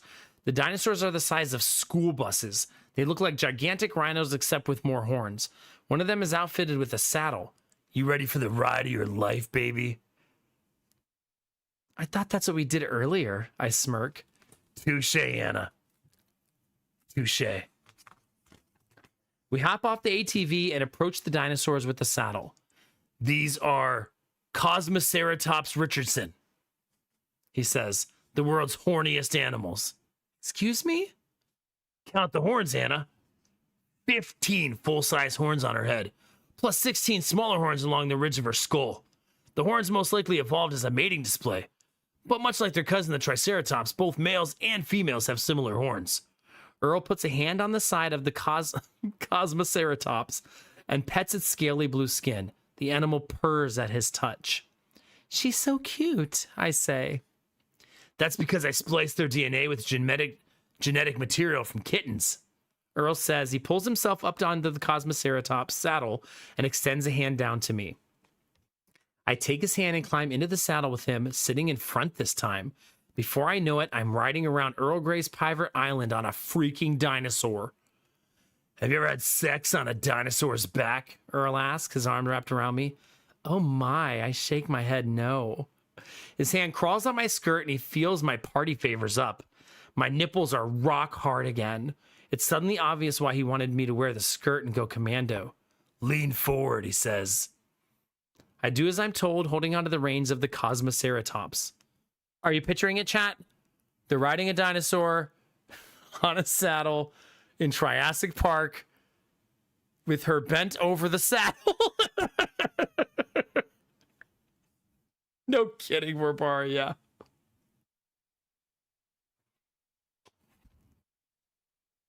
Just making sure you all have the proper visual. The animal trots gently through the jungle at a leisurely pace, blissfully unaware that 2 people are getting busy on her back. Earl hikes my skirt up, exposing my bare bottom to the cool island breeze. If I had any panties on, I would have soaked through them by now. Instead, the saddle was turned into a slip and slide. I hear the unbuckling of Earl's belt and the unzipping of his pants. I feel the heat radiating off his throbbing wand. After Earl sheathes himself, he guides me into his lap. I ride him for the next half an hour as the Cosmoceratops carries us across the island under the gorgeous midday sun. He wasn't lying when he said it would be the ride of my life. I have no idea, Philly. On the helicopter flight back to Seattle later in the evening, Earl finally brings up one topic we avoided while on the island. You read through the quiz again on the boat, but you still haven't filled it out. Uh-oh. I know, Mr. Gray.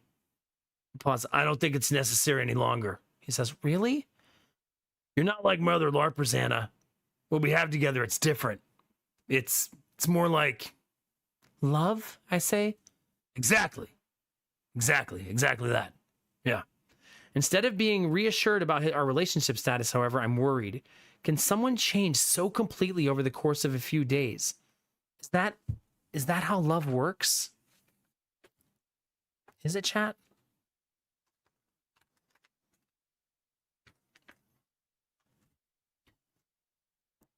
To me, it feels more like we're in a tragedy than a romantic comedy. What if you're not a freak, Mr. Gray? What if I'm the freak? Did you like being tied up last night? It was fun, except for the dead bird. It was just a taste of what you can expect in the world of erotic live-action role-playing. Except for the dead bird, of course. That makes me feel a little better. I'd still like to do BDSM scenes with you. Fine, I say. Can a role-playing scene get any stranger than the other things we've done this week? Earl shakes his head. I'm afraid you won't accept me once you know how deviant my tastes really are. I would prefer to see the real Earl Grey, not the Earl Grey you think I want to see. You're right. We don't need the quiz. I'm not just some random woman you've met through Craigslist. But I don't want you to think you have to change for me. Earl stares at me with his gray eyes for what seems like an eternity. I love you, Anna. Unconditionally. He's just too good looking to say no to. I can't quit him even if I tried. Mostly because he would stalk me to the ends of the earth if I did. But still. And I know the words, but I never said them out loud before. Not even to my family. Not even to your family? Earl's eyes are transfixed on me. Instead of giving me the confidence I need, they're making me nervous. It's okay, Anna. It's okay. You can do this. Mr. Gray? Earl? I love you. Before I can finish my sentence, our helicopter crashes into the Space Needle. Everything goes black. Jesus Christ.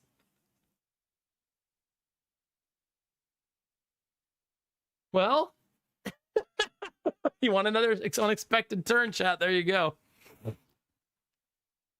I open my eyes and find myself eye level with my mother's bare mammaries. What? It's like being born and going straight for the teat. Only I'm 21 and what the hell, Mom? I whisper. She and her husband are standing by my bedside. They are both stark naked. Of course, it's because they're nudists, but still shocks me every time I see them. It makes getting through airport security a breeze, though. They always joke. Ha ha. Huh. Then what has happened rushes back to me. The helicopter crash. No! Earl! I shout. Calm down, Anna, my stepfather says. Earl Grey is fine, but you've been hurt. You're in a hospital. Heart monitor, hospital gown, the hospital bed. Now it all makes sense, I say. Your father sent you these flowers, my mother said, mentioning to a... Your father sent you these flowers, my mom says, motioning to the marijuana plant on the nightstand. The good news is you're going to make it. Mr. Gray has flown in the best doctors from around the world to treat you. Celebrity doctor Drew Pinsky enters the room. Since he's one of those doctors too good looking to do something wrong. Oh, do something so ordinary to wear a white coat. He's dressed in a tasteful baby blue button-down shirt with a light yellow tie. His hair is cropped short and his glasses look like they were designed specifically for his angular face. And his arms. All I can see are his forearms since his sleeves are rolled up, but rawr, he works out. I see our little Cinderella is awake, he says to my mother and stepfather. Mr. Gray flew me in from Los Angeles to treat you. Sleeping Beauty, I correct him. Excuse me, he says. The fairy tale where the girl falls asleep after biting the poison apple is Sleeping Beauty, not Cinderella. Dr. Drew nods. Of course. I was just, testing your concussion. Sounds like your brain is functioning normally, always a good sign. He flashes a pen light into my eyes. Dilating normally. He smiles at my mother and stepfather. Could I have a moment alone with your daughter? I need to run over some of our more confidential information relating to her condition. If you can wait outside, I'll let you know when I'm through. They nod and leave us alone.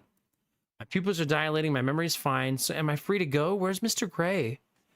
I sent him home once your family got here.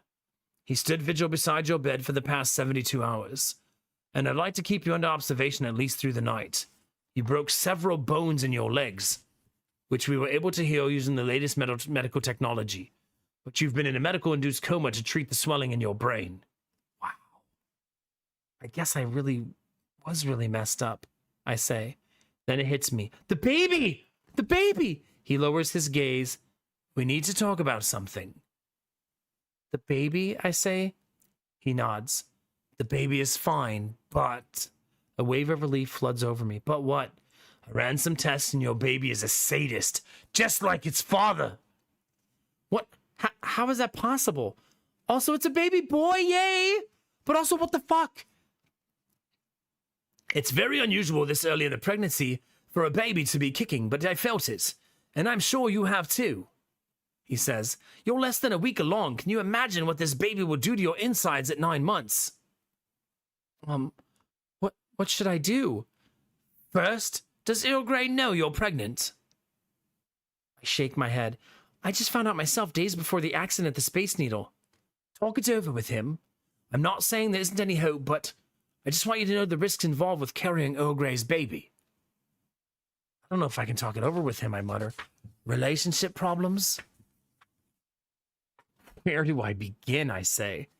As you know, he's a sadist. A controlling, egomaniacal sociopath who treats women as objects to be sexually and psychologically abused. That's why he's so attached to his dungeon master persona. Role-playing his fantasies is how he handles his sadistic desires. BDSM is a game where he is in total control of himself and the women he invites to play with him. Do you find his antics in the bedroom exciting? Crap, wrong voice. Sorry, chat. I sigh. I do, sometimes. I mean, I like the idea of an alpha male dungeon master tossing me around the bedroom on occasion, but I feel like he's holding back a part of himself around me, like he's too ashamed of his own dark impulses to reveal himself fully. Just then, there's a knock at the door and Earl steps through. Even though he hasn't slept for days, he still looks as attractive and as alert as ever. He's dressed in his gray business suit again, which he wears like a boss. I guess that makes sense because he is a boss. Knock, knock, he says. Mr. Gray, I scream. He rushes across the room to me and we greet each other with a long hug that turns into a deep, passionate kiss with his tongue diving down my throat like a seagull lunging for an old French fry on the pavement. That turns into Earl Grey unbuckling his pants and me untying my hospital gown. I want to suck your eyeballs out, I tell him. So, I'll just leave you two alone, I suppose, Dr. Drew says, showing himself out. Earl has stripped his pants and boxers off and mounts the bed. I am naked underneath him, ready to accept his rigid disco stick. Out of the corner of my eye, I can see that the bathroom door is cracked open slightly. A pair of beady eyes peek through at us. Wait, I can see you, Dr. Drew. He steps out of the bathroom. Oh, I was just washing my hands before I left. Hospital policy, obviously.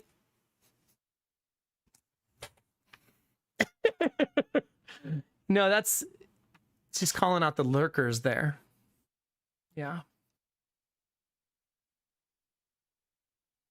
Earl stares him down and Dr. Drew quickly retreats out of the room. I'll just tell your parents to wait out here until you're done, the doctor says, closing the door. Now, where were we? Earl says, pressing his body down on me. Oh, I remember. We were nearing the city limits of Foxville, he says, thrusting into me as my heart monitor beeps wildly out of control. After we finish fantastically fornicating, we dress and let my mother and stepfather back into the room. Thankfully, I don't have to do any introduction since Earl met them earlier in the day when they first arrived in Seattle. The air is damp with our sweat and our hair is totally JBF. JBF.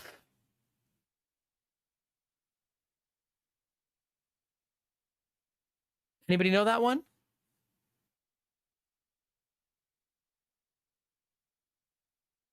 Wait, is that really what that means? They have just been effed hair? Huh, learn something new every day, Robar. Thank you. But my mother doesn't say anything. My stepfather has a knowing smirk on his face, but he doesn't say anything either. I mean, like nudists can ever take the moral high ground. It's tough to be judgmental with your balls showing. It's fair. Earl says he has to return to work, but really, when does Earl Grey have to work? I think he's just trying to give me time alone with my family. After he leaves, my mother says, "So he's a cute one." I blush. A little older than you, but I wouldn't kick him out of a Burger King bathroom, if you know what I mean. My stepfather just laughs. For what it's worth, neither would I. Oh my God, my stepfather laughs and says, "For what it's worth, neither would I." His sudden erection says he's not kidding.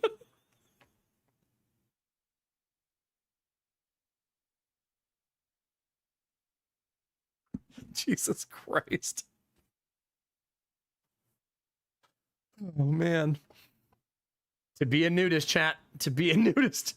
Stop. You guys are embarrassing me. We're just glad you finally met someone, dear, says my mother. Thanks.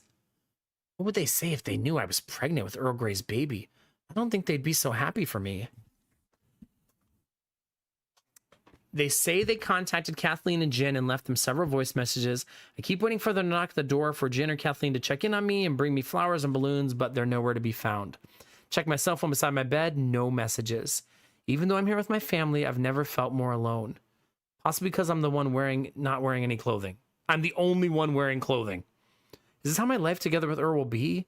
Me in the hospital, him visiting to sex me up, and my mother and her D-bag husband keeping me company? I stare at the red roses Earl left by my bedside. Every rose has its thorn. Chapter 24. When I'm finally discharged from the hospital at noon the next day, Earl Grey picks me up in a typical Earl Grey fashion. Although he's ditched the helicopter, which was totaled in the Space Needle crash, by the way, he pulls up at the hospital entrance in a NASCAR stock car. I'm so glad you're okay, he says, greeting me in front of the hospital. He's wearing a racing jumpsuit covered in logos of companies he owns. I thought I'd lost you, baby. I shake my head. You won't lose me that easily. He kisses me. It's a deep, long, passionate kiss that seems to last forever, like a low-scoring tied baseball game that's gone on for 47 innings. An ambulance rolls up behind Earl's stock car, and the ambulance driver lays on the horn. Apparently, Earl's parked in the emergency room lane. Start to break away from the kiss, but Earl sucks harder at my mouth. Our passion cannot be interrupted by rude ambulance drivers and their honky horns and dying patients. When we finally part lips, the sun is setting, and there is a line of 16 ambulances backed up behind Earl's stock car. He gives a little wave off to the pissed-off ambulance drivers, and we hop into his car and speed off into the Seattle traffic. So what's the story behind this car, I ask? I could tell you it's a replica of the car Tom Cruise drove in Days of Thunder, but that would be a lie, because it's the real car. It's one of his 50 shames, chat. I shake my head. Earl Grey sure has a hard-on for this Tom Cruise guy. Wow, I say. It's okay. You don't have to act impressed. I'd rather you'd be impressed by the size of my cock than my car. You got me to say another C word, chat. You happy? They're just raining down on you this week. Fair enough, yeah. No problem there, Mr. Grey, I say. He tilts his head toward me and smiles back. But keep your eyes on the road, sir. Didn't you just crash into a fucking Space Needle? Point taken, He says, turning his attention back to the road. Where are we headed? I ask. I've got a surprise for you, He said, speeding into the hills. 20 minutes later, we pull up into the driveway of a secluded mansion overlooking Seattle. The setting sun is beautiful and romantic. Who lives here? I ask. Eddie Vedder, He says, killing the ignition. but it's on the market. I thought I'd bring you here and see what you think of it. We step out of the car. So, you want to buy this place? If you like it, baby. Earl pulls a key out of his pocket and opens the door to the mansion. Eddie's on tour with Pearl Jam right now, but he lent me a key so we could give it a test drive. He smirks, wickedly smirking. We enter the house. Like everything Earl shows me, it's amazing. The bright color scheme, the space-age furniture, the floor-to-ceiling fish tank with naked women swimming inside of it. Just walking through the door, I didn't already know this is where I want to spend the rest of my life. This is where I want to spend the rest of our life. Did you decorate this place too? You know it, baby. You're so talented. I say, it doesn't seem fair a man could be so beautiful and so talented and so rich, but damn, Earl Grey is the total package. My inner guidette shakes her head. That's like the 50th time you've said that, using nearly the exact same words. That's definitely making fun of 50 Shades of Grey.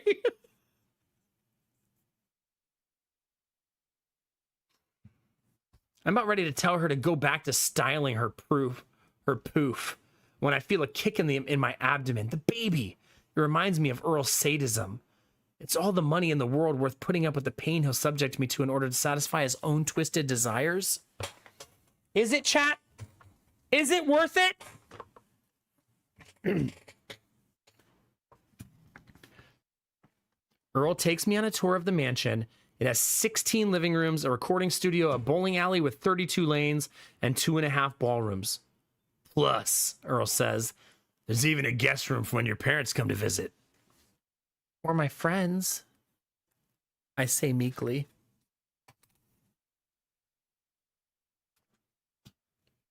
Honestly, Dizzy. Earl doesn't look happy when I say this, but he nods. If your friends want to stay, sure. But Jen will have to sleep in the horse barn out back. My mouth drops open. Why do you have to be such an asshole sometimes? I don't know. I'm sorry. I care about you. Pony Boy just wants to get into your pants. I have to protect what's mine. So I'm yours. If you want to be, yes. I've already told you how I feel about you. And I was going to tell you until you crashed us into the fucking Space Needle. What happened to make you this way? I ask, avoiding the L word for a moment. He ignores me. We walk into the Starbucks inside Eddie Vedder's house. Earl orders a Pike Place roast from the barista and then looks at me expectantly. What will you have? Your usual? I nod. Earl Grey. Hot. After he pays, we take our drinks with us and sit on the patio overlooking Seattle. The sun is still setting. Is it this beautiful every day in Seattle? I always thought it's supposed to be cloudy and rainy. Earl laughs wickedly. That's all part of the city's anti-tourism campaign. The truth is, it never rains in Seattle.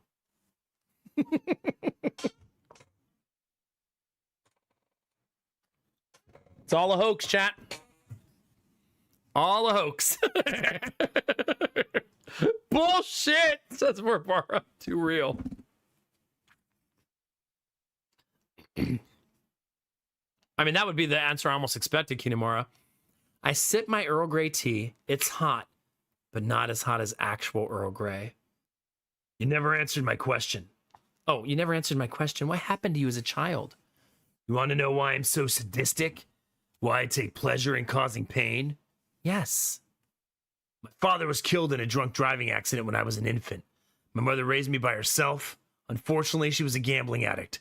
She practically lived in casinos. In fact, I barely have any memories of her except for a few snippets of her with feathered hair. I remember feeling very, very lonely. When I was 4, my mother lost me in a high-stakes poker game to Bill Gates. Mr. Gates brought me to Seattle, but had no interest in being my father,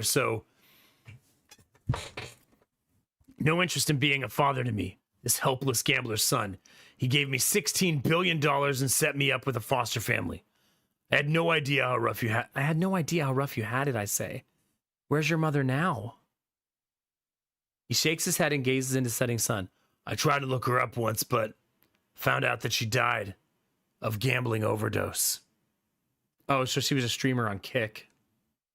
That will happen. That's so heartbreaking, I say. Dr. Drew says that when I tie up women and spank them, I'm acting out the anger I feel towards my mother. Do you believe that? I don't know. I was lost for years. I was marshmallow addict, a chocoholic. My grades suffered at school. When I was 12, a classmate introduced me as AD&D. AD&D? Advanced Dungeons and Dragons. A role-playing game by pretending to be someone else. No shade allowed for Kick Belf?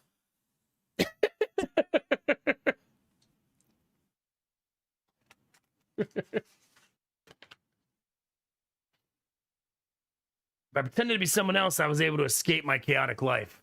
Once I became a dungeon master and started orchestrating our scenes, I found that I liked being the one in control. I wasn't at the whim of foster parents or Bill Gates. Alas, the good times didn't last forever. As my friends started meeting girls and having sex, they stopped role-playing. My own hormones soon started raging as well. That's when I discovered BDSM. Bards, Dragons, Sorcery, and Magic. Erotic live-action role-playing. See, those of you who play D&D, this is like a reminder that this is where this leads, right? First, it's D&D. Next thing you know, you have a secret room in your house. You're crashing helicopters into space needles and shit. You know what I mean? Like, you gotta be careful, man. Gotta be careful out there, chat. Hi, Capybara. How are you? Me too, Derpy. Me too.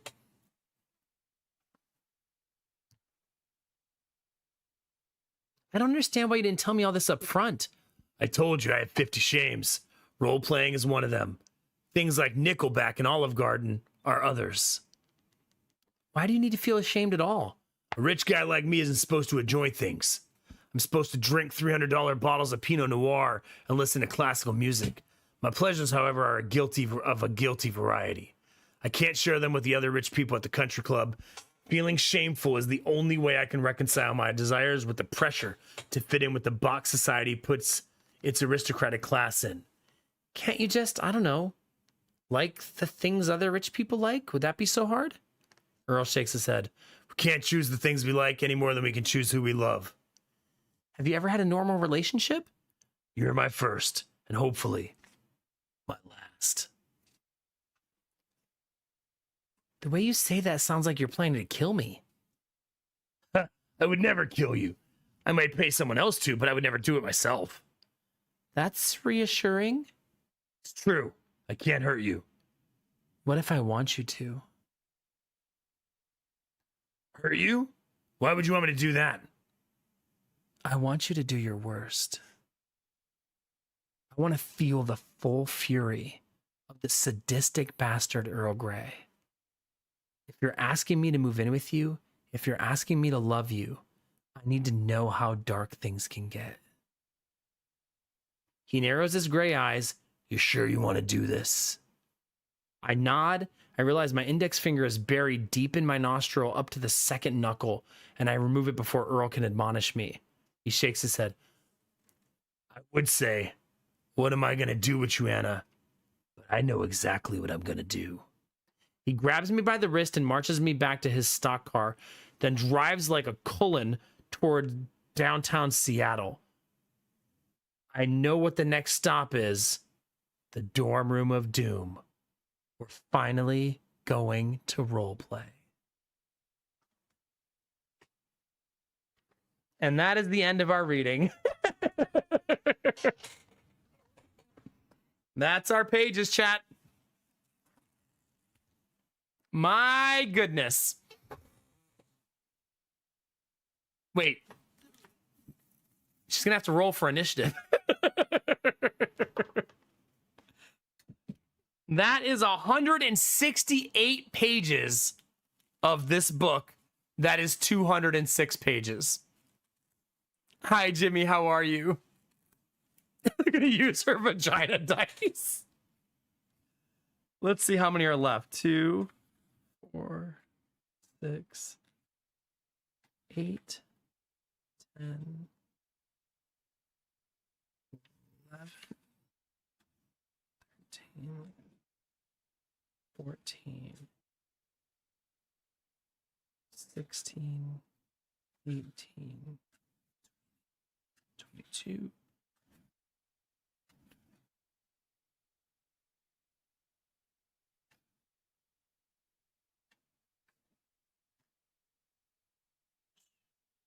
No. 30 pages left. We got to within 30 pages of a 200-page book. So if you're wondering why we were doing that, that's for every 5+ gifted subs during the subathon. I was reading 2 pages from this book for the last 3 days. And that's how far we made it. So hopefully you enjoyed that. If there's any more 5 sub drops for the rest of the night, I'll read some more. And we are at 888 sub points on the subathon, which is 12 away from 900. Yeah. So if you want to hear the whole series, it's going to be on YouTube, so it'll be immortalized there, whether I like it or not. I am on this D&D path, and you can't make me stop. I guess that's fair, Derpy. Yeah, that's fair. 30 divided by 2 is 15, right? It's because you get 2 apiece. And then you need 5 subs to get each one, so 75, yeah. That would be the whole book. Which is wild, because wasn't that number like 400 yesterday? Like, geez Louise. Okay. Let's take a short break. I'll run the ads while I'm gone so that you guys don't get ads when we start playing the video game. We have about an hour left. Do you guys want to try to sneak in a mission? Is Sloth still here before the end of the night? I think we can probably sneak one in. The subathon's still going for another hour, but I'm not just gonna stand here and stare at the screen. I think I'm caught up on shots, caught up on reading. And I don't think I'm forgetting anything.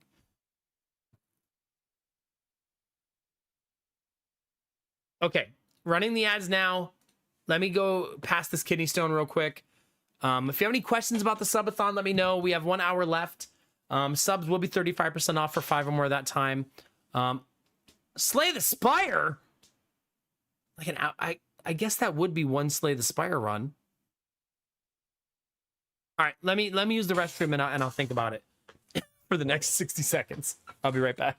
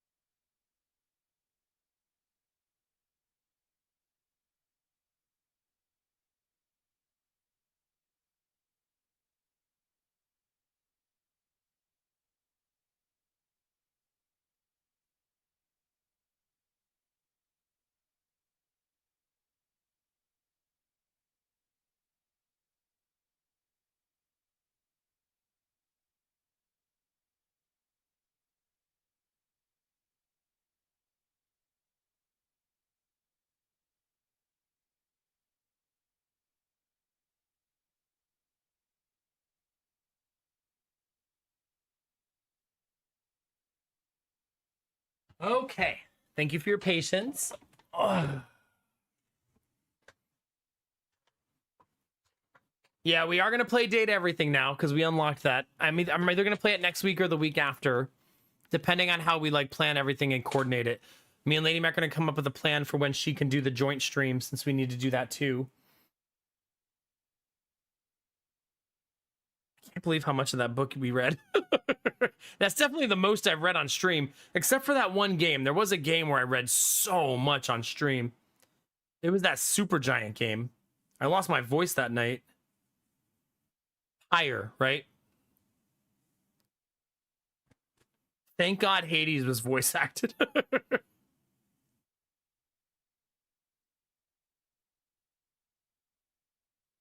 All right, chat. Slay the Spire run to end the night. I'll have to like retitle the stream and stuff. So you have to give me a second. I don't mind doing a Slay the Spire run to end the night. That's fine. Belf has been patiently waiting. Desnova's been patiently waiting. We might as well. Plus, it's 1 hour. It's like good timing for it.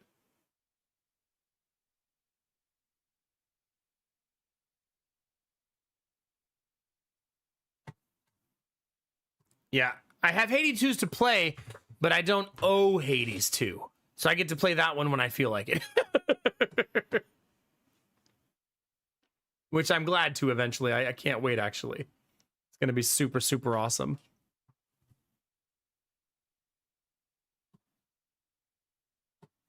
Well, I don't want to stay in the Hitman category, I guess is what I mean. You know what I mean? I don't have to retitle, but I want to get out of the Hitman category.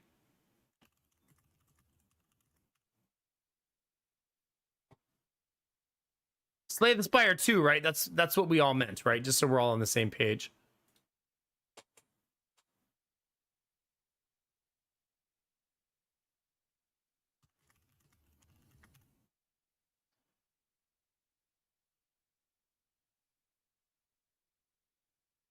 Shut up, Bill. Don't gaslight me. By the way, Destinovas, hey, we're doing a bit of a science experiment that I think you'll appreciate. And all of you guys who are pet owners, yeah? I know, Dizzy, I'm the worst. Ziva's still peeing in the house, always in the same spot. Always, always, always. We clean it almost every single day. And we were thinking about doing the kenneling, right? But I'm trying to enzyme the carpet right now. And it's a lot more complicated than I thought to do it properly. So I put 2 liters of enzyme where she pees. All of it. Every drop I had. 2 full liters of it. Then I covered the entire area with towels, then saran wrap, then cardboard boxes, and then heavy 50-pound boxes of flooring. I did a lot of research on how to do this, and apparently you need to really make sure the water can't escape so the enzyme cleaner soaks in and doesn't evaporate. So my living room looks like a fucking science experiment to try to get rid of the smell so she stops peeing there. I'm going to leave it for 24 hours, and then I'm going to let it dry. Then I'm going to vacuum it, and then I'm going to do it again. Because we really, really, really want her to stop peeing in the house. Especially since the baby's crawling, you know what I mean? We don't want the baby crawling in dog pee. And the only way we got her to stop doing this in the last house was ripping the carpet out. It was the only thing that stopped her.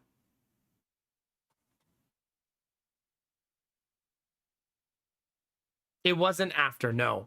She's been peeing in the house since we moved in. At the old house, as soon as we ripped the carpet out, she never did it again. Once she didn't have that spot, that smell. Something about her breed and her temperament, she just, when she smells it, she pees. Like, she just can't shake it, you know what I mean? So I think getting rid of the smell is probably our top priority, right? Anyway, I thought you would find that interesting. All right, chat, let's play some Slay the Spire, all right? Subathon's got 1 hour to go. I will go back to the book if anybody gifts subs. I just want to be clear about that just so you don't think I'm like burying it. And I'll still do shots and everything for our final hour. And we're at 888 sub points, chat. So thank you all very, very much. Let's play some frickin' Slay the Spire, baby. Apparently, Desnovas, yeah. The thing about it is the whole upstairs is carpeted and she doesn't pee up there. So, yeah, I don't know. Same in the other house. Our entire upstairs was carpeted and she never peed up there either. She still always peed in that same spot until we ripped the carpet out.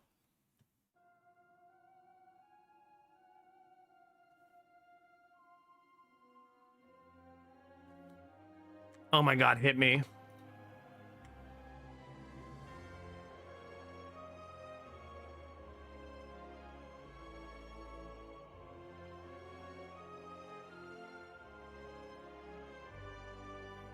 Oh my gosh. One of 97,619.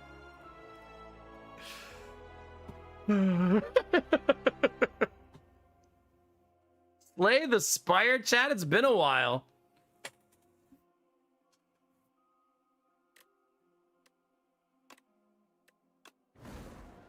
All right, Ascension unlocked. Unlocked Ascensions. Ascensions are a way to further challenge yourself, improve. Wait, haven't I already ascended? Yes, I'm literally level 2. Oh shit, I don't remember how to play this game.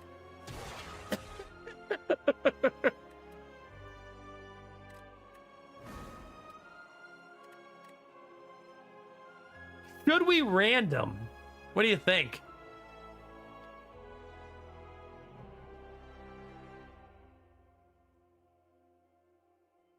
The game got a massive update recently.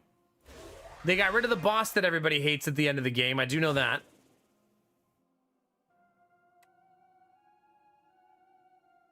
It's weird. I kind of want to play Silent. I'm going to do it because I usually don't have that urge for her. I usually do want to play Ironclad. You're right. But I'm kind of in the mood for Silent. Is that weird? All right. Let me turn the volume. Make sure I got the volume proper. Okay, we're good. Let's get it, chat.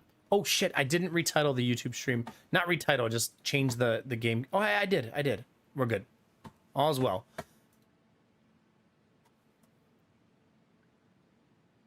Every 3 normal combats upgrade a random card in your deck. That one? Gain 2 random Neon Relics and 1 random Curse. You ignore... Oh, it's the Winged Boots. Are they all new? Dude, I don't remember. I'll be honest with you. Is it, Jimmy? Is it? Is it?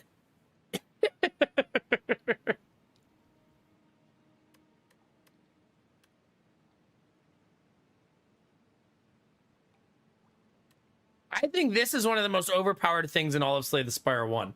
And probably a very underrated item by a lot of people. Being able to skip and jump around can really accelerate your build.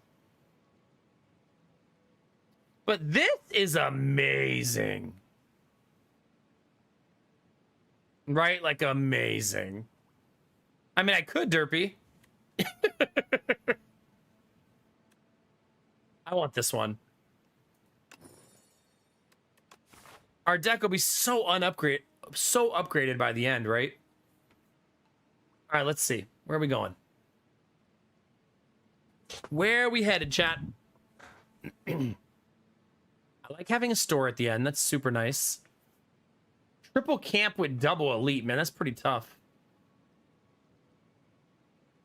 I think I like this path. Even though I don't get the store. Look at that path. And then we get buyer's choice. Yeah, that's nice. Let's do this.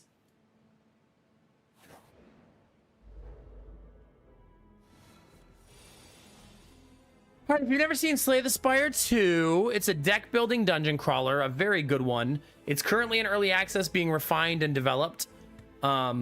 Basically, the right side of the screen are the enemies. You have to problem solve how to kill the enemies. It will show you exactly what their actions are. So it's more of a puzzle thing than like RNG. Doesn't mean there's never RNG, but it's like I know he's gonna hit me for 8, so I have to problem solve how to stop that, basically.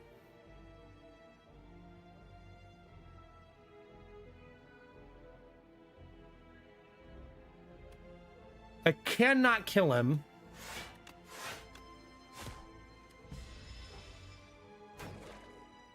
Love that, Belf. I'm glad you're excited. Let's go. Let's have some fun. That's actually enough block to block that. If you kill one of these, it stuns the other one.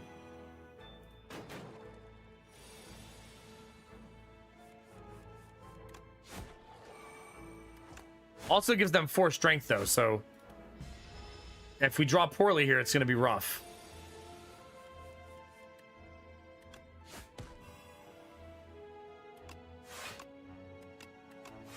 Not bad. We blocked all of it. We are currently 0 times undefeated, chat.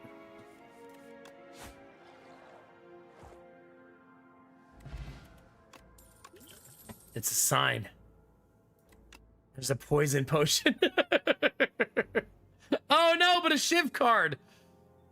Oh no.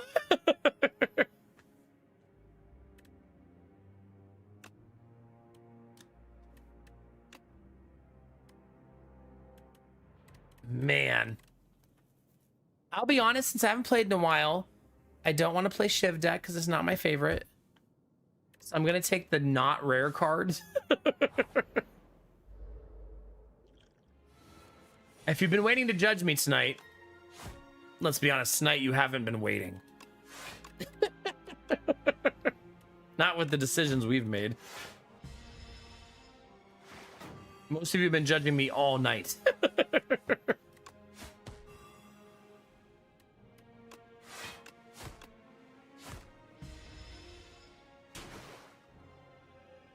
Oh, I took damage. What the fuck is this?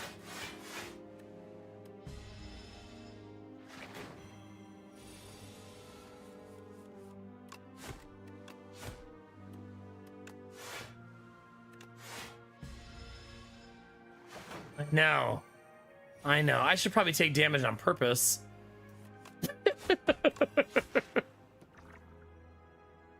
Have a good night, Death Dealer. Poison.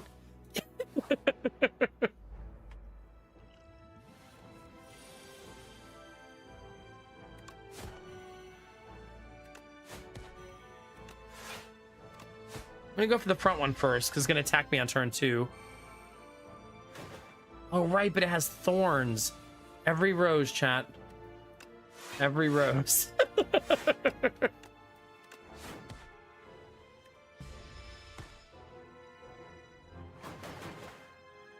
Wait, do you work tomorrow, Belf? A lot of people have tomorrow off work, right?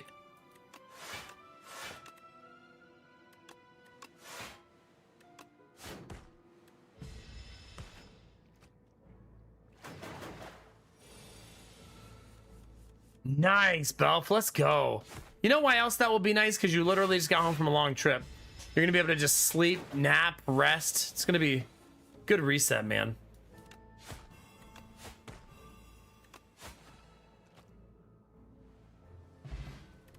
Maybe stare at some anime titties. I don't know. Rub your head, since it's going to feel weird. I think that backflip's one of the best cards in her kit. It's top tier for sure.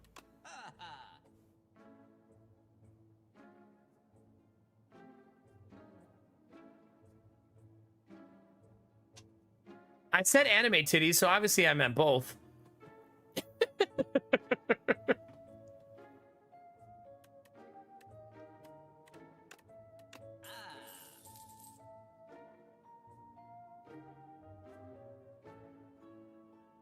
I hate this poison card, but I don't want to do... I've done this to myself before. If I don't take any poison cards, I'm going to be really sorry later.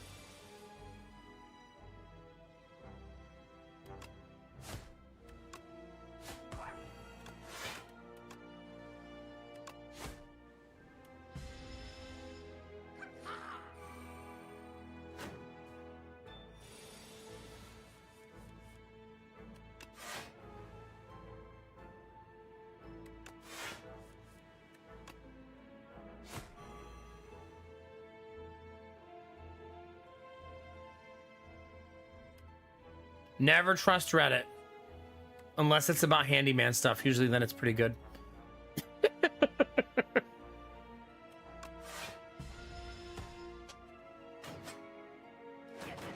Belf, I'm also proud of you. You went straight for razor. It's a hard thing to do if you've never shaved your head before.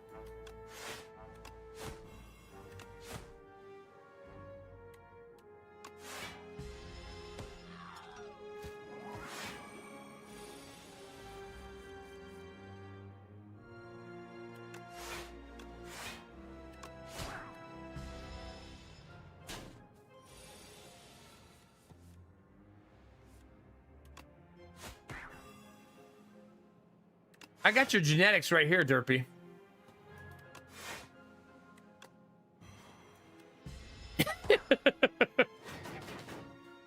No, it makes sense, Belf, yeah. I'm too lazy to go for razor. It's so much work.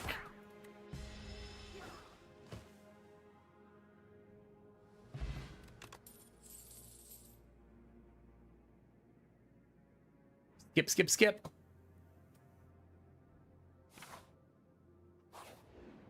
Did it? Did you use a nice razor, I assume, then?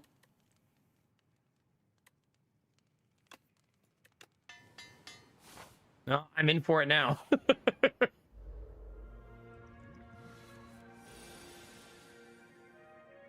14 incoming damage.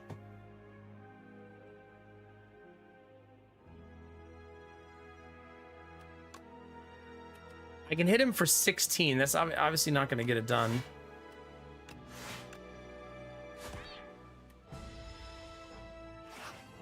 Oh. Maybe your head just was meant to be shaved. You know what I mean?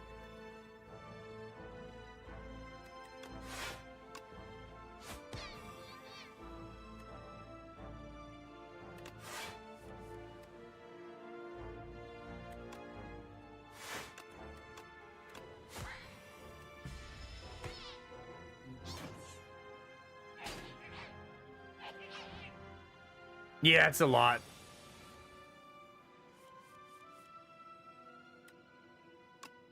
You also love your hair, Dust Novas, right? Do I remember that right?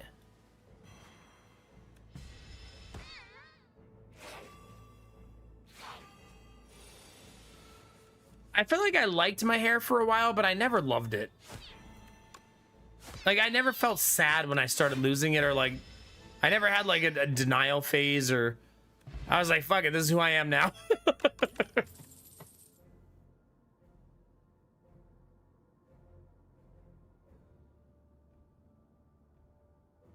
I'm gonna skip again. Nice, Dustnovas, yeah. Then I hope you never lose it. I want you to keep it. Let's go.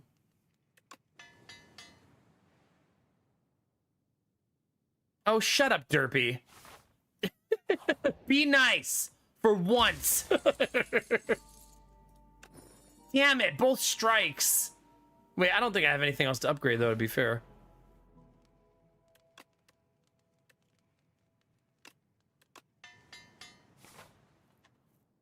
Really? Do you still get your, like, do you get your ends cut? Or do you just have, like, Audrey cut them, maybe?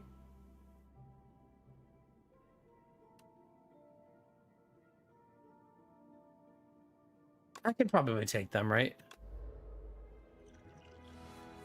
How hard could it be?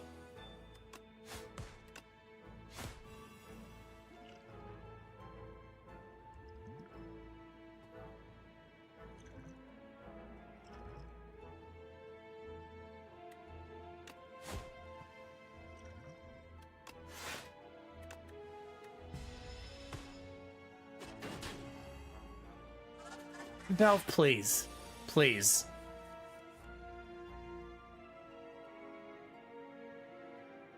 Oh, yeah. Because then you become, like, insanely hot.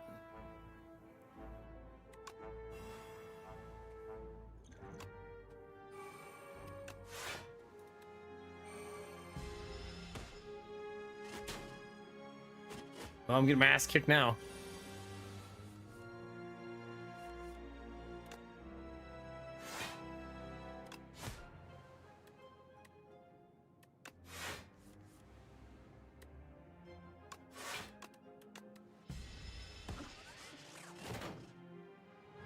As it was written in the stars, Dustinovas.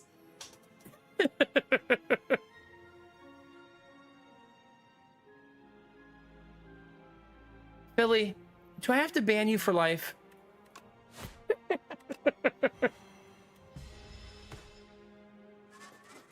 We're supposed to forget that reveal ever happened, okay? We're not supposed to live in it forever.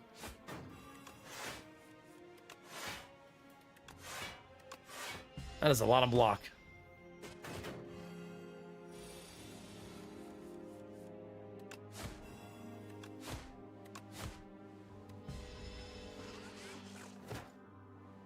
Not bad.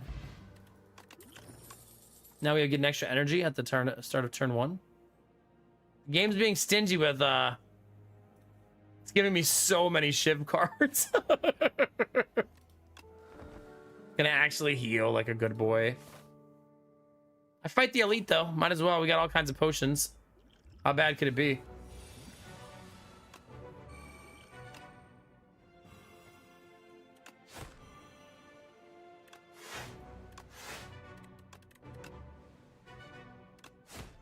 We got to get him down to 70 so that he gets stunned, basically.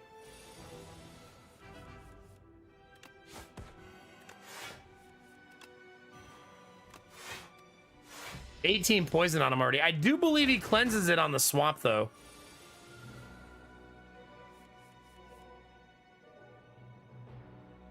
Managed to understand working remotely Friday. Today to avoid having to go. Nice, especially since it's fucking Friday, right? Like that's like extra nice. That's awesome. Let's go.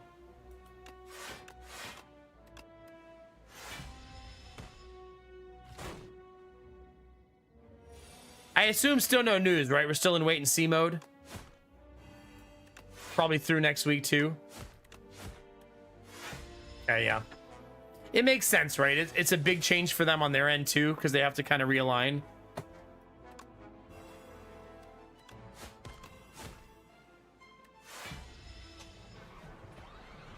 That was not bad. Snecko Skull. Whenever you apply poison, apply an additional one. Okay.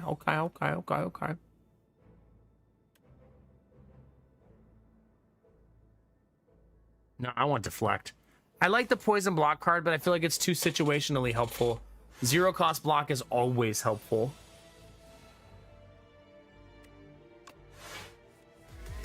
Philly! What are we doing?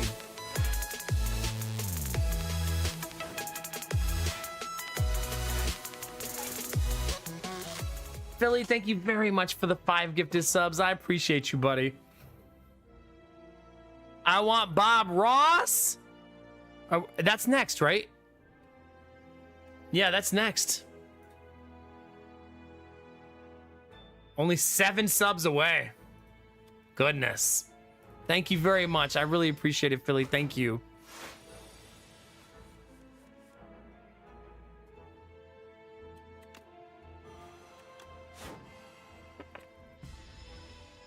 Poisoning shielded targets is always so pleasing since it bypasses armor. Woo, Stanley.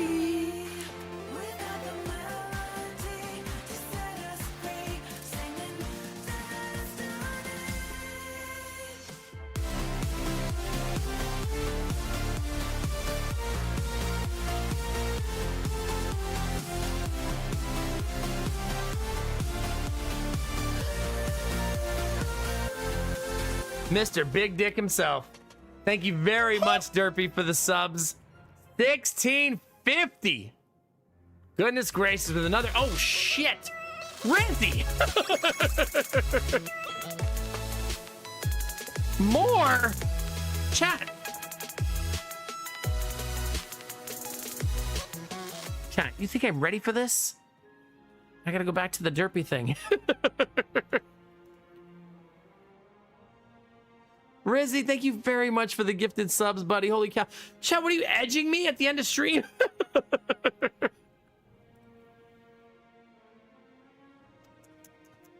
What am I going to do with you, chat?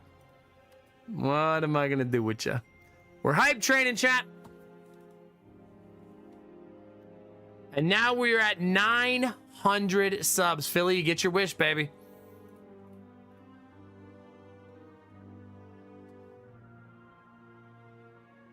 Thank you very, very much, Rizzy. Thank you very, very much, Derpy.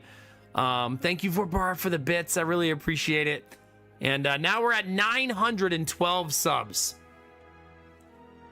The subathon is just this week because the 35% off ends in one day.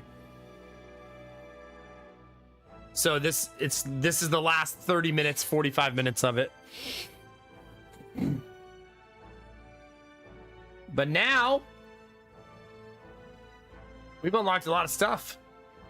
A whole lot of stuff. What do we still owe you, chat?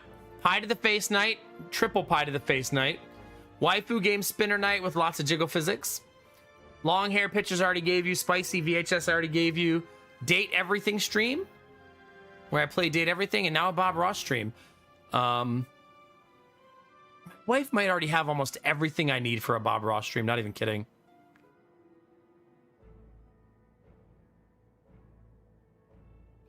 Nah, it's kind of a thing that I don't want to do anymore in streaming my days off, because that's the only, those are like my committed family days, and they're very like, I don't want to be dramatic, but they're very sacred to me, and they're like my family, you know?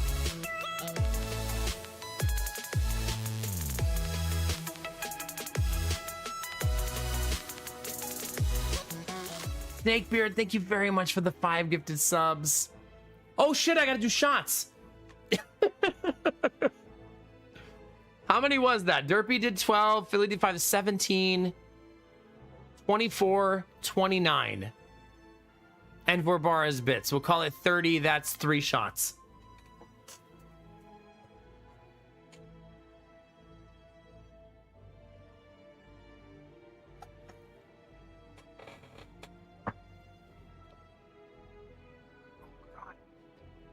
I'll be glad when this is over.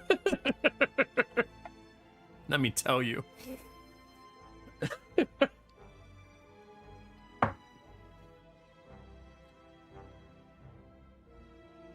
All 3, chat. Don't run from it. Run into it.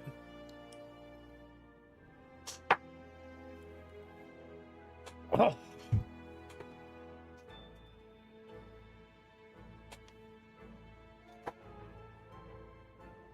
Wait, chat. What kind of hype train is that? Why does it have a rocket? Wait, is the community train 35% off?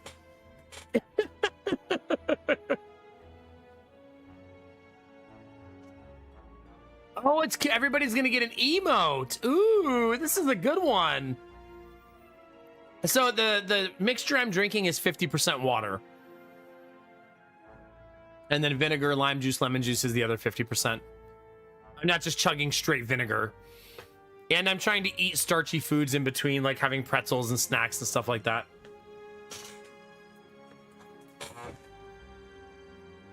Okay, so all of you who are giving to the hype train are helping giving emotes to other people. Oh, it's gonna give 9 emotes to people. It tells you how many. Well, that's neat. Wait, chat, does this mean we're reading more Earl Grey? Hey, Galaxy. 12 pages it is. How many did I say we had left?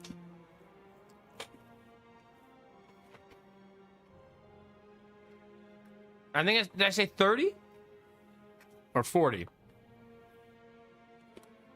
I don't remember. I did just count them. I'm eating because Derpy's making me worry about my stomach.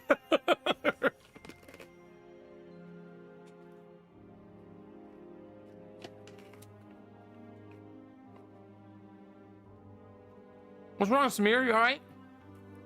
You don't like 50 Shades? 50 Shames? I said 30. Okay. I just didn't want to count them again.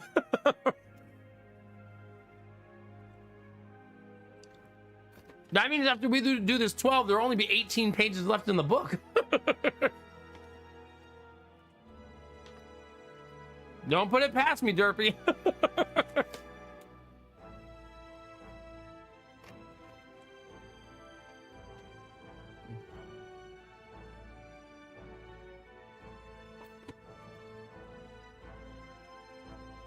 Oh, Samir, it's not that bad. Have a little fun. Live a little.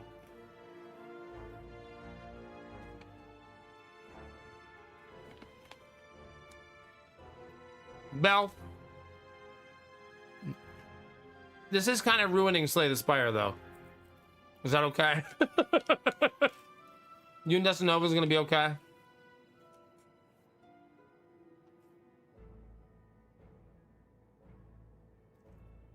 I'm already in bed. 30 seconds on the hype train, chat. So Oh. we doing.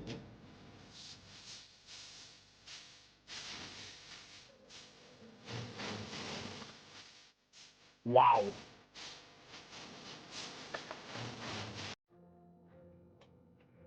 Wow.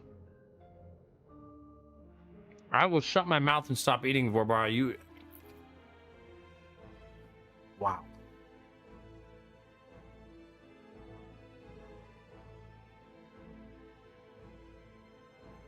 Yeah, no kidding. That is so effing nice. Thank you very. Yeah, can we get some Mac hypes? My goodness, you guys have been so ridiculous tonight. Also, that means we're reading the whole goddamn book. I guess I can stop figuring out what page I was on. I mean, where the end page is, we're just gonna read the whole thing. Holy cow, thank you very much for Bar. That's very, very nice of you. How far from position reveal? 233 away.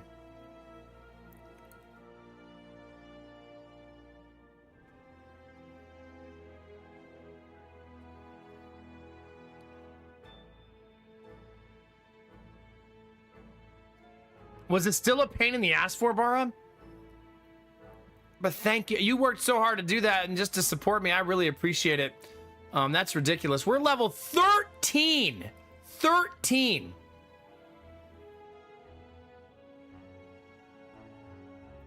If you want to get on the train, chat, you know what to do.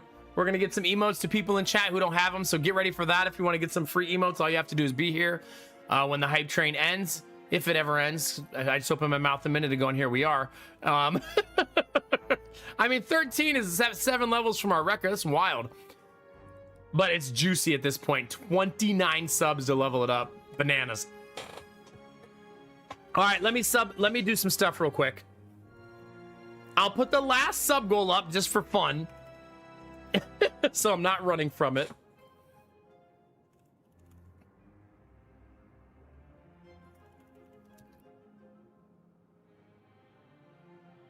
Well, I guess it's not the last, but DD Dinosaur's nutty.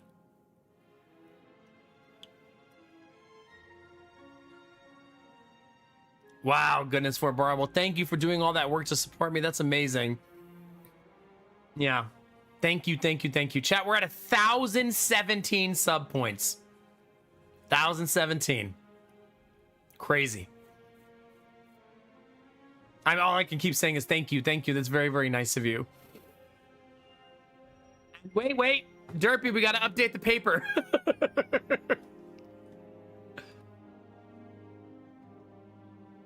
Hold on, chat. I look unprofessional right now. Don't look. Close your eyes, chat.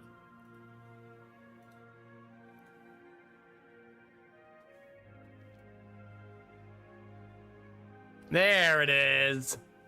Our final update.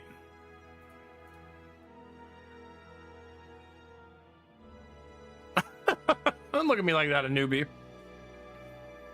I think Barbara did that so I would stop eating.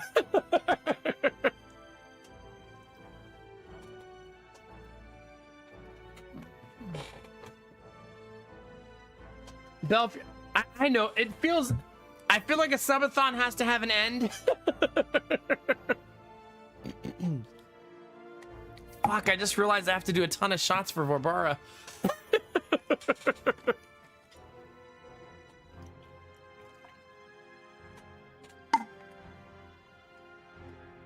Is it 10? Isn't it only 5? Please?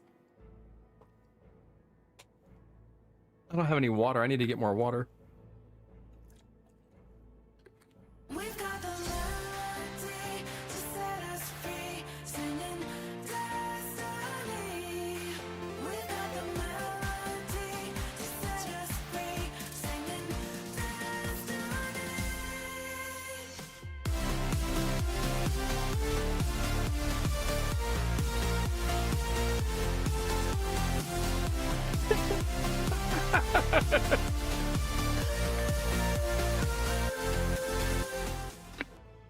Well, I'm gonna need a lot of this. Derpy, what the F? Did you just continue the hype train? Derpy says, let's keep that train rolling. Oh gosh, I gotta go get water so I can actually do shots for you guys. Because now that's a whole lot of shots, man. I'll be right back.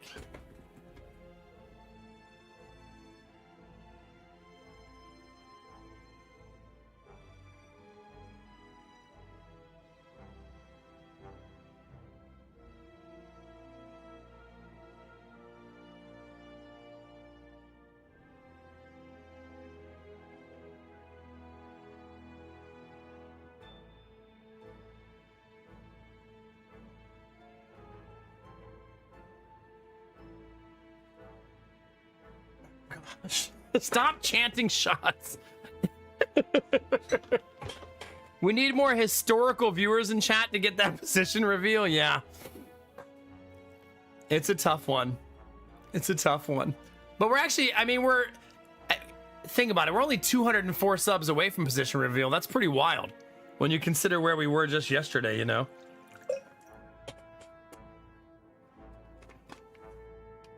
Like, holy cow. But my goodness, how much is a level at this point? How many is it? 34 subs to level that up. That's they get really girthy at the high levels.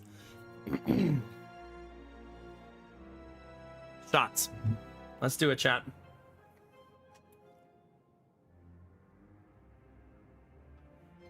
How many do I owe? I don't want to know, do I?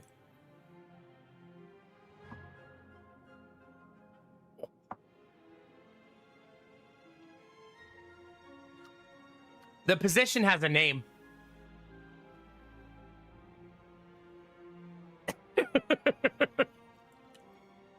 didn't put enough in this one.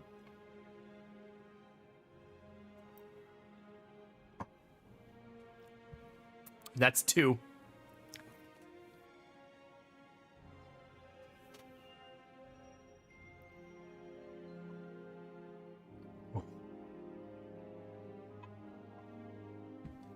I mean, I might have to IOU some of these.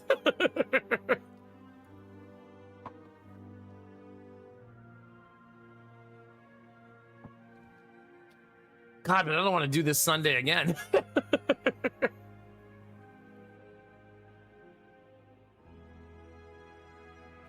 All right, how much time we got on the hype train, chat? Let's see it. 1:30, 90 seconds. It's level 14. 14. Goodness gracious. 9 to go, right? Or is it 8? 9 or 8?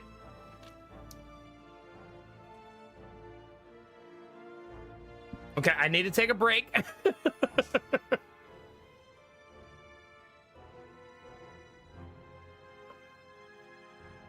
I've done this all week and haven't had acid reflux a single time. So I think using my diet to diffuse has been helping. Single gifts don't want to play the alert, do they? Destinova's gifted a sub to Heritage Nomad. I feel like this level of hype train is like, it takes a community. Like, it's bananas. It takes everyone giving big, like, their big pieces here, there, and everywhere. Borbora with 100. Goodness gracious.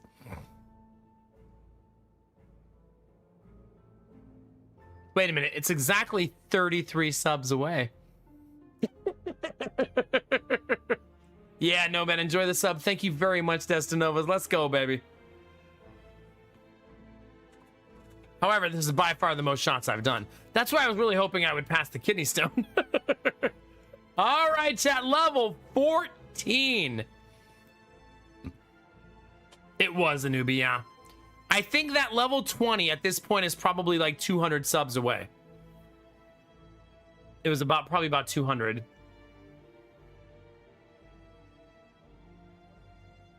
Choo choo, chat. Let's go.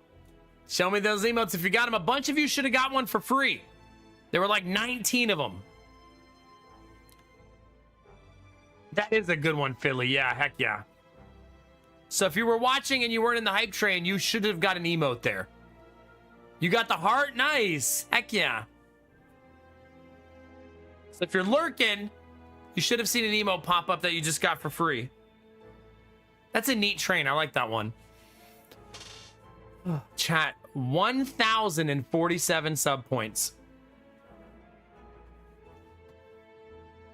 Bananas.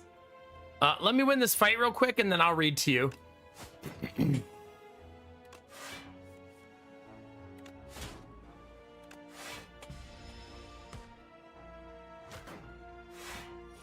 Yeah, 19 people should have gotten one, right?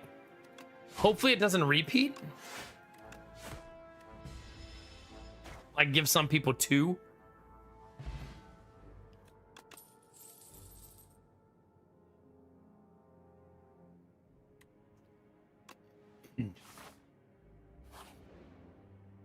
Let's defeat the boss and then read, because I'm right there, right? Let's get that far. How does that sound fair?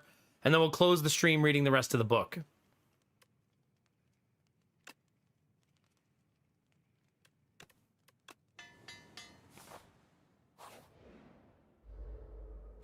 I'm not streaming tomorrow. How could I leave it for tomorrow?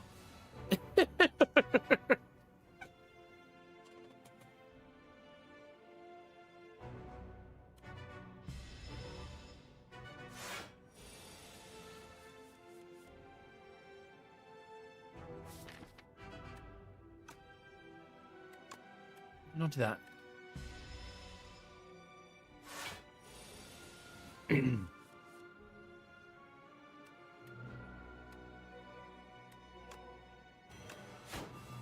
All right, in we go, chat. Simply do 200 damage. How hard could it be?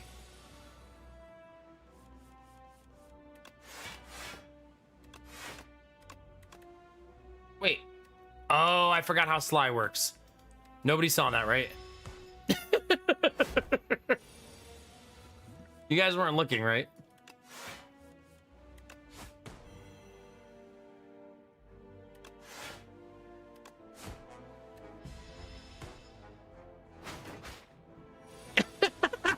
That quote.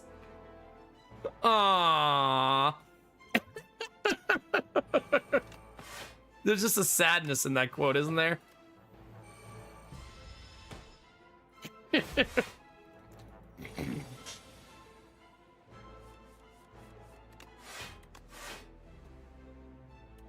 Damn. Tough card draw.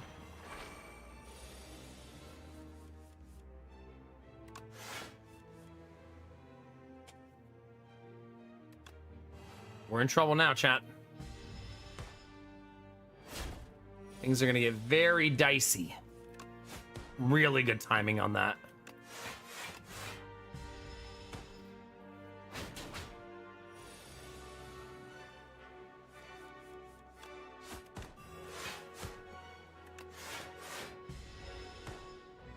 We got him. That'll bypass the armor. GG. First game back, easy peasy, chat. I mean, it's only chapter 1, but definitely burst. Very good for poison deck. All right, I'm not even gonna make a decision here. I'm just gonna end. Okay. And we'll do our reading first, since I owe you that.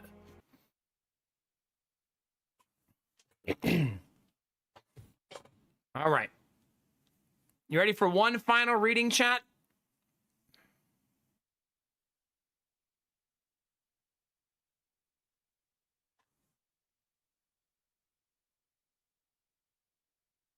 Oh, I'm glad, a newbie. Heck yeah. I'm always really grateful when the stream can give people a little escapism, turn your brain off, and just like be goofy for a little while, you know? We live in a very stressful world, and it can be a very tiring and exhausting place. So it's good to have a place where you can cut loose and kind of reset a little. And I'm really grateful that this can be that for you.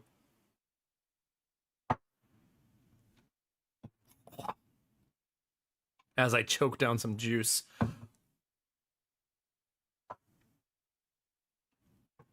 Oh. Okay, let's read. I did 2 more shots.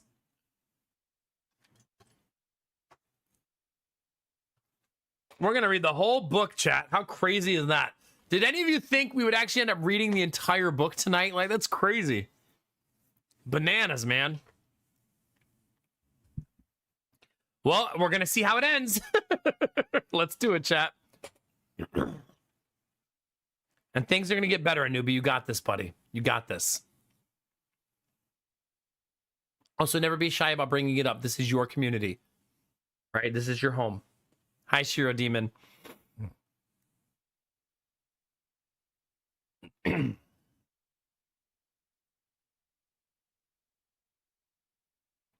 Okay.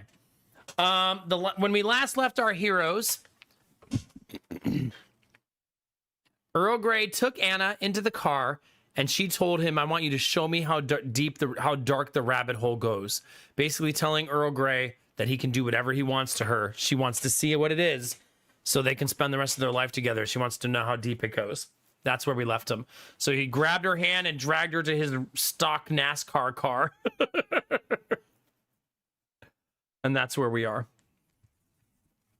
Chapter 25.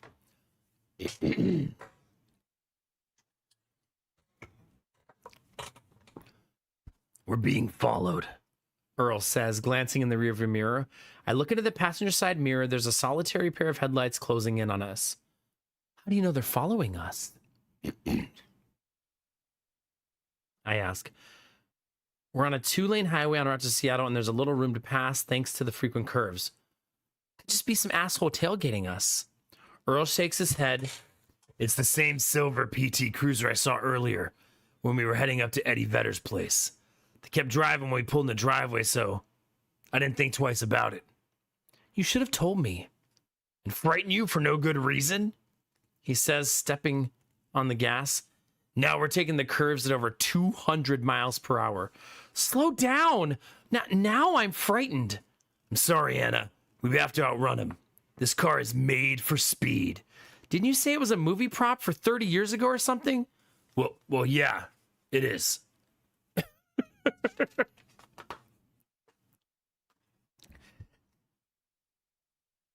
And anyway, I've seen NASCAR races. I've seen these cars wipe out and go up in flames.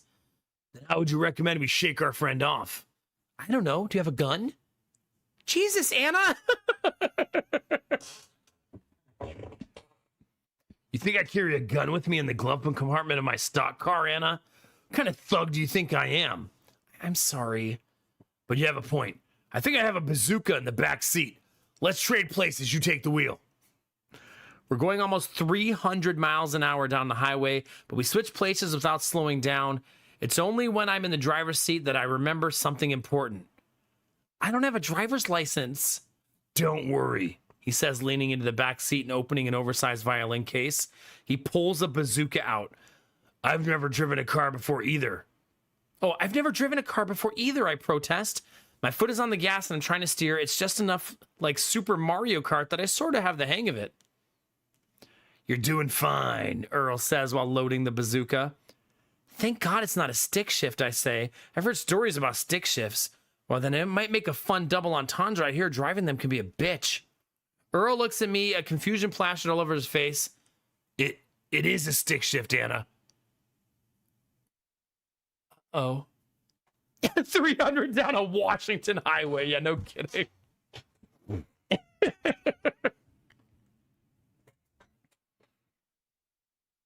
Uh-oh, Thalmy. Don't worry, though. I'll just fire a warning shot at this guy. He'll back off, and hopefully you won't have to change speed, okay? I nod as the hills zip by us on the right and a 1,000-foot cliff looms on the left. Gulp. Earl tries rolling down his window, but it's locked. Can you turn the child locks off, please? As I search the driver's side door for the child lock, the PT Cruiser chasing us taps our bumper. I grab the steering wheel with both hands and start hyperventilating. I can't do this. I can't do this, Earl. Earl grips my arm and gazes gazingly into my eyes with his steely gray gazing eyes. Even in almost total darkness, they look as beautiful and luminescent as ever. What did I do to deserve this gorgeous man? You can do this. Now unlock the windows and keep your eyes on the road and your foot on the gas. Is the PT Cruiser going 300 miles an hour? It's a fucking souped up PT Cruiser, man. Yes, sir, I say, grinning. I find the child lock and flip it so that Earl can roll his window down. He grins at me. Let's show this son of a bitch what happens when you ride Earl Grey's ass. He leans out the window and aims the bazooka at the PT Cruiser. Fire in the hole! All this talk about riding asses and firing in holes is turning me on. I can't wait until we get back to the penthouse. The PT Cruiser explodes behind us in a fiery inferno that lights up the mountainside. Whoa. Earl grabs the wheel and we trade places again. He slows the car down and turns it around. No kidding, Dizzy. I thought you were just firing a warning shot. That's what I was trying to do. It was also my first time using a bazooka. My bad. Could anyone have survived that? I don't know, but we're gonna find out. Earl drives the car up to the edge of the wreckage, which is still blazing. Leaves the car idling with the headlights illuminating the crash site and steps out. I follow him. Hold on, my eye is itching.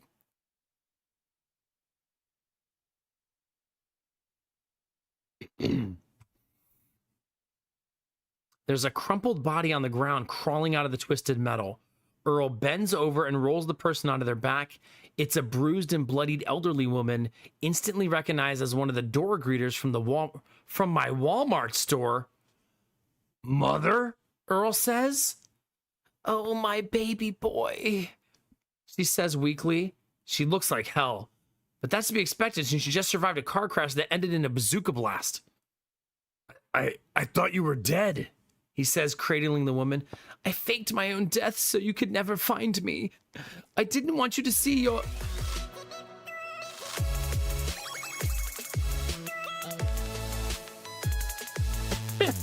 Hi, Izzy. Thank you for the gifted subs. We've hit a lot of goals, and that puts us 5 closer to the position reveal.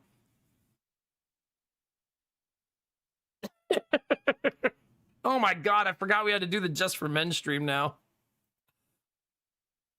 It's good to see you, Izzy. Good morning.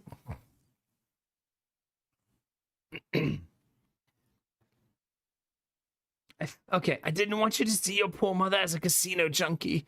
Even after I shot my blackjack dealer in the face and got clean, I knew that I could only complicate your life. After rehab, I applied for the only job an ex-addict who looks 30 years older than her driver's license can get in this country. A Walmart greeter. I say, that's what Anna said. A Walmart greeter. Exactly. I had written you off completely until last week when you walked through the automatic doors and back into my life. At the Portland Walmart. Yes. You didn't see me. No one looks at us greeters, but I immediately knew it was you. Your tussled hair, penetrating gray eyes, your long, long, long fingers. Haven't changed a bit since you were a baby. He shakes his head in disbelief. Why follow us, though? Why not try to contact me? I wasn't sure you would want to talk to me. She says, hacking up a lung. Earl tosses it aside. Literally hacking up a lung.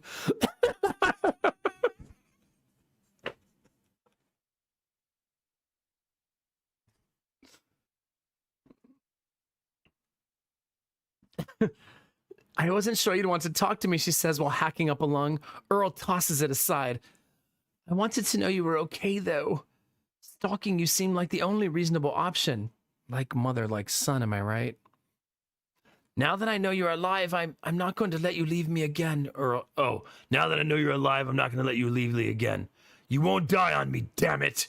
He throws her over his shoulder and carries her to the stock car, then pops the trunk and dumps her body inside. Earl slams the trunk shut. Let's ride. Oh my God. We speed back down the highway towards Seattle in silence. What I wouldn't give to know what's going on inside his mind right now. He grits his teeth but keeps his eyes on the road. More Hitman. We pull up to the same hospital I was discharged from earlier, and Earl removes his mother from the trunk. He hoists her in the air and plops her down into a wheelchair. Once we're in the hospital waiting room, Earl's mother is pale and unconscious and possibly not breathing. Is she going to be okay? I ask Earl, who is texting on his BlackBerry. Dr. Drew will be here shortly. He'll know what to do. But I don't think she's breathing. Shouldn't we do Heimlich maneuver or something? Earl looks at her lifeless body. She doesn't look good. I'll give you that. She doesn't look good. I'll give you that. She pops her eyes open. I never look good, she mutters. Oh my God! I thought I'd lost you again. I'll be fine. All I want is for you to be happy. You kids go and do whatever it is that you were gonna do. Are you sure? We had some kinky sex stuff planned, but we can totally put that on hold. His mother shakes her head. No. Go do your thing. Not now, Ziva. Let me finish this chapter. If 20 years of pumping quarters into slot machines didn't stop my heart, some little car crash isn't going to. Earl kisses her forehead. I'll be back to check up on you. He takes me by the hand. As we're leaving the hospital, he stops in the doorway. Thank you for everything, he says, placing a hand under my chin and raising my eyes to meet his. I couldn't face my mother returning from the dead without you by my side. Earl kisses me passionately. He's so sweet that I temporarily forget he's taking me back to his penthouse to show me how sadistic he can be. For the moment, though, I enjoy his lips on mine. I'm going to go take the dog to poop. That's not in the book. It's just a thing I have to do. Hi, sweetheart.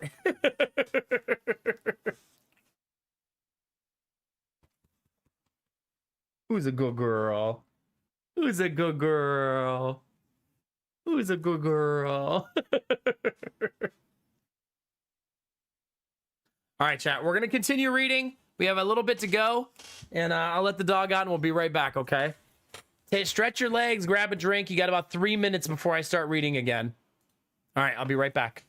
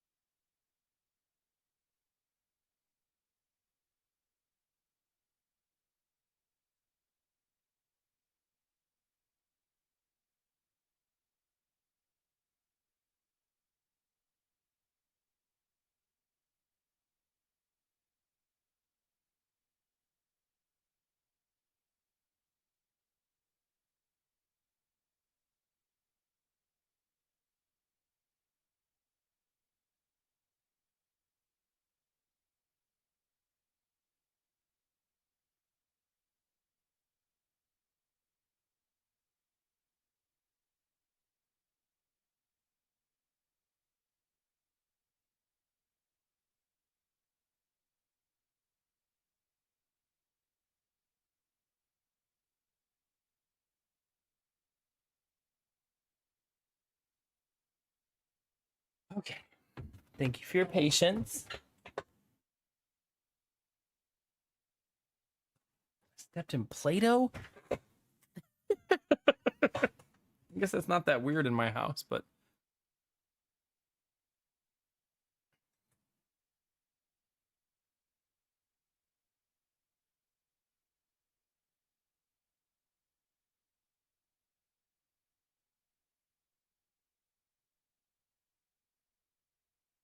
Tempting to get it off my sock.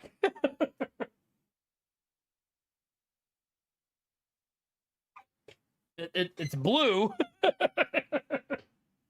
So I'm pretty sure it's actually Play-Doh. All right, chat, let's finish our reading. We're in the final minutes of the subathon. We're at 1,052 subs. Crazy. Crazy. That's less than 200 from position reveal, but that's still obviously very far.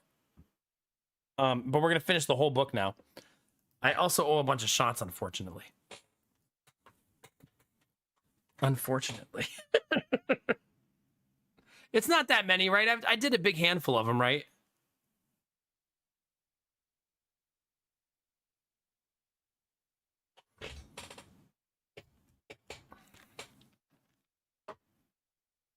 All right. No, I did more after I took the break. I did more after that, right? I did 2 more.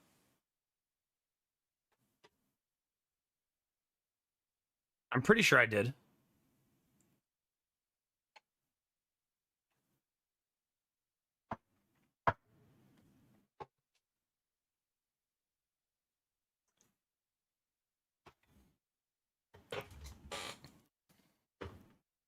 $69 to go. I don't think I can do that. All right, chat. Chapter 26. Well, they're back at their place. This is going to start right into it, chat. You ready? Bend over the bed. Earl commands. He has changed from his NASCAR jumpsuit into a black leather vest and a flannel kilt. Rubber prosthetics are attached to his ears so that they appear pointed. I am only to address him as the elfin warlord Sliverin, he says. I am completely naked except for a pair of fairy wings tied around my back. My fairy princess name is Labia Majora. Labia Majora.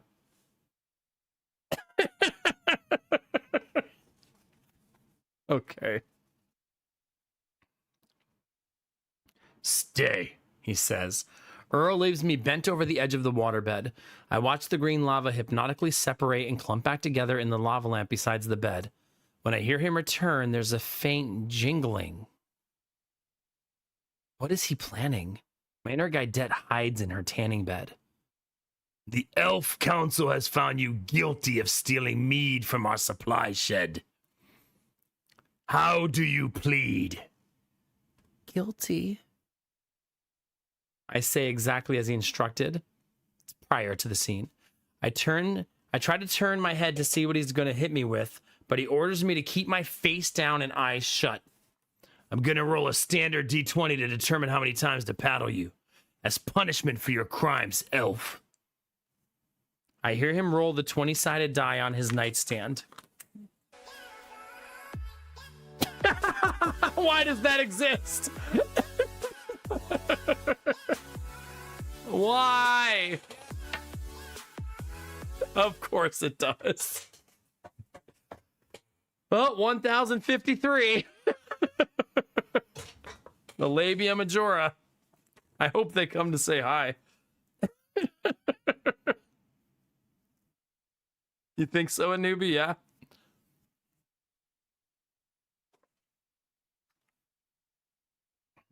All right. Here we go.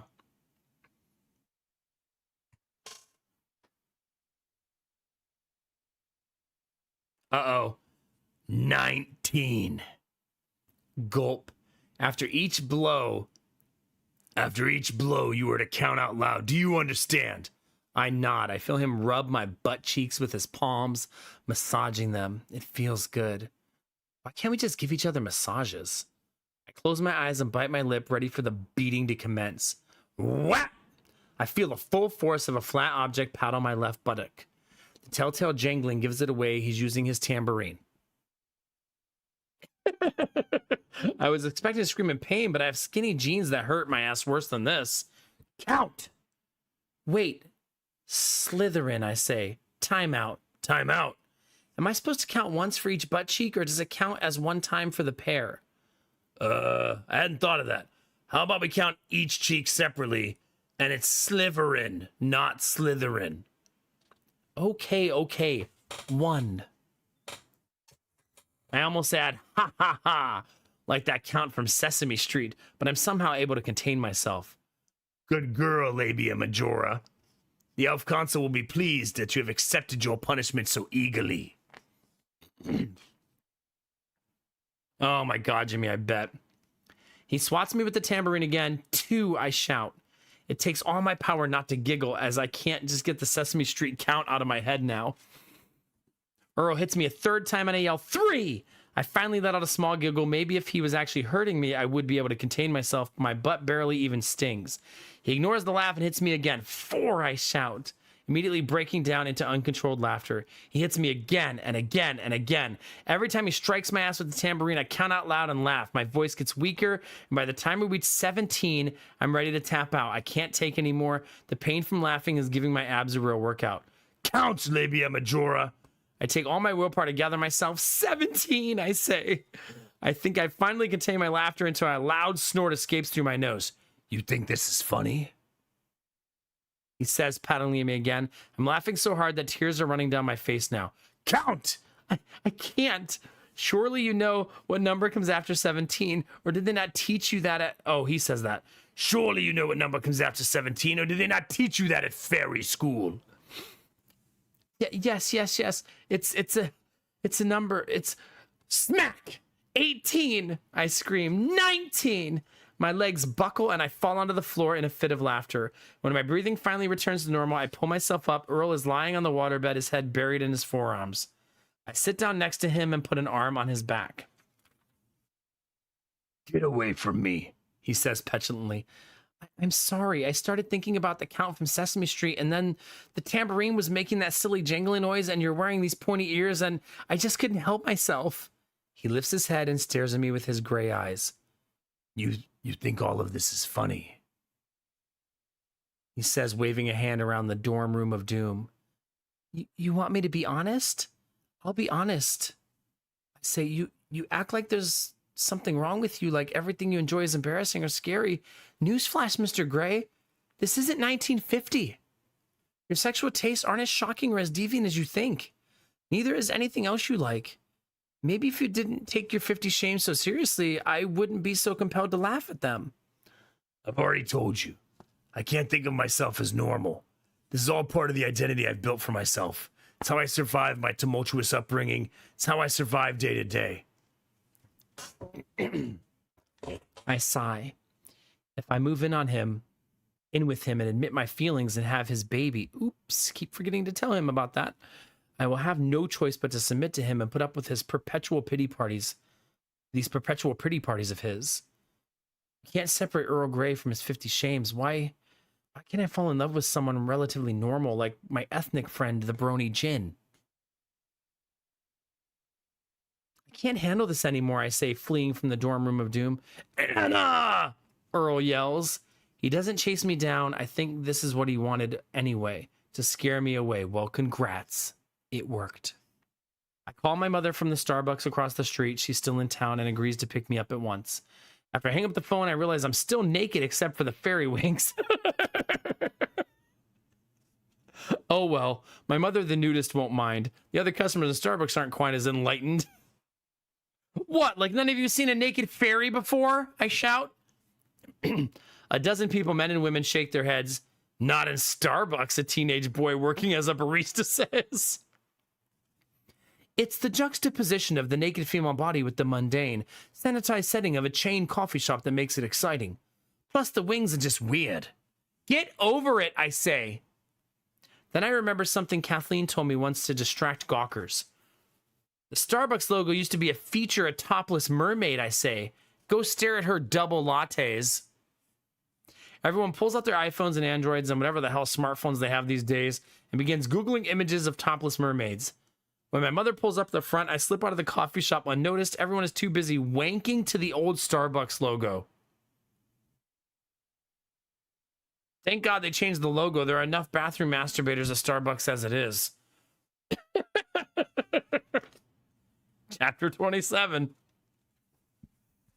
It's been a week since I left Earl Grey and he hasn't tried to contact me. staying at my dad's house in Portland. I didn't consider going back to the duplex I share with Kathleen, not even for a second.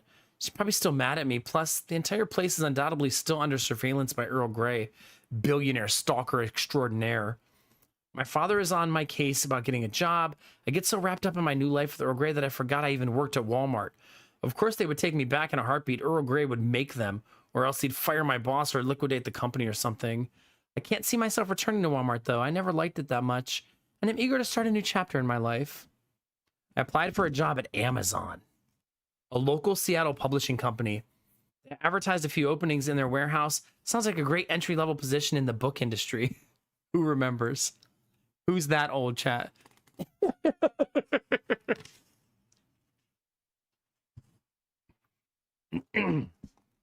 If I get the job, I might be able to work my way up to editor in a few years.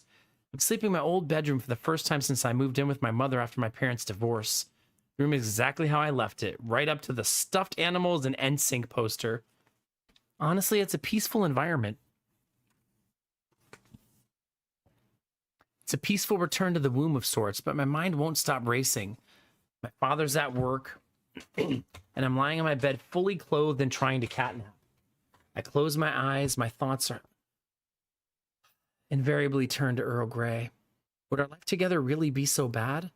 No matter how hard I try to be angry with him, my body responds with increasing desire. I unbutton the top 2 buttons of my blouse. This gives me just enough room to slip a hand inside my shirt.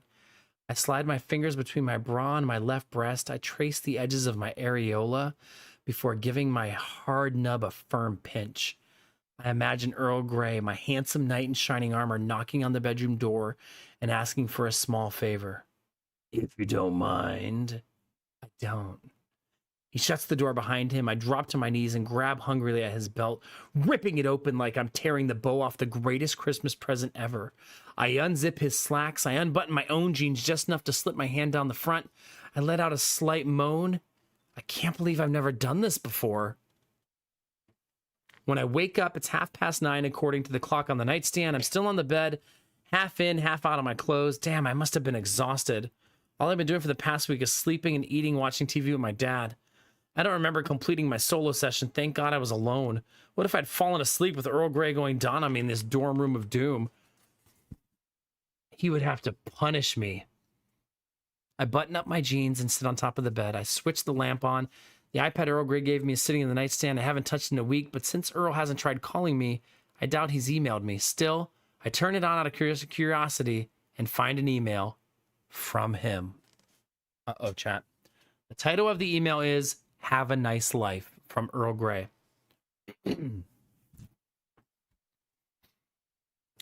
Dear Miss Steele, it's been a week since you left.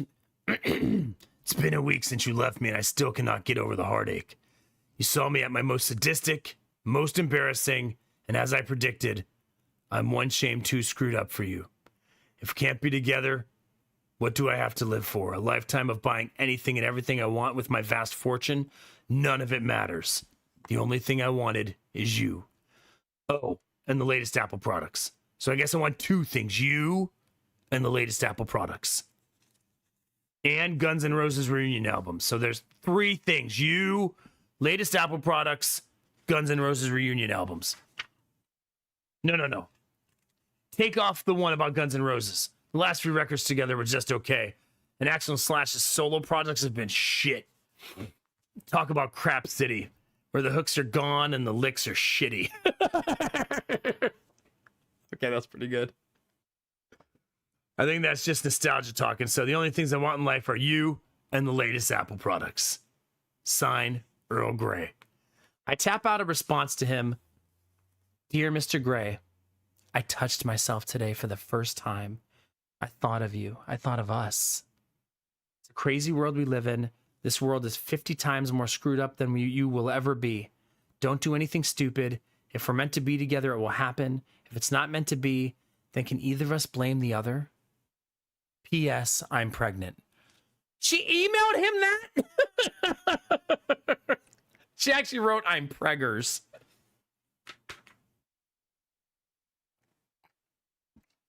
What a way to break the news. Immediately after I tap send, there's a knock at the window. I set the iPad down, cross the room, and throw open the curtains. Instead of Earl Grey, it's Jin. Can I come in? He says, his voice muffled through the glass. He's wearing tight cut-off jean shorts and seems to have lost his shirt. His muscles ripple in the moonlight. Oh my. Chapter 28. I open the glass window, but that still leaves the screen. Jin waits at my window ledge, patiently standing on the ladder that he's leaned up against our house so he can reach my second floor window. Unfortunately, no matter how hard I try to open it, the screen is stuck. Can you just use the door? I ask him. He mutters something under his breath and backs down the ladder. 30 seconds later, I hear him coming up the steps inside the house, unlock the bedroom door, and greet him with an awkward hug. Hey, you, I say. Hey, you too, Jin says. We sit down on the bed at arm's length from each other. I don't want him to get the wrong idea. My relationship with Earl Grey might be on shaky ground, but it doesn't mean my sperm bank is accepting donations. I heard you were back in town, Jin says. You heard correctly. I saw the accident on the news. Kathleen and I thought you were dead for sure. I'm not. Well, obviously, Jin says. So, you did hear about the crash then. I was beginning to wonder. What? You were beginning to wonder why? Because we didn't visit you when you were in the hospital? I tried to, believe me. The security was so tight there because of the celebrity doctor treating you, and they were only letting an immediate family to see you. Earl Grey, my inner guidette whispers. How are things going with your bronies? I wasn't sure how they would react after I succumbed to my anger at Eclipse and fought with your boyfriend, but they've been incredibly cool and supportive. But I've learned that every brony struggles with feelings like anger. It's incredibly helpful to talk about those feelings with my bronies. And your forum moderator job at ponyexpression.net? It's all good. It's the best job I've ever had, and since I have $1 million now, I don't have to worry about getting some boring real job. I've even got a small Australian vanity press interested in publishing my pony fanfiction. That's fantastic, Jin. I always believed in you, I say. Anyway, how are your testicles? Chat, how are your testicles? Are they good? Yeah. Check them once in a while, you know. Do your due diligence. The one I have left is fine. The tone of his voice makes it sound like a sore subject, so I quickly change the topic. How is Kathleen? After she drove us into the Pacific Ocean, she decided to clean herself up. She knew she had a problem for a long time, but that accident was what finally drove her over the edge, so to speak. I dropped her off at an inpatient treatment center. She'll stay there until she's 30 days sober and then move to a halfway house, but so far so good. Is she still a total bitch? Jesus. Of course she is.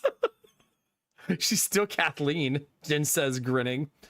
She'd like for you to visit her, though. She wants to know if you're still planning to move to Seattle with her or what your plans are. Do you even know? I guess the future is kind of up in the air. I applied for a job in Seattle, but who knows if I'll get it. You're living her dream, you know. I applied, dating a boardroom hottie, hanging out in Seattle. I shake my head. She shouldn't take it so personally. Are you still seeing him? Who? Come on, Anna. How long have we been friends? 4 years. You can tell me anything. I'm not sure if Earl Grey and I are still together or not, I say. Things are complicated. Jin shakes his head. Why can't love just be easy? Because nothing good ever comes easily, I say. Jin puts his hand on my knee. I come easily. I try to imagine what life would be like if I took him up on his offer. We've always been close friends. If we took things to the next level, how would our friendship change? I have to admit that our friendship was already changed as a result of Earl Grey, who brought all the sexual tension that had been simmering for years between me and Jin to the surface. And now the tension is simmering in Jin's cut-off jean shorts. I would be so easy to just lean over and button his shorts and start ellipses. There's a knock at the door. Oh no, is it Earl Grey? Nope. My dad opens the door. Jin takes his hand off me. Oh, sorry. I didn't know you had company, babe. My dad says, this is Jin. I say he's a brony. Jin shakes my father's hand. This isn't the feller who landed you in the hospital, is it? I shake my head. No, Dad, that was Earl Grey. You kids grow up so fast. One minute you're watching Barney and the Teletubbies, the next you're being fingered by some brony. You kids have fun. Taking a couple of Ambien and hitting the hay. Don't stay up too late. He shuts the door and I'm alone again with Jin. I'm sorry, he tends to say really inappropriate things. Jin laughs. Now I see where you get it from. Suddenly, Earl Grey emerges from beneath the bed. Hello, Anna, Earl says, dusting himself off. He's wearing a suit with the smiley face tie again. I remember the tie well. I stand up to distance myself from Jin. Whatever you were thinking was happening wasn't, I say. What if I was thinking nothing was happening? Does that mean something was happening? I'm confused. What else is new? Jin mutters. Don't worry. Oh no, Chad, a yawn.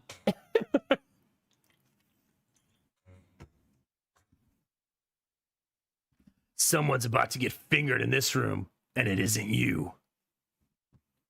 Did you just threaten to finger me, Jin says? Did you just threaten to finger me, Jin says? Standing up, his muscles ripple angrily. Oh no, not another fight. Jin will never forgive himself if he lets his anger overtake him again. Plus, he only has one testicle left. Both of you, stop! They look at me. Stay out of this, Anna.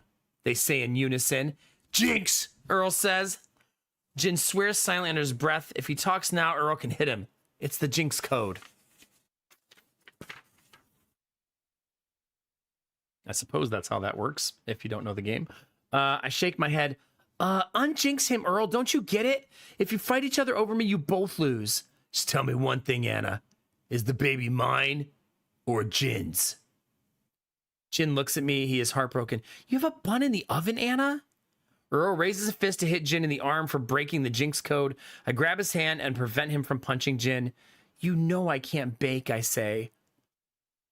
I was talking about you being knocked up. Oh, that. Yeah, I'm sorry. I didn't tell you sooner. Jin said, you're lying. No, I'm carrying Earl Grey's baby. You're no better than those arrogant 16-year-olds on MTV that Kathleen is obsessed with. You take that back right now, I say. I'm not 16 and I would never be on a reality TV show. Sounds kind of funny coming from a girl whose personal physician is Dr. Drew. Face it, Anna, you've changed. Have I? Or have I just grown up? Jin frowns. This isn't how things are supposed to end. You know it. He might be upset, but at least his anger seems to have dissipated. I'm sorry, Jin. Maybe you can fall in love with the baby when he grows up.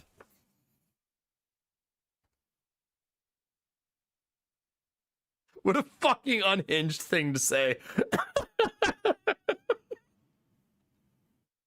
Like, Jesus Christ.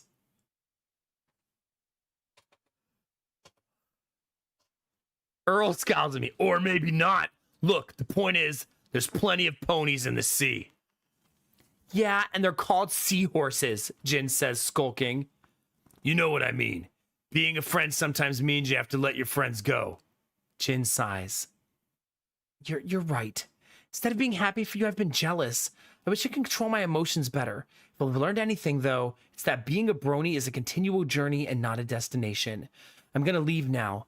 And I'm not sure when we'll see each other again, but I sincerely hope you and Earl Grey are happy together. Thank you. That means a lot to me, I say, opening my arms and embracing Jin in a long hug. I feel his hands creeping down my back, and when they're almost at my butt, Earl clears his throat. Goodbye, Anna, Jin says, letting go of me. Goodbye, Jin, I say, and good luck. Jin and Earl stand face to face again. Earl taps him playfully on his naked bicep. That's for breaking the Jinx code, brony. Be good to her, he says, extending an open hand. Earl shakes it. I will be. Jin tries to open the window screen, but it still won't budge. You weren't kidding about this being stuck, he says as he walks out the door instead, shutting it behind him. Earl embraces me. When I got your email, I was worried about who the father was. I'm just glad the kid won't have a dad who collects plastic toy ponies. I think Jin is still finding himself. He has his own journey ahead, I say. Thank you for not having him brutally murdered or something. I was never too worried that he would take you from me. Remember me later to cancel the hit I put out on him, though. Whoops. Earl says, confidently placing a hand on my shoulder. I melt at his touch. My inner guidette spins circles until she collapses in a dizzy heap. I applied for a new job this week, I say, trying to avoid the baby in the room. At Amazon. Wait, how did you know that? Don't tell me you bought them too. I already owned them. Don't worry, though. I won't interfere in your career. Thank you. That means a lot to me. I've also been meaning to ask how your mother is. Physically, she's alive, which is more than you can say about most Walmart greeters. Emotionally, we've got a long road ahead of us to patch up our relationship. There's a long, awkward pause. He could very well be talking about our relationship. I'm sorry I got pregnant. Earl gazes into my eyes. It's more than likely my own fault, Anna. What do you mean? Remember when I said my condoms are tailored? Yeah? Here's the thing. Apparently hemming a condom for a better fit isn't such a smart idea. The sperm can swim right through the stitched seams. Huh. Not a stitched up condom, chat. Such a funny visual. Handcrafted, tailored condoms. I lay my head on Earl's chest and immediately start sobbing. What's wrong? I stare into his gazing gray eyes. What's wrong? Don't you get it? I'm in love with you. I say, the secret is now out. Earl Grey's face lights up with joy. I've never seen him so happy, except for maybe when he's emulating his hero, Tom Cruise. I'm in love with you. I'm in love with you, Earl Grey. When I ran out of your penthouse, I was confused. I've since realized that what I love is a bumpy ride. Every rose has its thorns. I hope you'll take me back. Of course I will. I was worried you wouldn't take me back. I should have cut you some slack when you laughed at our role-playing session. At least you're open to new things. I know what a sadistic prick I can be, Anna. It can't be easy to deal with the moody Earl Grey, but you seem to handle me better than any woman I've been with. You're not afraid of my 50 shames, and you taught me that I shouldn't be either.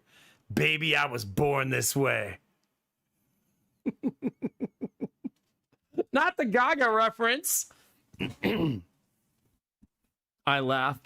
I didn't know you were a Lady Gaga fan. Oh my God. I love her. It sounds like you and I were meant for each other.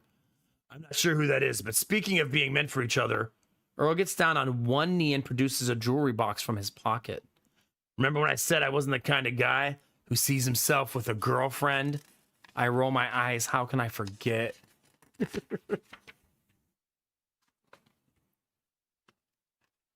Well, I stand by that statement. He says, I can't see myself as the kind of guy who has a wife. I can see myself as the guy who has a wife. I think that kind of guy is called a husband. I offer Earl smiles and opens a jewelry box, revealing a gold engagement ring topped with a gleaming rock. Anna Steele, will you marry me? Yes, yes, yes, yes, yes, yes, yes, yes, yes, yes, yes. Yes. I say, unable to contain myself. Literally, I am unable to contain myself as urine trickles down my leg and I pee my pants. I remove the ring from the box and slide it onto my finger. Upon closer inspection, the stone is actually a diamond-studded 20-sided die.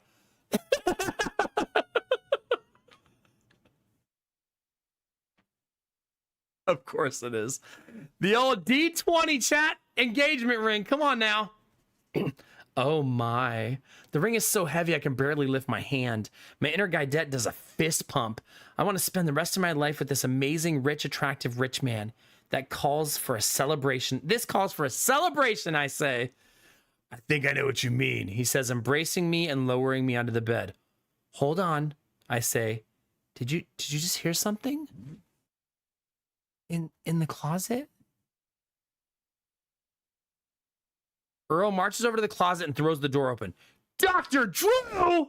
He screams. The doctor stumbles out of the closet. Sorry, I was just leaving. Dr. Drew scampers out of the room as he barrels down the stairs. Hear him trip and roll the rest of the way to the bottom. Dr. Drew screams for help. Something about a bone showing. Should we go check on him? Earl Grey says, peering out the door. No. He's a doctor. He can heal himself. Earl closes the door.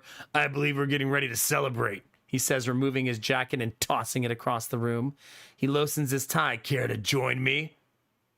Now it's my turn to smirk. Actually, there's something I want to try for a change. I say, propping my head up on a teddy bear. Leave the tie on and take off your pants. Yes, Miss Steele, he says, grinning wickedly. He slips out of his gray dress pants and silver thong, revealing his slender, muscular legs. His manhood jutting out from underneath his dress shirt is primed and ready to go. Get your ass over here, I order him. I kind of like being in charge. He does as he's told and stops beside the bed. What did you have in mind, Miss Steele? My fiance's name is Earl fucking Grey. If you don't teabag me right this second, I'm calling bullshit. Get it? Because Earl Grey is a tea and teabag.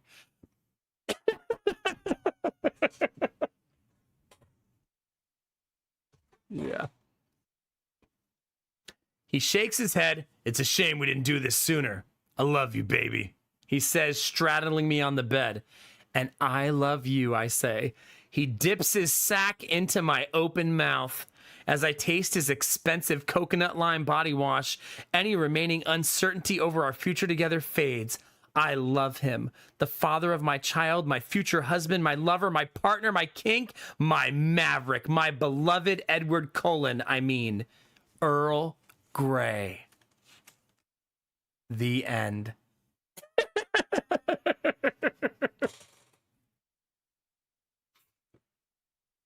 Well, chat. Hooray!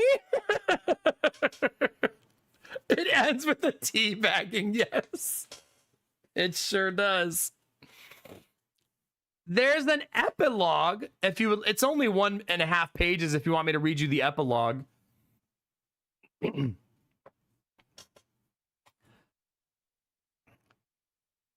do you think, chat? You want the epilogue? Yeah, okay. I should do a shot first, because I have a debt to pay.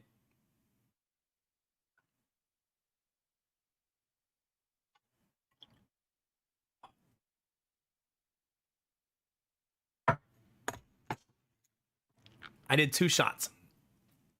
I think I only owe 2 now, right? I think. Dizzy will keep me honest.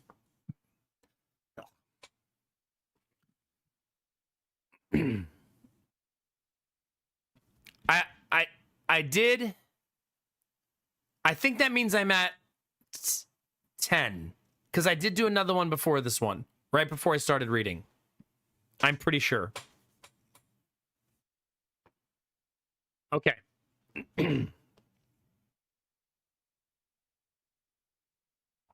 The epilogue. Miss Steele, you've been in labor for 65 hours now. The baby is in trouble. We have no choice but to do a C-section, the obstetrician says. Then do it, goddammit, Earl says. He's been there in the hospital holding my hand throughout the entire ordeal. Carrying his baby to full term was painful enough, what with all the sadistic behavior in the womb. But the past 65 hours have been even more painful. The nurses can't pump enough painkillers into my system to stem the pain. I squeeze Earl's hand. It's going to be okay, I mutter. I'm exhausted, need to rest, but I need to be strong for our baby boy. Do we have your consent, Miss Steele? Okay, I hear myself say. My voice sounds like it's coming from another dimension. Excellent. This will be all over soon. She turns to a nurse and asks the anesthesiologist, and then orders another nurse to wheel my bed into the operating room. Everything happens so fast. We're whisked down a hall, through another corridor and into the OR. Earl, who is wearing scrubs over his suit, follows me, holding my hand every step of the way. The next 20 minutes are a blur of doctors, nurses, epidurals. I close my eyes and can't feel anything. Thank God. I turn my head to Earl and he smiles weakly. I feel myself slipping in and out of consciousness, but perk up when the obstetrician finally says the magic words, "Here's your son!" Earl is holding the newborn swaddled in a blanket. The baby's face is wrinkled and his dark hair is matted down, but he's alive and cute. His eyes are closed and he looks so peaceful. Chris Grey, our baby. Baby Chris's eyes open. They're gray just like his father's. Baby Chris smiles wickedly and flashes his pointed vampire teeth. Wait, his what? I look up at Earl, who smiles and flashes his own pointed fangs. I guess there's something we need to talk about. he says. The baby gazes at me and I gaze at him, and then Earl gazes at me, and then we all take turns gazing at each other gazingly. The end.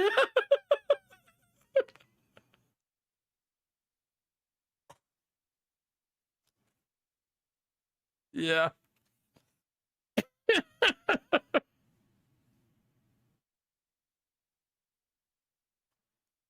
He is a vampire.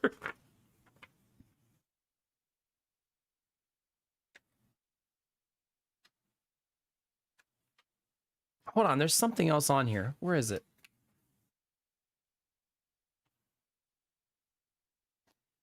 There is something that is called 50 Shames in Space. It just says an excerpt from 50 Shames in Space. I don't know what the fuck it is, but in for a dime, in for a dollar. Let's go. It also starts very juicy. Earl Grey bends me over the railing overlooking the vast alien jungle and takes me from behind. Oh, it's her book. Because she wanted to be a writer, right? In our rush to get busy, we have stripped off only the minimal amount of clothing necessary and are making love with our pants around our ankles and the rest of our space clothing untouched. The 20-pound jetpack is still strapped to my back. It takes an eternity to get completely out of our space battle gear, and neither of us can wait another 10 minutes to get hot and heavy. As we bone under Xenix's twin moons, I think about all that happened since the birth of our son. The human-vampire war, the invading alien forces that exploded the sun, the fact that Jen and Kathleen finally found true love with each other, and then 6 months later, their breakup after Jen caught her making sandwiches with the Winklevoss twins. The closer I get to climaxing, the more my nipples ache to be touched. Finally, it's too much to bear. I fumble with my top in a desperate attempt to free my breasts as I ride Earl to my pleasurable destination. One touch is all it will take to send me over the edge. Earl, sensing that I'm trying to do, wraps an arm around me to cut my left breast, but his long fingers find the jetpack emergency booster which switch instead. I'm shot 300 yards across the jungle where I land into a tree. It's the best orgasm of my life. When I trek back through the jungle and find Earl, there's not much left to him. The direct blast from my jetpack single thruster cut him in half at the waist. My poor Earl Grey is now 50 shades of messed up. Does Earl Grey survive? Find out in 50 Shames in Space, the thrilling sequel to 50 Shames of Earl Grey. Twice the sex, twice the excitement, and twice the sex. The end.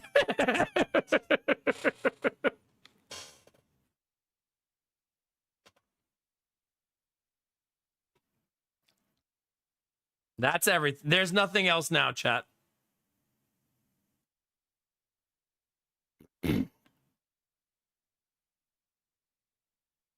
However, the last thing I'm going to give you from this book, chat, Earl Grey's list of 50 shames.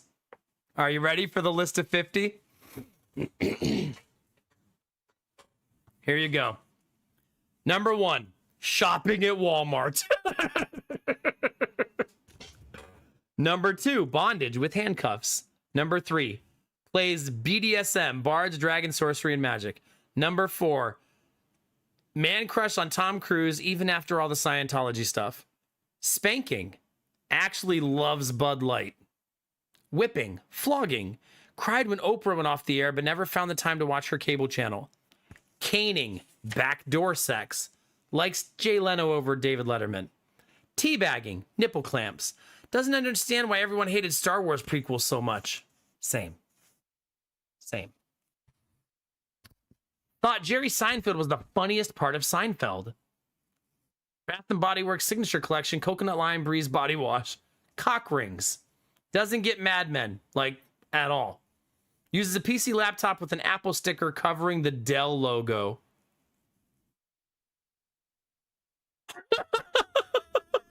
Oh no. Steals Wi-Fi. Finds it incredibly erotic when women pick their noses. Loves Nickelback. Only flosses teeth the week before a scheduled dentist appointment. Watches Titanic at least once a year and laughs every time when the guy hits the propeller. Jesus Christ. Team Jacob. Trolls Craigslist for dates. Wishes Katy Perry and Russell Brand would reunite because they were so good together. Thought Heath Ledger was just okay as the Joker. Okay. Olive Garden is the best restaurant. Bondage with rope. Pays women to live action roleplay with him. Never finished reading Ayn Rand's Atlas. Shrugged. Watches professional wrestling religiously even though he knows it's not real. Gossip Girl. Can't remember the last time he trimmed his toenails. Makes frequent references to snakes on a plane even though it wasn't even funny to do so when the movie was in theaters. Vibrators. Thinks Tim Burton is kind of overrated. Wishes everyone would just leave Kristen Stewart alone. Lesbian porn doesn't really do it for him. Can eat a pint of Ben & Jerry's in under half a minute. Thinks Jeff Foxworthy is hilarious. Snowballing. Thinks you just can't beat a good floral print Hawaiian shirt. Kinda thought George W. Bush was a decent commander-in-chief. Loves butt plugs. The show 16 and Pregnant. Pegging. Loves reading erotic romance novels. And that's number 50.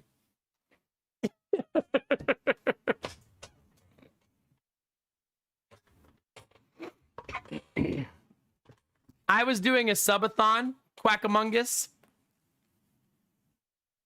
And this was the last thing I did for the subathon. We read that entire freaking book. Now, chat, I have to admit something to you that I just realized. I'm not a reader. Like, I don't read. It's a parody book. It's supposed to be painful. I read chat every day, but I don't really read novels. In my adult life, I have read one novel, and only one. That just made two.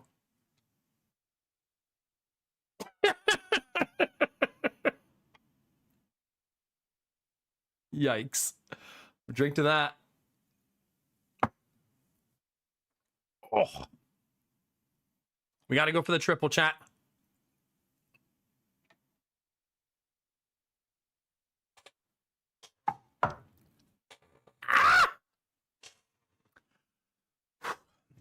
Well, I read all the time because I read the kids their books. I just don't read novels. I've never really been into it, but I do want to change it over time. I do, especially as the boys get older. I would like to become a connoisseur of reading as the boys get older and get into it with them and stuff like that.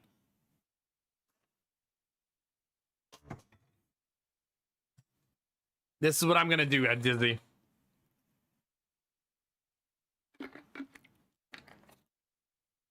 Oh. God, fucking lemon juice is so strong.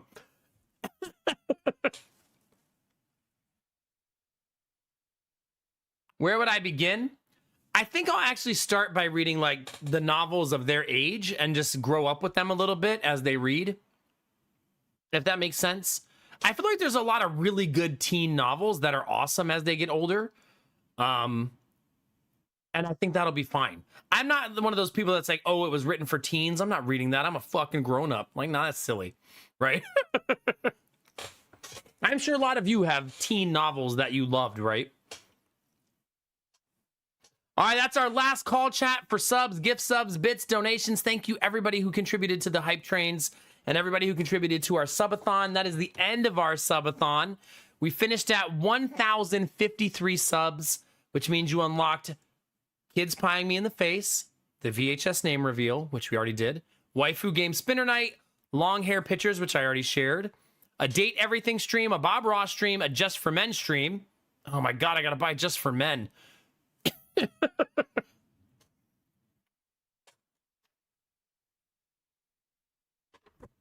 See, so you guys are picking up what I'm putting down.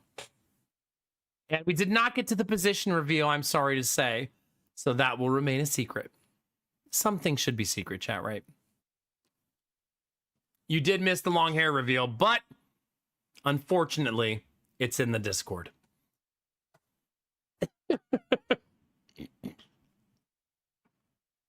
I love that, Barbara. I feel like that's a good mindset to have. Yeah. We do still have the subs and bits, but I don't think it's not going to be 200 subs worth. It's probably going to be like 10, 12, somewhere in there. I can kind of give you a rough estimate because I can see it on here.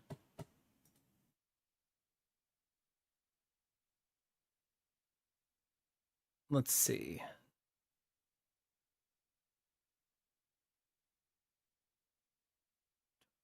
18, 59, 69, 75. What's 76 divided by 6? 12-ish, 13.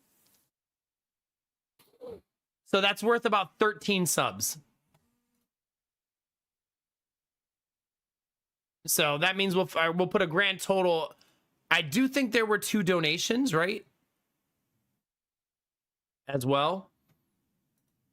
So about 15 extras will be added, which means our final total is, well, if we add 15 for the subathon total would be 1,068.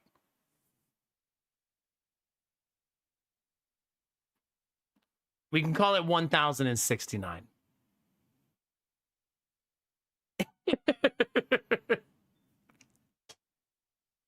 But that's it for me, chat. I've got to go.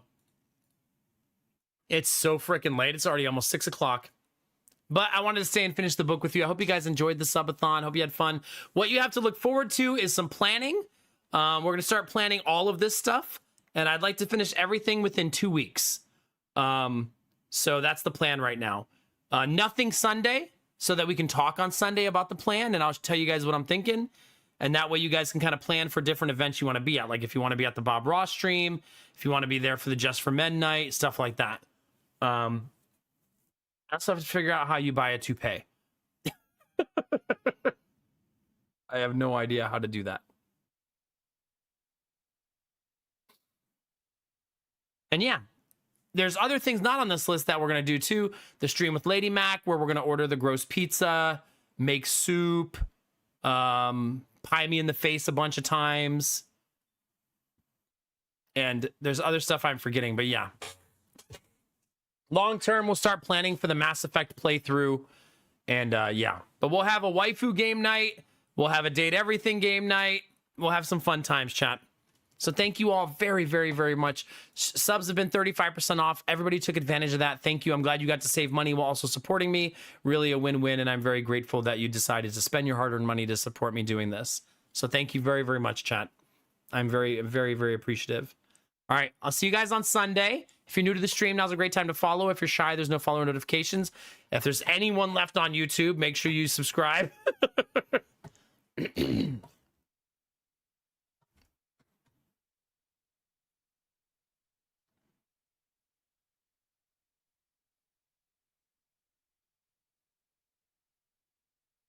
Do you guys want me to host Drongo? Since he saw some of the debauchery in here. I'm sure he'll have some fun things to say about it. You're welcome, Jimmy. Have a good night. Thanks for helping me with everything, Dizzy. I greatly appreciate it. Need a suspect raid message.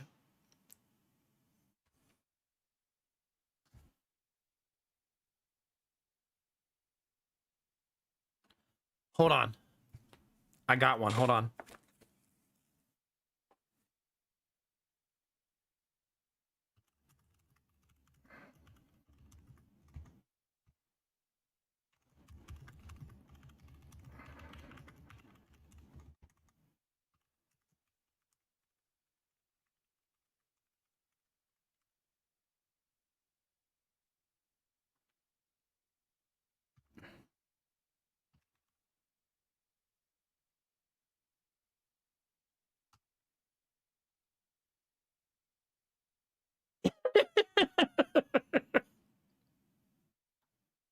Derpy, I was writing this one.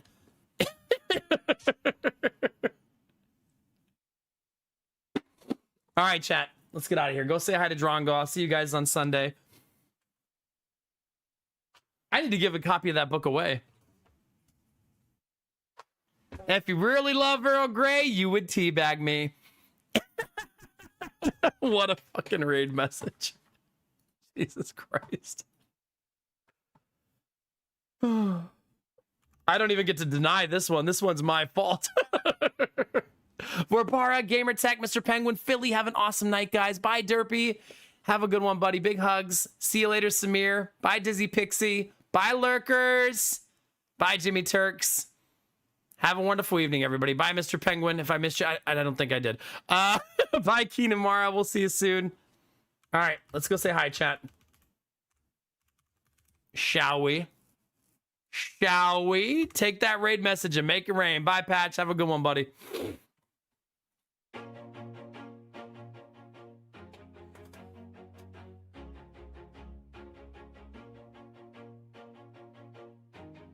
It has been my pleasure to stream for you tonight. Twitch is a big place. YouTube's even bigger. You could be anywhere, but you're here with me, and you're dope as fuck for that. Subs, gift subs, bits, donations. You have no idea how much they mean to me, my family, and my ability to do this. So thank you. Thank you. Now take those positive vibes and share them with the world. Remember that a small act of kindness can change the world around you. Tell someone you love them. Tell someone you appreciate them. Tell someone they look damn good today, chat. Those moments make the world a better place to be, baby. All day, every day. We're going to go do that right now for my friend Bloody Drongo. Go in his chat, say hi, drop a heart, and we'll bring some good energy his way, okay? Also, I have a doctor's appointment on the 13th. So we're going to go get the kidney stone taken care of since we didn't pass it. I love your faces, chat. I'll see you on Sunday for who knows what the fuck we're doing. Go say hi to Drongo, and as always, you know the most important thing. Keep being you. Because it's all I'll ever need. Because you're amazing, sexy, beautiful, and good things are coming, fam. Get out there, get after it, and always be the best version of you. Come on, baby. Get it!